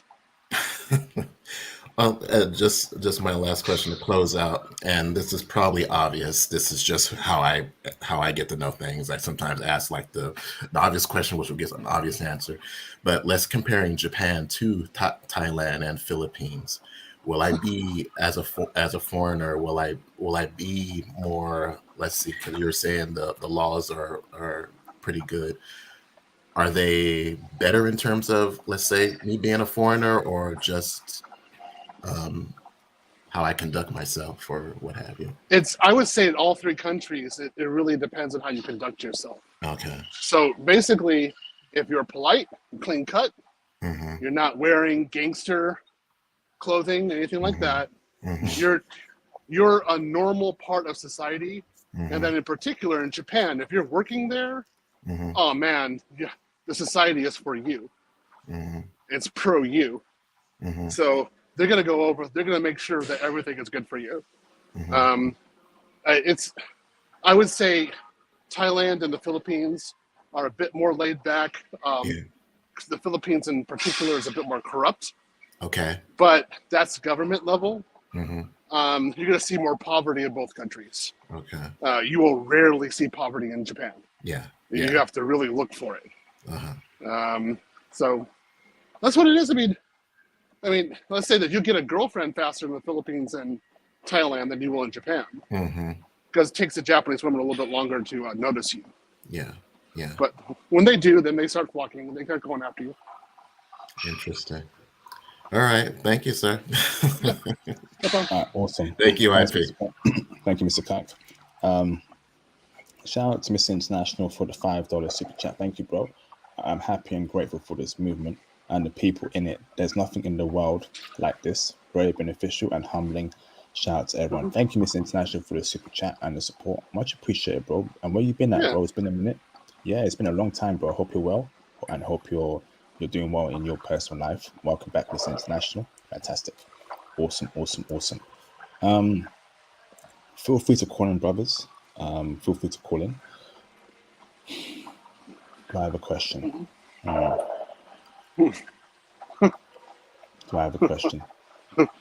Just so you know, you got me at the gym tonight. I got to get to a European size 48 by the time I go back to Japan. So I'm definitely putting in some hours at the gym to get myself down to a 48. When do you see yourself back in Japan? Like next year, April, or before? March 11th. That's very specific, brother. Yeah. March 11th. Okay. Yeah. Wow. So I'll be there 5 weeks. Then Europe 5 weeks. Then the Manosphere meetup in Rio, I'll be there 1 month. And then I will return back to America, deal some things there, and then I'll do 3 months in Tokyo. Oh, will you be, so you're going to be there in March, is that in Tokyo, or are you going to Tokyo. a different city? Oh, okay. No, I'm a Tokyo guy. City slicker. That's my city, Tokyo. Yeah. Okay. And what kind of women are you aiming for in Tokyo, brother? Are you looking for 18 to 23? You're looking for 25? Are you looking for a particular type of chick? Professional, waitress? 28 to maybe 31. Women who are fun, adventurous, looking to have, wine and dine, looking to have a good time, who aren't in their careers, ready to start a family, ready to give up all their work and do something different. I know my area of Tokyo that I'm going to be hitting extremely hard. Mm-hmm. There are certain areas where you just have a plethora of working women who are very family oriented. But the thing is that they only speak Japanese. Like, you really need to go in there to speak Japanese. But if you do, it's like fish in a barrel. Because after my wife died, that's where I went to start dating. And that's where I had my first dates. It was just really easy to pick women up. I stopped dating there after a while. But I switched over to Thai and Filipino. But while I was there, of course, I dated some quality Japanese women. Okay. You're looking for pure Japanese blood, or looking for Blasian, half Brazilian, half Japanese? I'll allow other people have the Blasians. I'm on the half Japanese girls. I don't care. I'm going for full on Japanese countryside girls who are goofy, and I'm going actually for like C and D cups this time. So that's something I'm going to be definitely looking for, because they're definitely more stacked and packed right now than they were when I was there. So like, wow, they've been eating some food. Okay. There's definitely curvier women. So I'm going to go for curvier, educated women who basically, they're ready to get out of there. So. Oh, you know Japanese very well. I'm expecting your girlfriend, Theo, your Japanese girlfriend, to be a 10 out of 10. She has to be, Theo. You know Japanese very well. You're a tall brother. Let's say this time I'm going to get a woman who next to me will make people envy me. Oh. There is no way and no other way. Like, I'm going to go for a looker. Oh yeah. Wow. Yeah. This is crazy. Amazing. I can't wait to see that. Hold on, Flo. Yeah. Shout out to Mr. Israel for the $5 super chat. 10th time tonight, 9th time tonight. Amazing. Thank you, Israel, supporting the stream. Brothers, we've got over 100 people watching. There should be a lot more support. You know, almost 4 hours here. Feel free to support. That'd be greatly appreciated. Any advice for getting Sapporo Japan girls, Theo? Snow princesses. You need to know sushi really well. You definitely need to drink Sapporo beer. You should know winter, all things related to winter. Be somebody who likes to go out camping, the wilderness, very easygoing, not stressful, and easy communication. That's how they go. Awesome. Thank you, Theo. What about the cheating culture there? Are you worried about that at all? Nah, man. No. The Japanese girl get a BBC, she ain't cheating anymore. It's done. It's funny. It's done. She's at home. Yes, master. What would you like? Yes. What would you want some more of miso? Yeah, okay. Yeah, I'm not gonna start making jokes. I can make some bad ones, but I'll just say this: none of my black professional coworkers, none of them had to worry about cheating at all. Zero. They all had dime pieces as wives. They're just stunningly gorgeous. It's funny you say that, Phil, because I had a Patreon interview with a very established person. You probably know about him, Phil. It's going to be a groundbreaking Patreon interview. I'm dropping that in the coming days. He told me what's up in Japan. He even said that he dealt with a 23-year-old virgin woman. That's only for the Patreon. He was saying that as long as you lay it down in the bedroom and you're a foreigner, she ain't cheating. There has been cases where she has cheated on her foreign husband and boyfriend, but if we're laying it down to the point where she's like, "Oh man, this is heavenly," she ain't cheating. So, and this is what I'm saying. This is why I have the Patreon, because in some cases, sex is very important in a relationship with a foreign woman. Wouldn't you agree, Sophia? Okay, maybe I need to make, in order to answer that correctly, I need to make that for Patreon. Because this is like PG-13, right? But I need to give R, like, I need to give some real commentary on there what to do with that, because you need to know what laying it down in the bedroom means. So yeah, there's just certain rules. Let's just say this: my late wife, what she always said about me was she could find an area to complain about everything except the bedroom. So she would never complain about there. she's like, yeah, you knew what you were doing. It's like, okay, thank you, honey. So yeah, it was a pretty good compliment. Wow, amazing. So let me. What's going on here in the private chat? Ninja 55. You got to tone that down. The language in the private chat, bro. The reason why I put you in the background is because I heard background noise and I couldn't mute you. So the respect has to be there, bro. Okay, I'm gonna let you in, but no, please don't talk to me like that, brother. Okay, respect me and the platform, because I ain't playing no games, man. Okay, don't talk to me like that. Don't do that. I ain't here for no foolish business, man. I love you, brothers. The trolls, the way you're speaking to me, the way you're coming for me, the way you're disrespecting me when I tell you don't speak on, don't speak on explicit stuff, and you still did it. I ain't taking no disrespect, especially not on something I've built over the past 10 years. I ain't that type of dude, man. Don't do me like that. So don't talk to me like that, Ninja. Don't put no caps. None of that ish, man. I work too hard for you, brothers, for anyone to speak to me like that. Sleepless nights, irregular sleep patterns. That's not you. Hey, you're bugged out, bro. I'm letting you go, man. That was you. See, this is what I'm saying. A lot of you dudes are weird, man.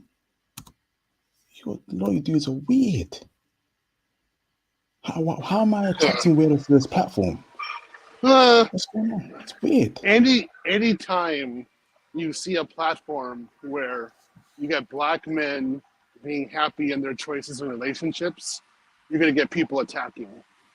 And I was just looking at this one like podcast on YouTube, and women don't like seeing happy men's faces.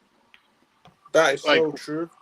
That whereas is so true, brother. men love seeing happy women, but they don't. They want to see. So there's this. Okay, the data. According to the data, they like men being miserable, panicked, or stressed, but Mhm. not being happy. And so we have a bunch of happy black men talking about dating foreign women. Oh, you're kidding, man. This, you know, they're all coming for us, of course. They can't handle it.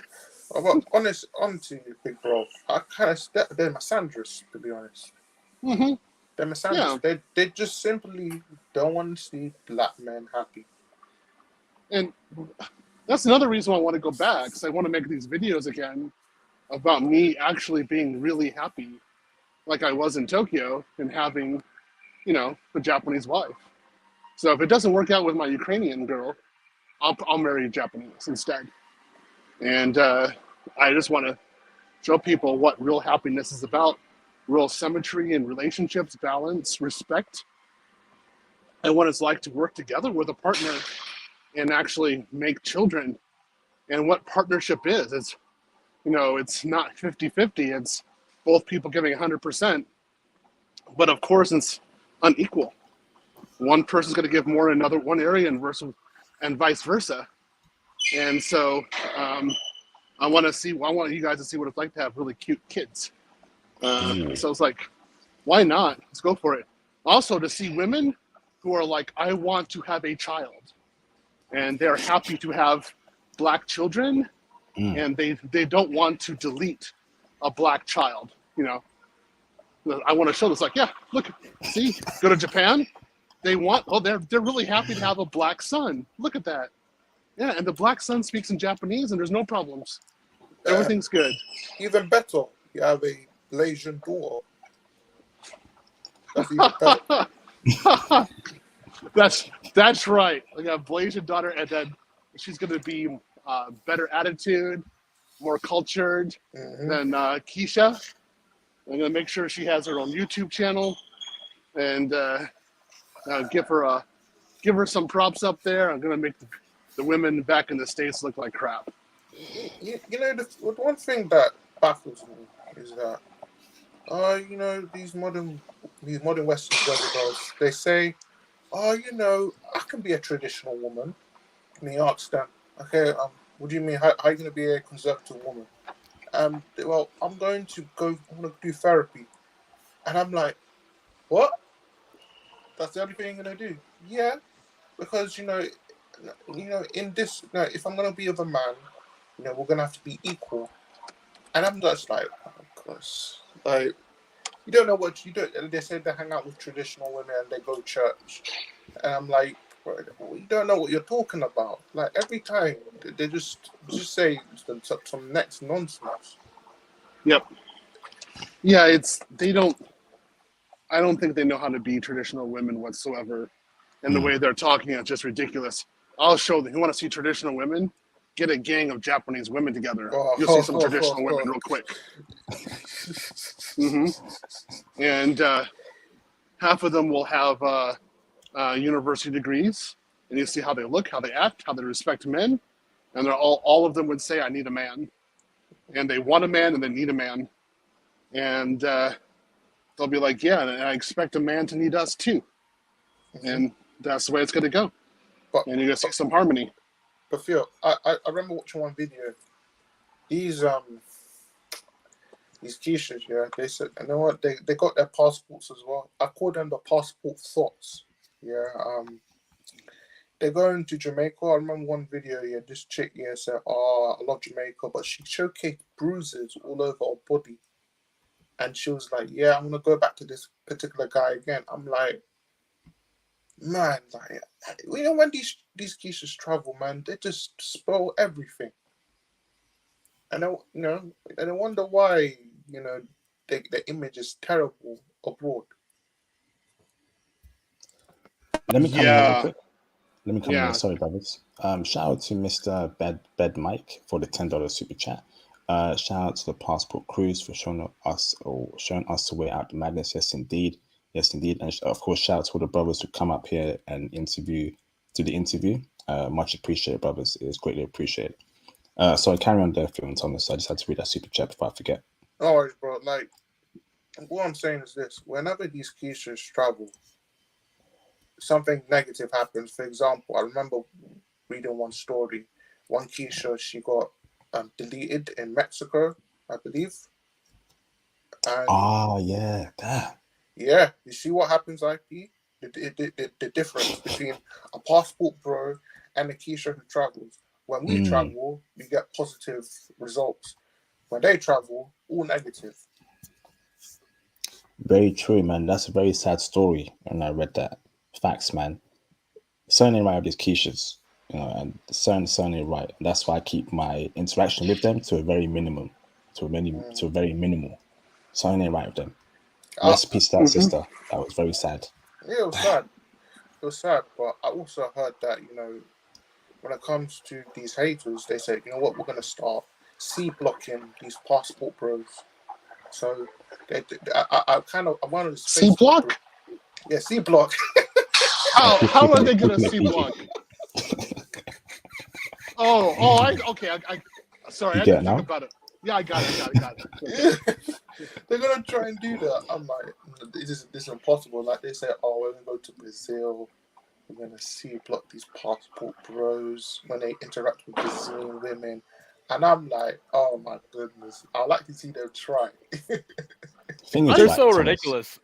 Like, all of them have this idea that they're going to stop us. Meanwhile, these countries are dumping millions, if not billions of dollars into tourism and launching digital nomad visas. So the people who control these countries are saying, come to our country, work remotely here, set up a business, do whatever. And these foreign women who aren't from these countries think they're going to go to another country and, convince them to change the laws and do all this other stuff. Meanwhile, they can't even defend their own rights in the country that they were born in. It's a preposterous idea, and it's not going to happen. Oh, man. And let me also add this right. A lot of foreign women don't like BWs because of the image they put out there through rap music, through what they're saying, etc. They just don't. They really don't.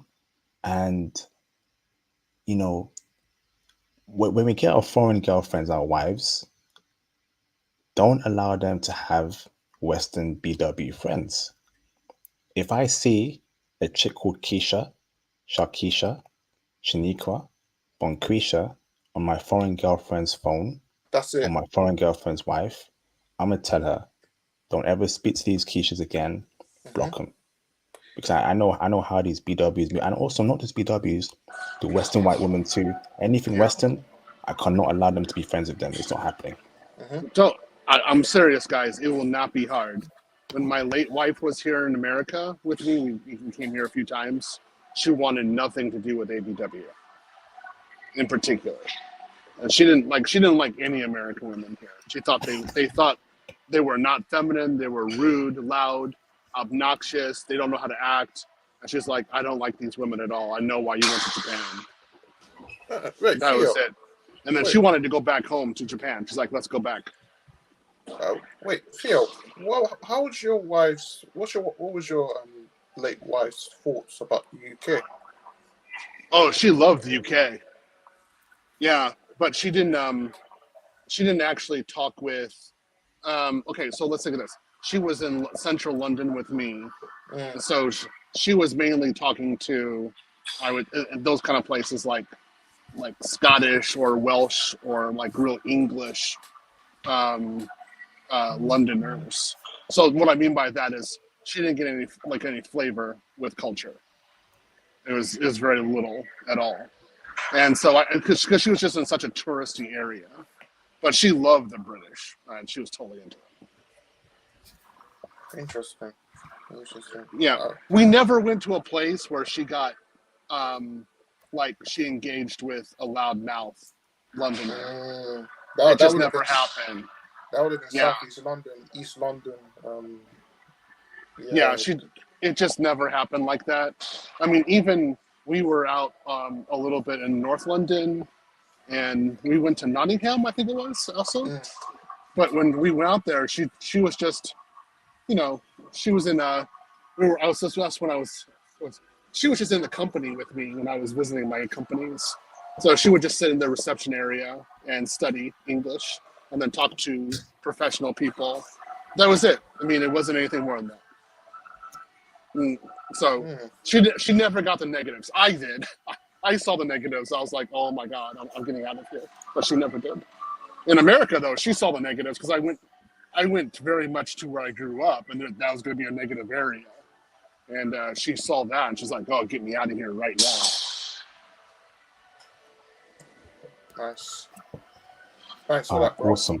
Awesome. So let's wrap it up.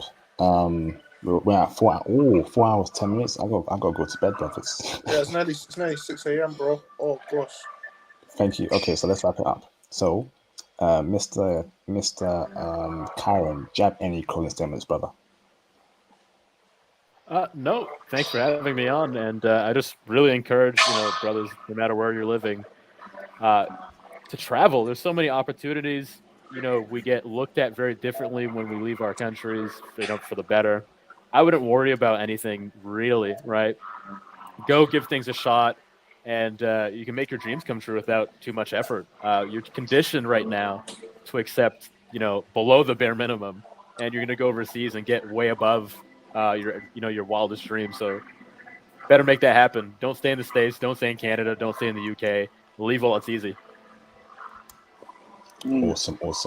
Theo, do you have any closing statements, brother? Yeah, it was good being here. To the new guy, good meeting you. Good hearing your voice. Likewise. I'll probably talk to you a bit. You're Canuck, right?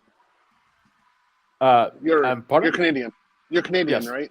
Yeah. Yeah, I can hear the accent. That's what I thought. Okay. Yeah, you got that. There's a difference. Yeah, there's a difference, but you can tell Canadians because they're a little bit more laid back. They're to the point and they're not insulting. So they're usually pretty good people. Let's say this: in the world, you definitely want a Canadian around. They're just good people. America's lucky to have Canada as its neighbor, or else we would have invaded a long time ago. Very polite. But anyway, look, guys, think about Japan, think about Brazil, think about going. Get your passport. It's been a good stream. Go study. I taught today 3 hours. I'm going to teach tomorrow 2 or 3 hours. I had to study. I'm in the gym right now, getting my body back in shape so that I can wear certain sizes of my suits. Guys, you guys can put the work into it as well. It's not that hard to go over there. The life, the community, the situation, all the benefits for you are so much beyond anything that you could ever have in the West. I don't even know why you would consider being here. You guys are in a bubble. I'm trying to break it. I'm just trying to break it as hard as I can on you and get you out. So good stream, Thomas and IP. Look forward to seeing you guys again. I'm gonna go and drop. I got to get to my car. I got to get out. But it's been a good time with you guys. Well, thanks, Theo. Thank you very much, Theo. Stay safe over there Cheers. in America, and we'll speak soon. Yep. Thank you, Theo. Thomas, do you have any closing statements, brother? It's certified classic live stream, big bro. Can't wait to do the timestamps for both this live stream and yesterday's live stream. So I've been busy with studying, but can't wait to rewatch these live streams again and do the timestamps. Thank you, brother, for your great intel and experience on Japan. This was very wonderful to hear. Especially about the Japanese black sisters, man. I need that. I need that in my life, man. I need your Ruchi. I need your Ruchi. I just need her. IP, another classic, bro. Keep up the great work, bro. Looking forward to the next one. Thank you very much, Thomas. Arigato gozaimasu. So how's Japanese going, Thomas? Is it going well? Yeah, it's going all right. I need to do a little bit of improvement. I need to I know. I need more resources, to be honest. But it's going all right. It's going all right. What? Okay. I just Have need. you learned? Go on. Sorry. Yeah. No, to be honest, it's going all right, but I've been slacking a little bit, bro. I just wanted to ask you what your resources that you've been using, because I know you've been using textbooks. Yes. I'm gonna send you that. So I'm gonna send you where to get it and what book to get that I'm using. I'll do that for you. I'll make a note of that to send that to you on Sunday. Thomas. Also, Thomas, have you also Theo as well? He has a lot of resources. I think he posted in the Facebook group as well, Theo. Thomas. But Theo, if you can post in the Facebook, I'm going into overload. Sorry, brothers. Whenever I'm tired, I speak too fast. So Theo Waff, if you can post the Japanese resources in the Facebook group, that'd be great for the brothers. Thank you, Theo. And I also posted as well to you, Thomas. Awesome. Have you learned hiragana? Yeah. I'm started, but I need to go full and deep into that. I've started though. Okay. Hiragana is pretty nice. It's pretty cool. Katakana is the one that's tricky because the way it's written is I'm finding it hard to remember. I've gone through it, but it's not sticking in. So you have to keep writing it, keep repeating it. So you're gonna find it a bit tricky. How's the kanji? I've not started kanji yet. If I'm being honest with you, I've not started it. I'm mostly focused on vocabulary, so just saying hello, goodbye, itarashai, itakimasu, genki desu ka, doko shishin, just normal conversation language. Then I'm gonna start doing kanji probably beginning of next year. I just want to have that vocabulary and practice a little bit just to get in the flow of things. Because it's very time consuming Japanese. I'm not gonna lie, bro. You need to be dedicated. Yeah, do you know to increase the learning process, you figure we should join the language school? Yes, in Japan, yes. Yes, I think so. I think it helps because it's more, you have like a structure. So you have class once a week, you have homework, and then you have consistency. Consistency, that's the key thing. Consistency is what gets you to where you need to go to. That's why I preach consistency and execution. You have to execute and you got to be consistent in your execution. So you learn and you got to be consistent with your learning. So the learning is the execution, but the consistency is to make sure that you finish your learning. If you get what I'm saying, brother. That's the only thing that I'm missing because I've got so much things to do. I need to get back to it as well. But once you get the alphabetical language, the hiragana and katakana, it's quite easy. Hold on, Theo. Hold on, Thomas. Shout out to Alexis Merculo for the $10 super chat. Thank you, bro. I booked my flight to Vancouver New Year's. Awesome. Gonna have a great time. If you join the Patreon Diamond tier, there's a full breakdown as to how to attract Japanese, Korean, Filipino, Brazilian, Thai women. It's all there on the Patreon. Okay. Thank you very much, Alexis. Awesome. Cool. Fantastic.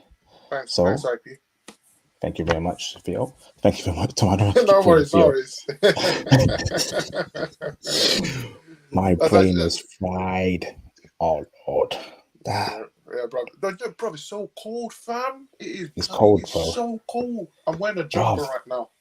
It's cold. Like normally I go to the gym, but I'm not been to the gym in the past 2 weeks because it's so cold.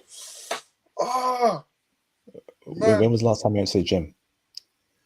That's a great question. You know what? That was 4 weeks ago, man. I've been slacking, bro. It's cold. Nah, man. Next week. Because it's so cold to be walking around, man. Like right now, I'm just studying every day. But exactly. I go hit the gym because my belly's getting a bit bigger. So I go hit the gym, bro.